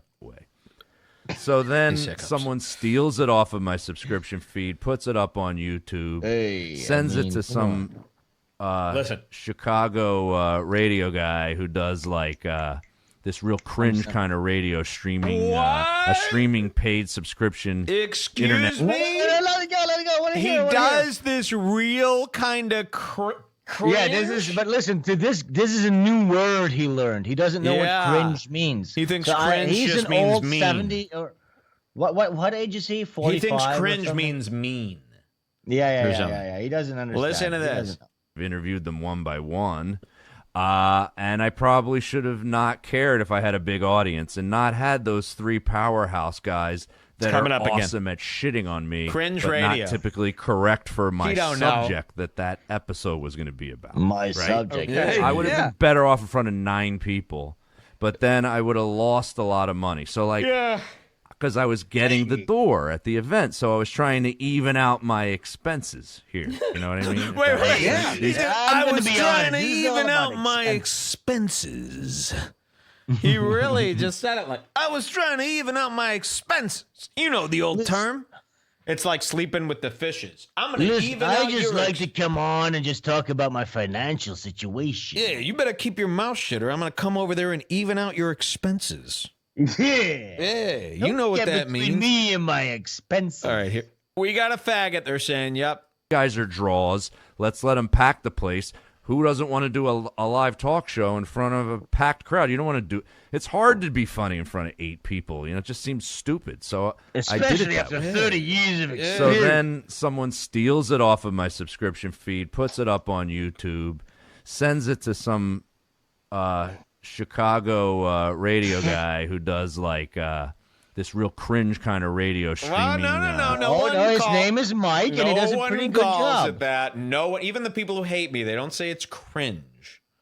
No one's called it that. He doesn't know the meaning of fucking cringe. No. Yeah, he does this cringe radio show. That should help me dig my way out of this. Hey, yeah, he does this cringe 4chan type of fucking meme radio. It's very memey and very 4chan. He's like cringe. the cringe that stole Christmas or something. Yeah, you know what about social media and stuff? I don't want to. Listen, I go to a bar. I want 9 or 10 people. Never mind. All right, here we go. A streaming paid subscription internet radio station, and he just takes it and shits on it, and then takes stand-up clips of my career and shits on it for like, I'm not talking 5 minutes. It's like isn't this the best line? Isn't this everything you want? He said, I'm not talking about 5 minutes. I'm telling you, this last 11 weeks has just been everything. Every show lines up that way. What is happening? I don't know. Every time now, it used to be we'd talk about people, we never hear anything. Now every time. It's exactly what we want. How can you not? If this isn't what you wanted out of a show, shut the fuck up. Shut the fuck up. All right. Oh my god, dude, this is fucking. This is crazy. Wait. He says he doesn't do like 5 minutes. Yeah, listen. And then you stopped it, bud. Wait, how do you go back a little bit? Stand-up clips of my career and shits on it for like, I'm not talking 5 minutes. It's like he spends 3 hours on me. Oh no! Yeah, and then I'm getting all these tweets saying, "Hey, we're the best." This guy's shitting on you. What right? the fuck? And now this is where I say you got to know who you are for a second.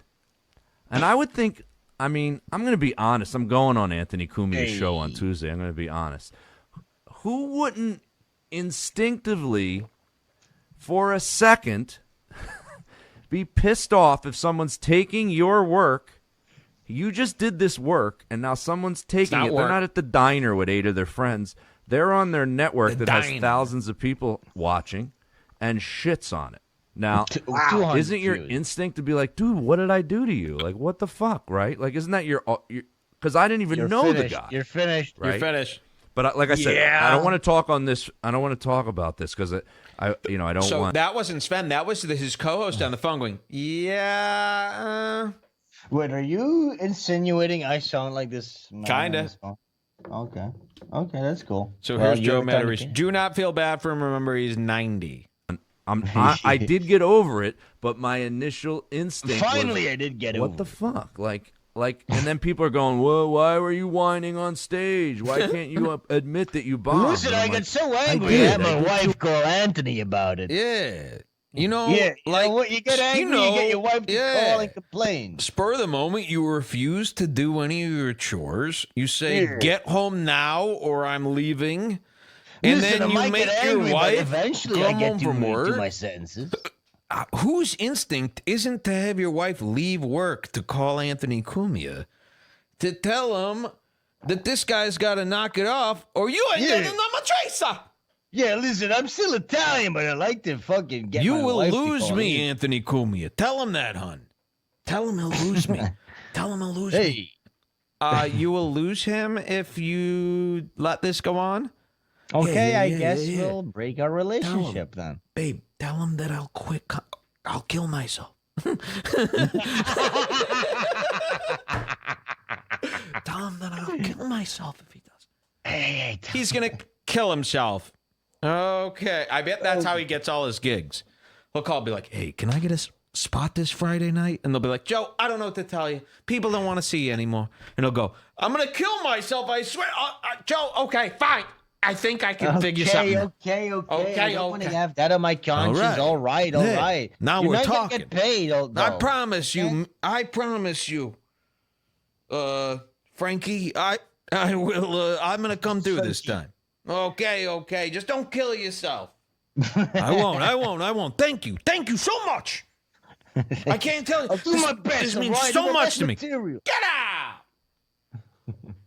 out. That's what I believe his whole career has come to. Oh, that's not what you believe. Dude, That's the Mike actual might fact. actually drive him to suicide. No. Well, Only he could drive see, him. that's not up to us. That's up to It's him. not up to me. 2 episodes in I'd my like to see him How cut many himself, times at do I least. have to admit it? I already did. I bombed. You just brought it back, and now you're going to bring I don't know. So I was just like, I don't know if that's just like an East Coast mentality or that I have an anger problem. No, I'm just such a tough fucking dude, you know. It's East Coast, I'm from Jersey. Hey, you insulted me, you're going to be sleeping with the gargoyles up on the roof. Yeah, I know those are up and not down, but whatever. Yeah, it's kind of like stalactites and stalagmites. I get them confused, you know. Hey, I got a great closer for my next stand-up special. It goes like this. Hey, do you guys trim down there? I mean, I don't know. I don't want to look like a Ken doll. And I do take medication to cover the anger, but for a second I was like, what the because it feels like you're not just I don't want to say it, but I was like, what the F word? You know, I didn't want to say it here. F But word? You know, I sometimes I just lose myself in anger like a true Italian. You know, I'm 100%. You know that? I mean, imagine if you went up to Tony Soprano and said, got yourself a gun? Yeah, right, wise guy, and then tripped him. I mean, he'd retaliate. Yeah, wise guy. Yeah. What are you, a wise ass here? shitting on me. Like, so that's what the people out there don't understand. Like, we do this for a living. If you constantly have to tell everybody that they don't understand, then you are the one that's not working. You know what I mean? It's like, or you are Picasso or Plato, one of the two, or Pythagoras. Yeah, but I don't think Joe Materese is really making any waves in our culture. I can't tell you how many of these losers are out there right now where every episode they do is like just arguing with everybody about who they are. And it's like, okay, so you're saying that everybody hates you and gives you shit, and then all your episodes are just you going, guys, come on. I mean, it's stupid. It's like, well, the people have spoken. Been stubborn for 30 years, but Josh it's just Denny that they doesn't don't understand. This is just like Josh Denny's podcast, where it's always just talking about how everybody hates him. All right, let's continue. I hope these hiccups go away because I got a lot of Matarese making I can scare you again fun if you to want. do. Yeah, okay, try to scare me. I'm not going to do it now. I'm going to do it on So if you're shitting on me on a public platform, you can't not go to he's taking money out of my pocket. Like you took a production that I paid to make. You're fucking with my money, nah.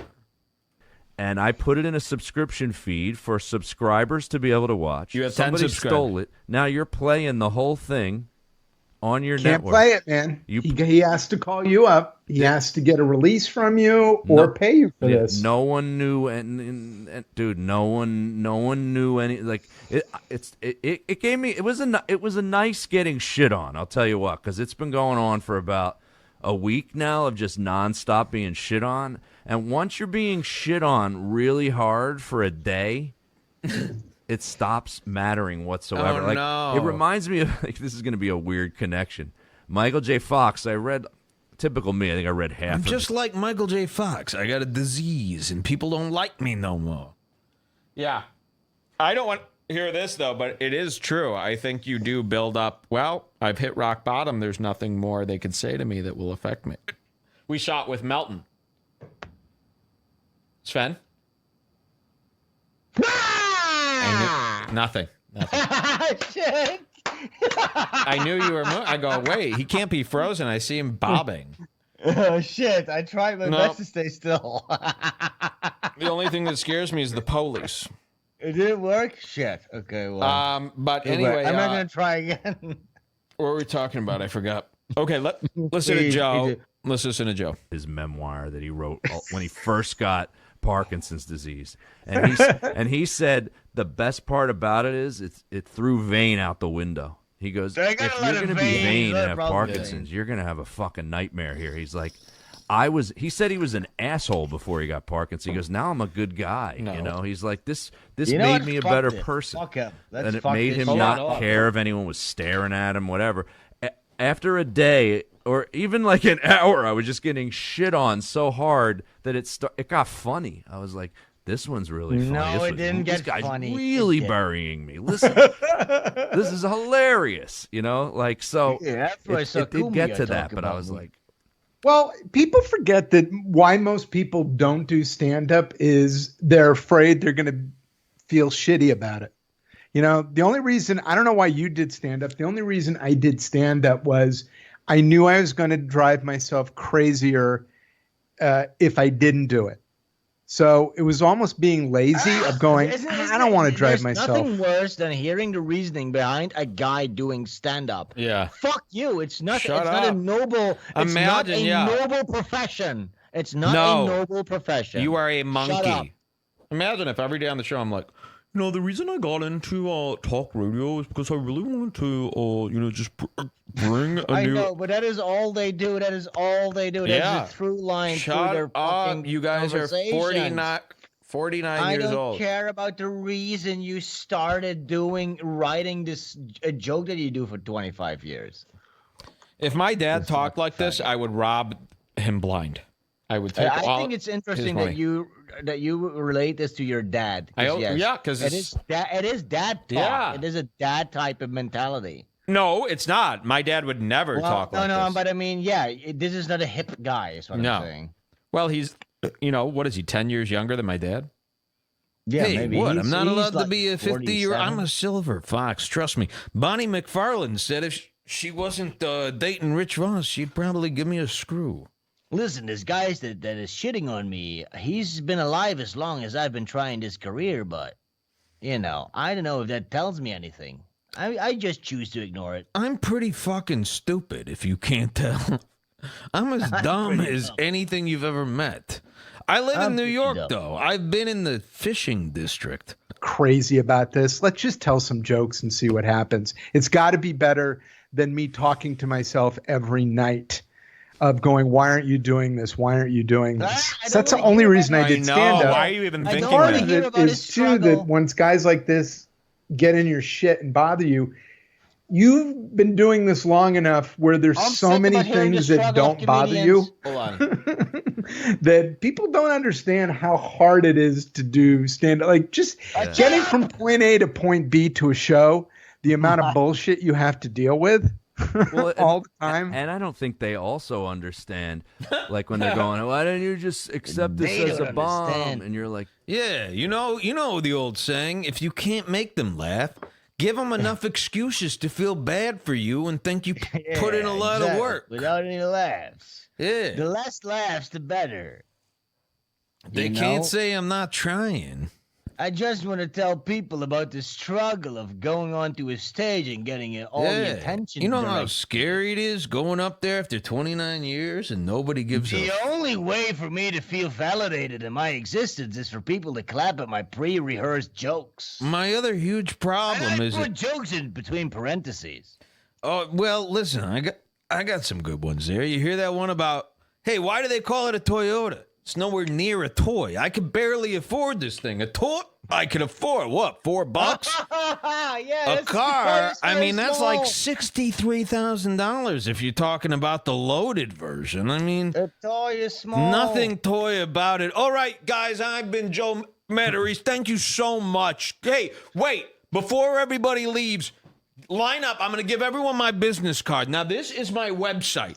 Now, it is HTTP. Everyone write this down. You've got a blank business card. I couldn't get them printed.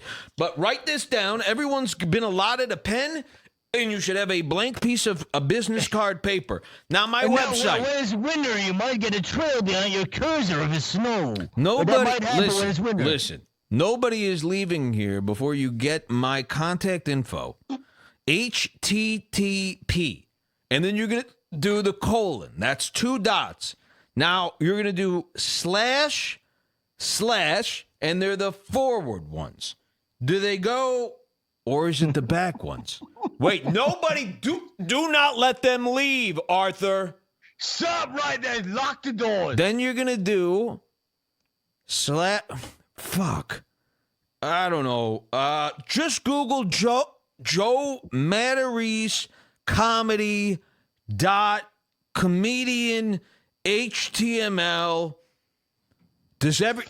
You're not even writing. You're not I don't even know a lot about Mike. There's a guy there. I swear to God, he's not even writing. The only Why thing do I can waste talk to you my about time? is a window into my life. If you want to know about my life, I can keep talking all night. This guy's There's pathetic. a lot of stuff. Yeah, I got a lot of stories. Like, you ever have that problem where all Where you three have to wipe your child's ass? Yeah, well, all three of your kids say, "Dad, what do you do? We know what Mom does. What do you do?" And I say, "Baby, I've been on TV." They said, "Weren't you kicked off? Weren't you kicked off that show?" And they all laughed at you and Howard Stern. They had a cutaway to Heidi Klum going, that ain't good. It's very traumatic, Pops. Yeah. And then I show my kids my little silver snake. And they say, "Dad, I'm sorry. You got a puny pie down there." Then I pretended to choke on an orange in an orchard. I love Like oranges. Godfather. Hey, how do you prevent scurvy otherwise? All right, here we go. Do you know how much worse I've bombed than that? Like if I go, dude, I'm not even doing stand up. What are you talking about? I bombed. Yeah, I'm like, I did the Apollo. Do you know how worse I've bombed than This that? is gonna be the best fool. I feel it. I really do.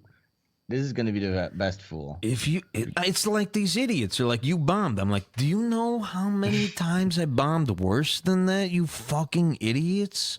It's like I bomb almost every time I go out. You guys are so stupid.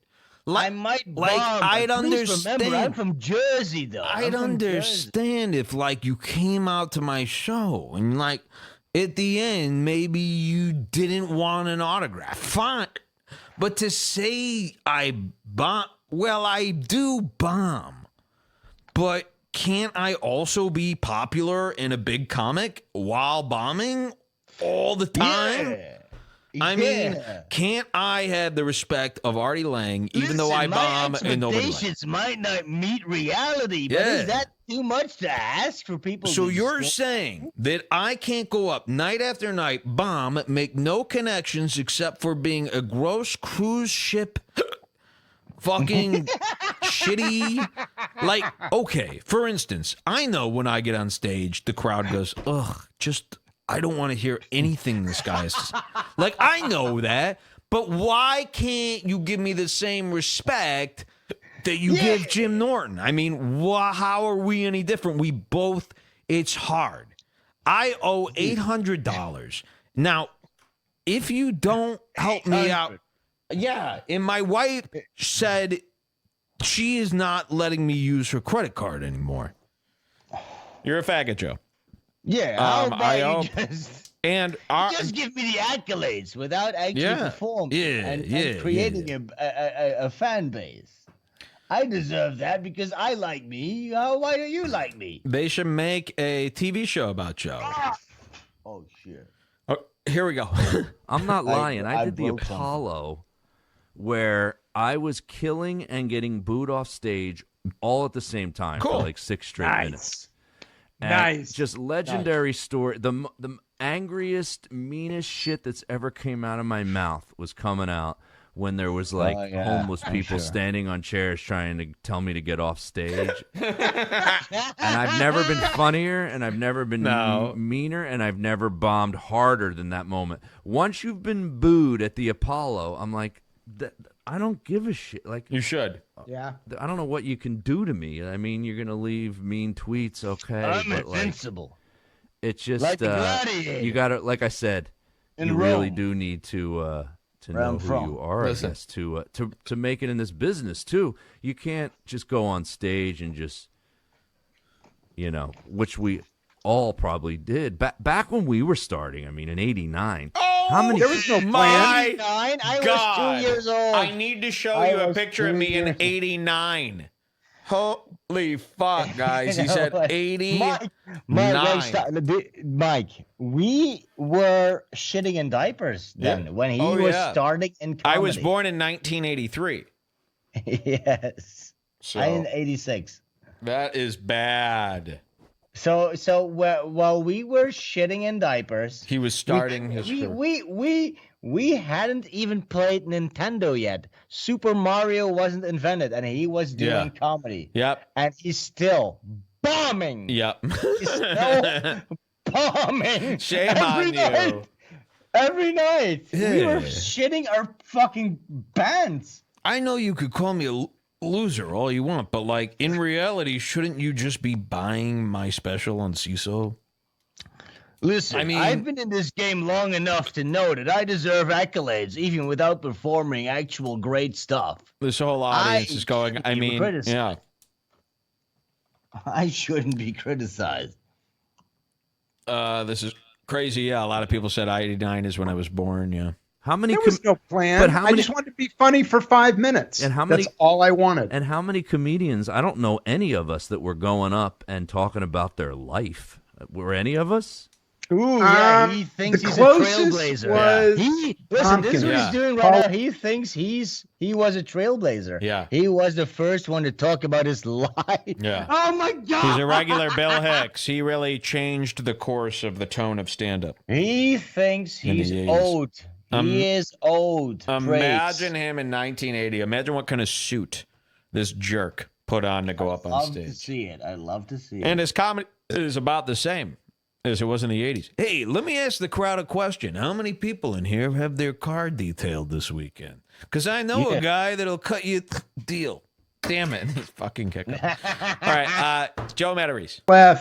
He shared his life. I remember him being really funny, and I always describe him as a guy. I was like, he was doing like an alternative style of comedy that became popular like 15 years later. He was doing it as an open micer. Like, I don't know how he had the balls to do that. Shut up, you faggot. That was just always Paul. He was the kind of guy, too, who could not be on stage for 2 months, and then he'd get on stage, and it was like he was on stage every day for 3 years. Yeah, let's talk about being on stage. He was just one of those guys. I remember, too, at one point, gentleman who owned the Comedy Works, we wanted to do a radio or a sketch thing or something. Stop. So the If group, you're a guy that needs to go on stage, you're a faggot. Yeah, all right? I think so too. When me and you first met, we started talking about the comedy scene. And I told you that if I know it's common practice in Chicago and these big American cities to go on improv stages, and for guys that are considered normal to go onto a stage and try to perform. If you are a guy that performs in any manner different than heavy metal music, that's the only excuse you get to go onto a stage. You get your ass kicked. You cannot. You can't go on a stage, perform a poem, or do a little act. Yeah. You'll get your ass kicked. It's pathetic. It's not. And it shouldn't be. It shouldn't be a respectable thing. And for these guys to talk about it like it's normal, no, it's not normal. You're a gay guy. Yeah. You're gay. You're gay. fucking gay. Sorry. You should probably go to your therapist and ask him why you're such a ninny. All right, let's wrap this one up here. I wish these hiccups would go away here. I can't believe this has only been an hour. I feel like we've been on for 8 hours here. Oh, yeah, the first show was 3 hours. This is 4 hours. Okay, it's been 4 hours. No wonder. Yeah. Okay. was Adam McKay, Paul F. Tompkins, myself, Frank Barnett, John Hoy, Dan Fox, somebody else. We don't care, loser. And we just wanted to do a free show on the second floor of the Comedy Works. They wouldn't let us do it because they said they didn't have insurance. Give a shit. Fuck you. So, of those guys, Adam's, I think, the most successful person, one of the most successful comedy guys on the planet. Well, it's crazy. I mean, that's and anyone should learn that lesson. It's like it's amazing who you start with and where they go when you're watching a guy you did open mics with win an Oscar. Like, 49. Something. I got a tear in my eye. I mean, you can't not. I'm like, it's like, it's just it's amazing. And you knew him better than me, so I mean, he's the greatest. He's relentlessly funny. But all those, I mean, Mike is it not on the web. No, After I know. creating over 1,000. It's too boring. So that was, I think we heard enough from him. That's Joe on his podcast. I got the hiccups here. Doesn't matter. We're done with this fucking shit. Fuck Joe. We're going to get back to him next time. Yeah. So who do you want to see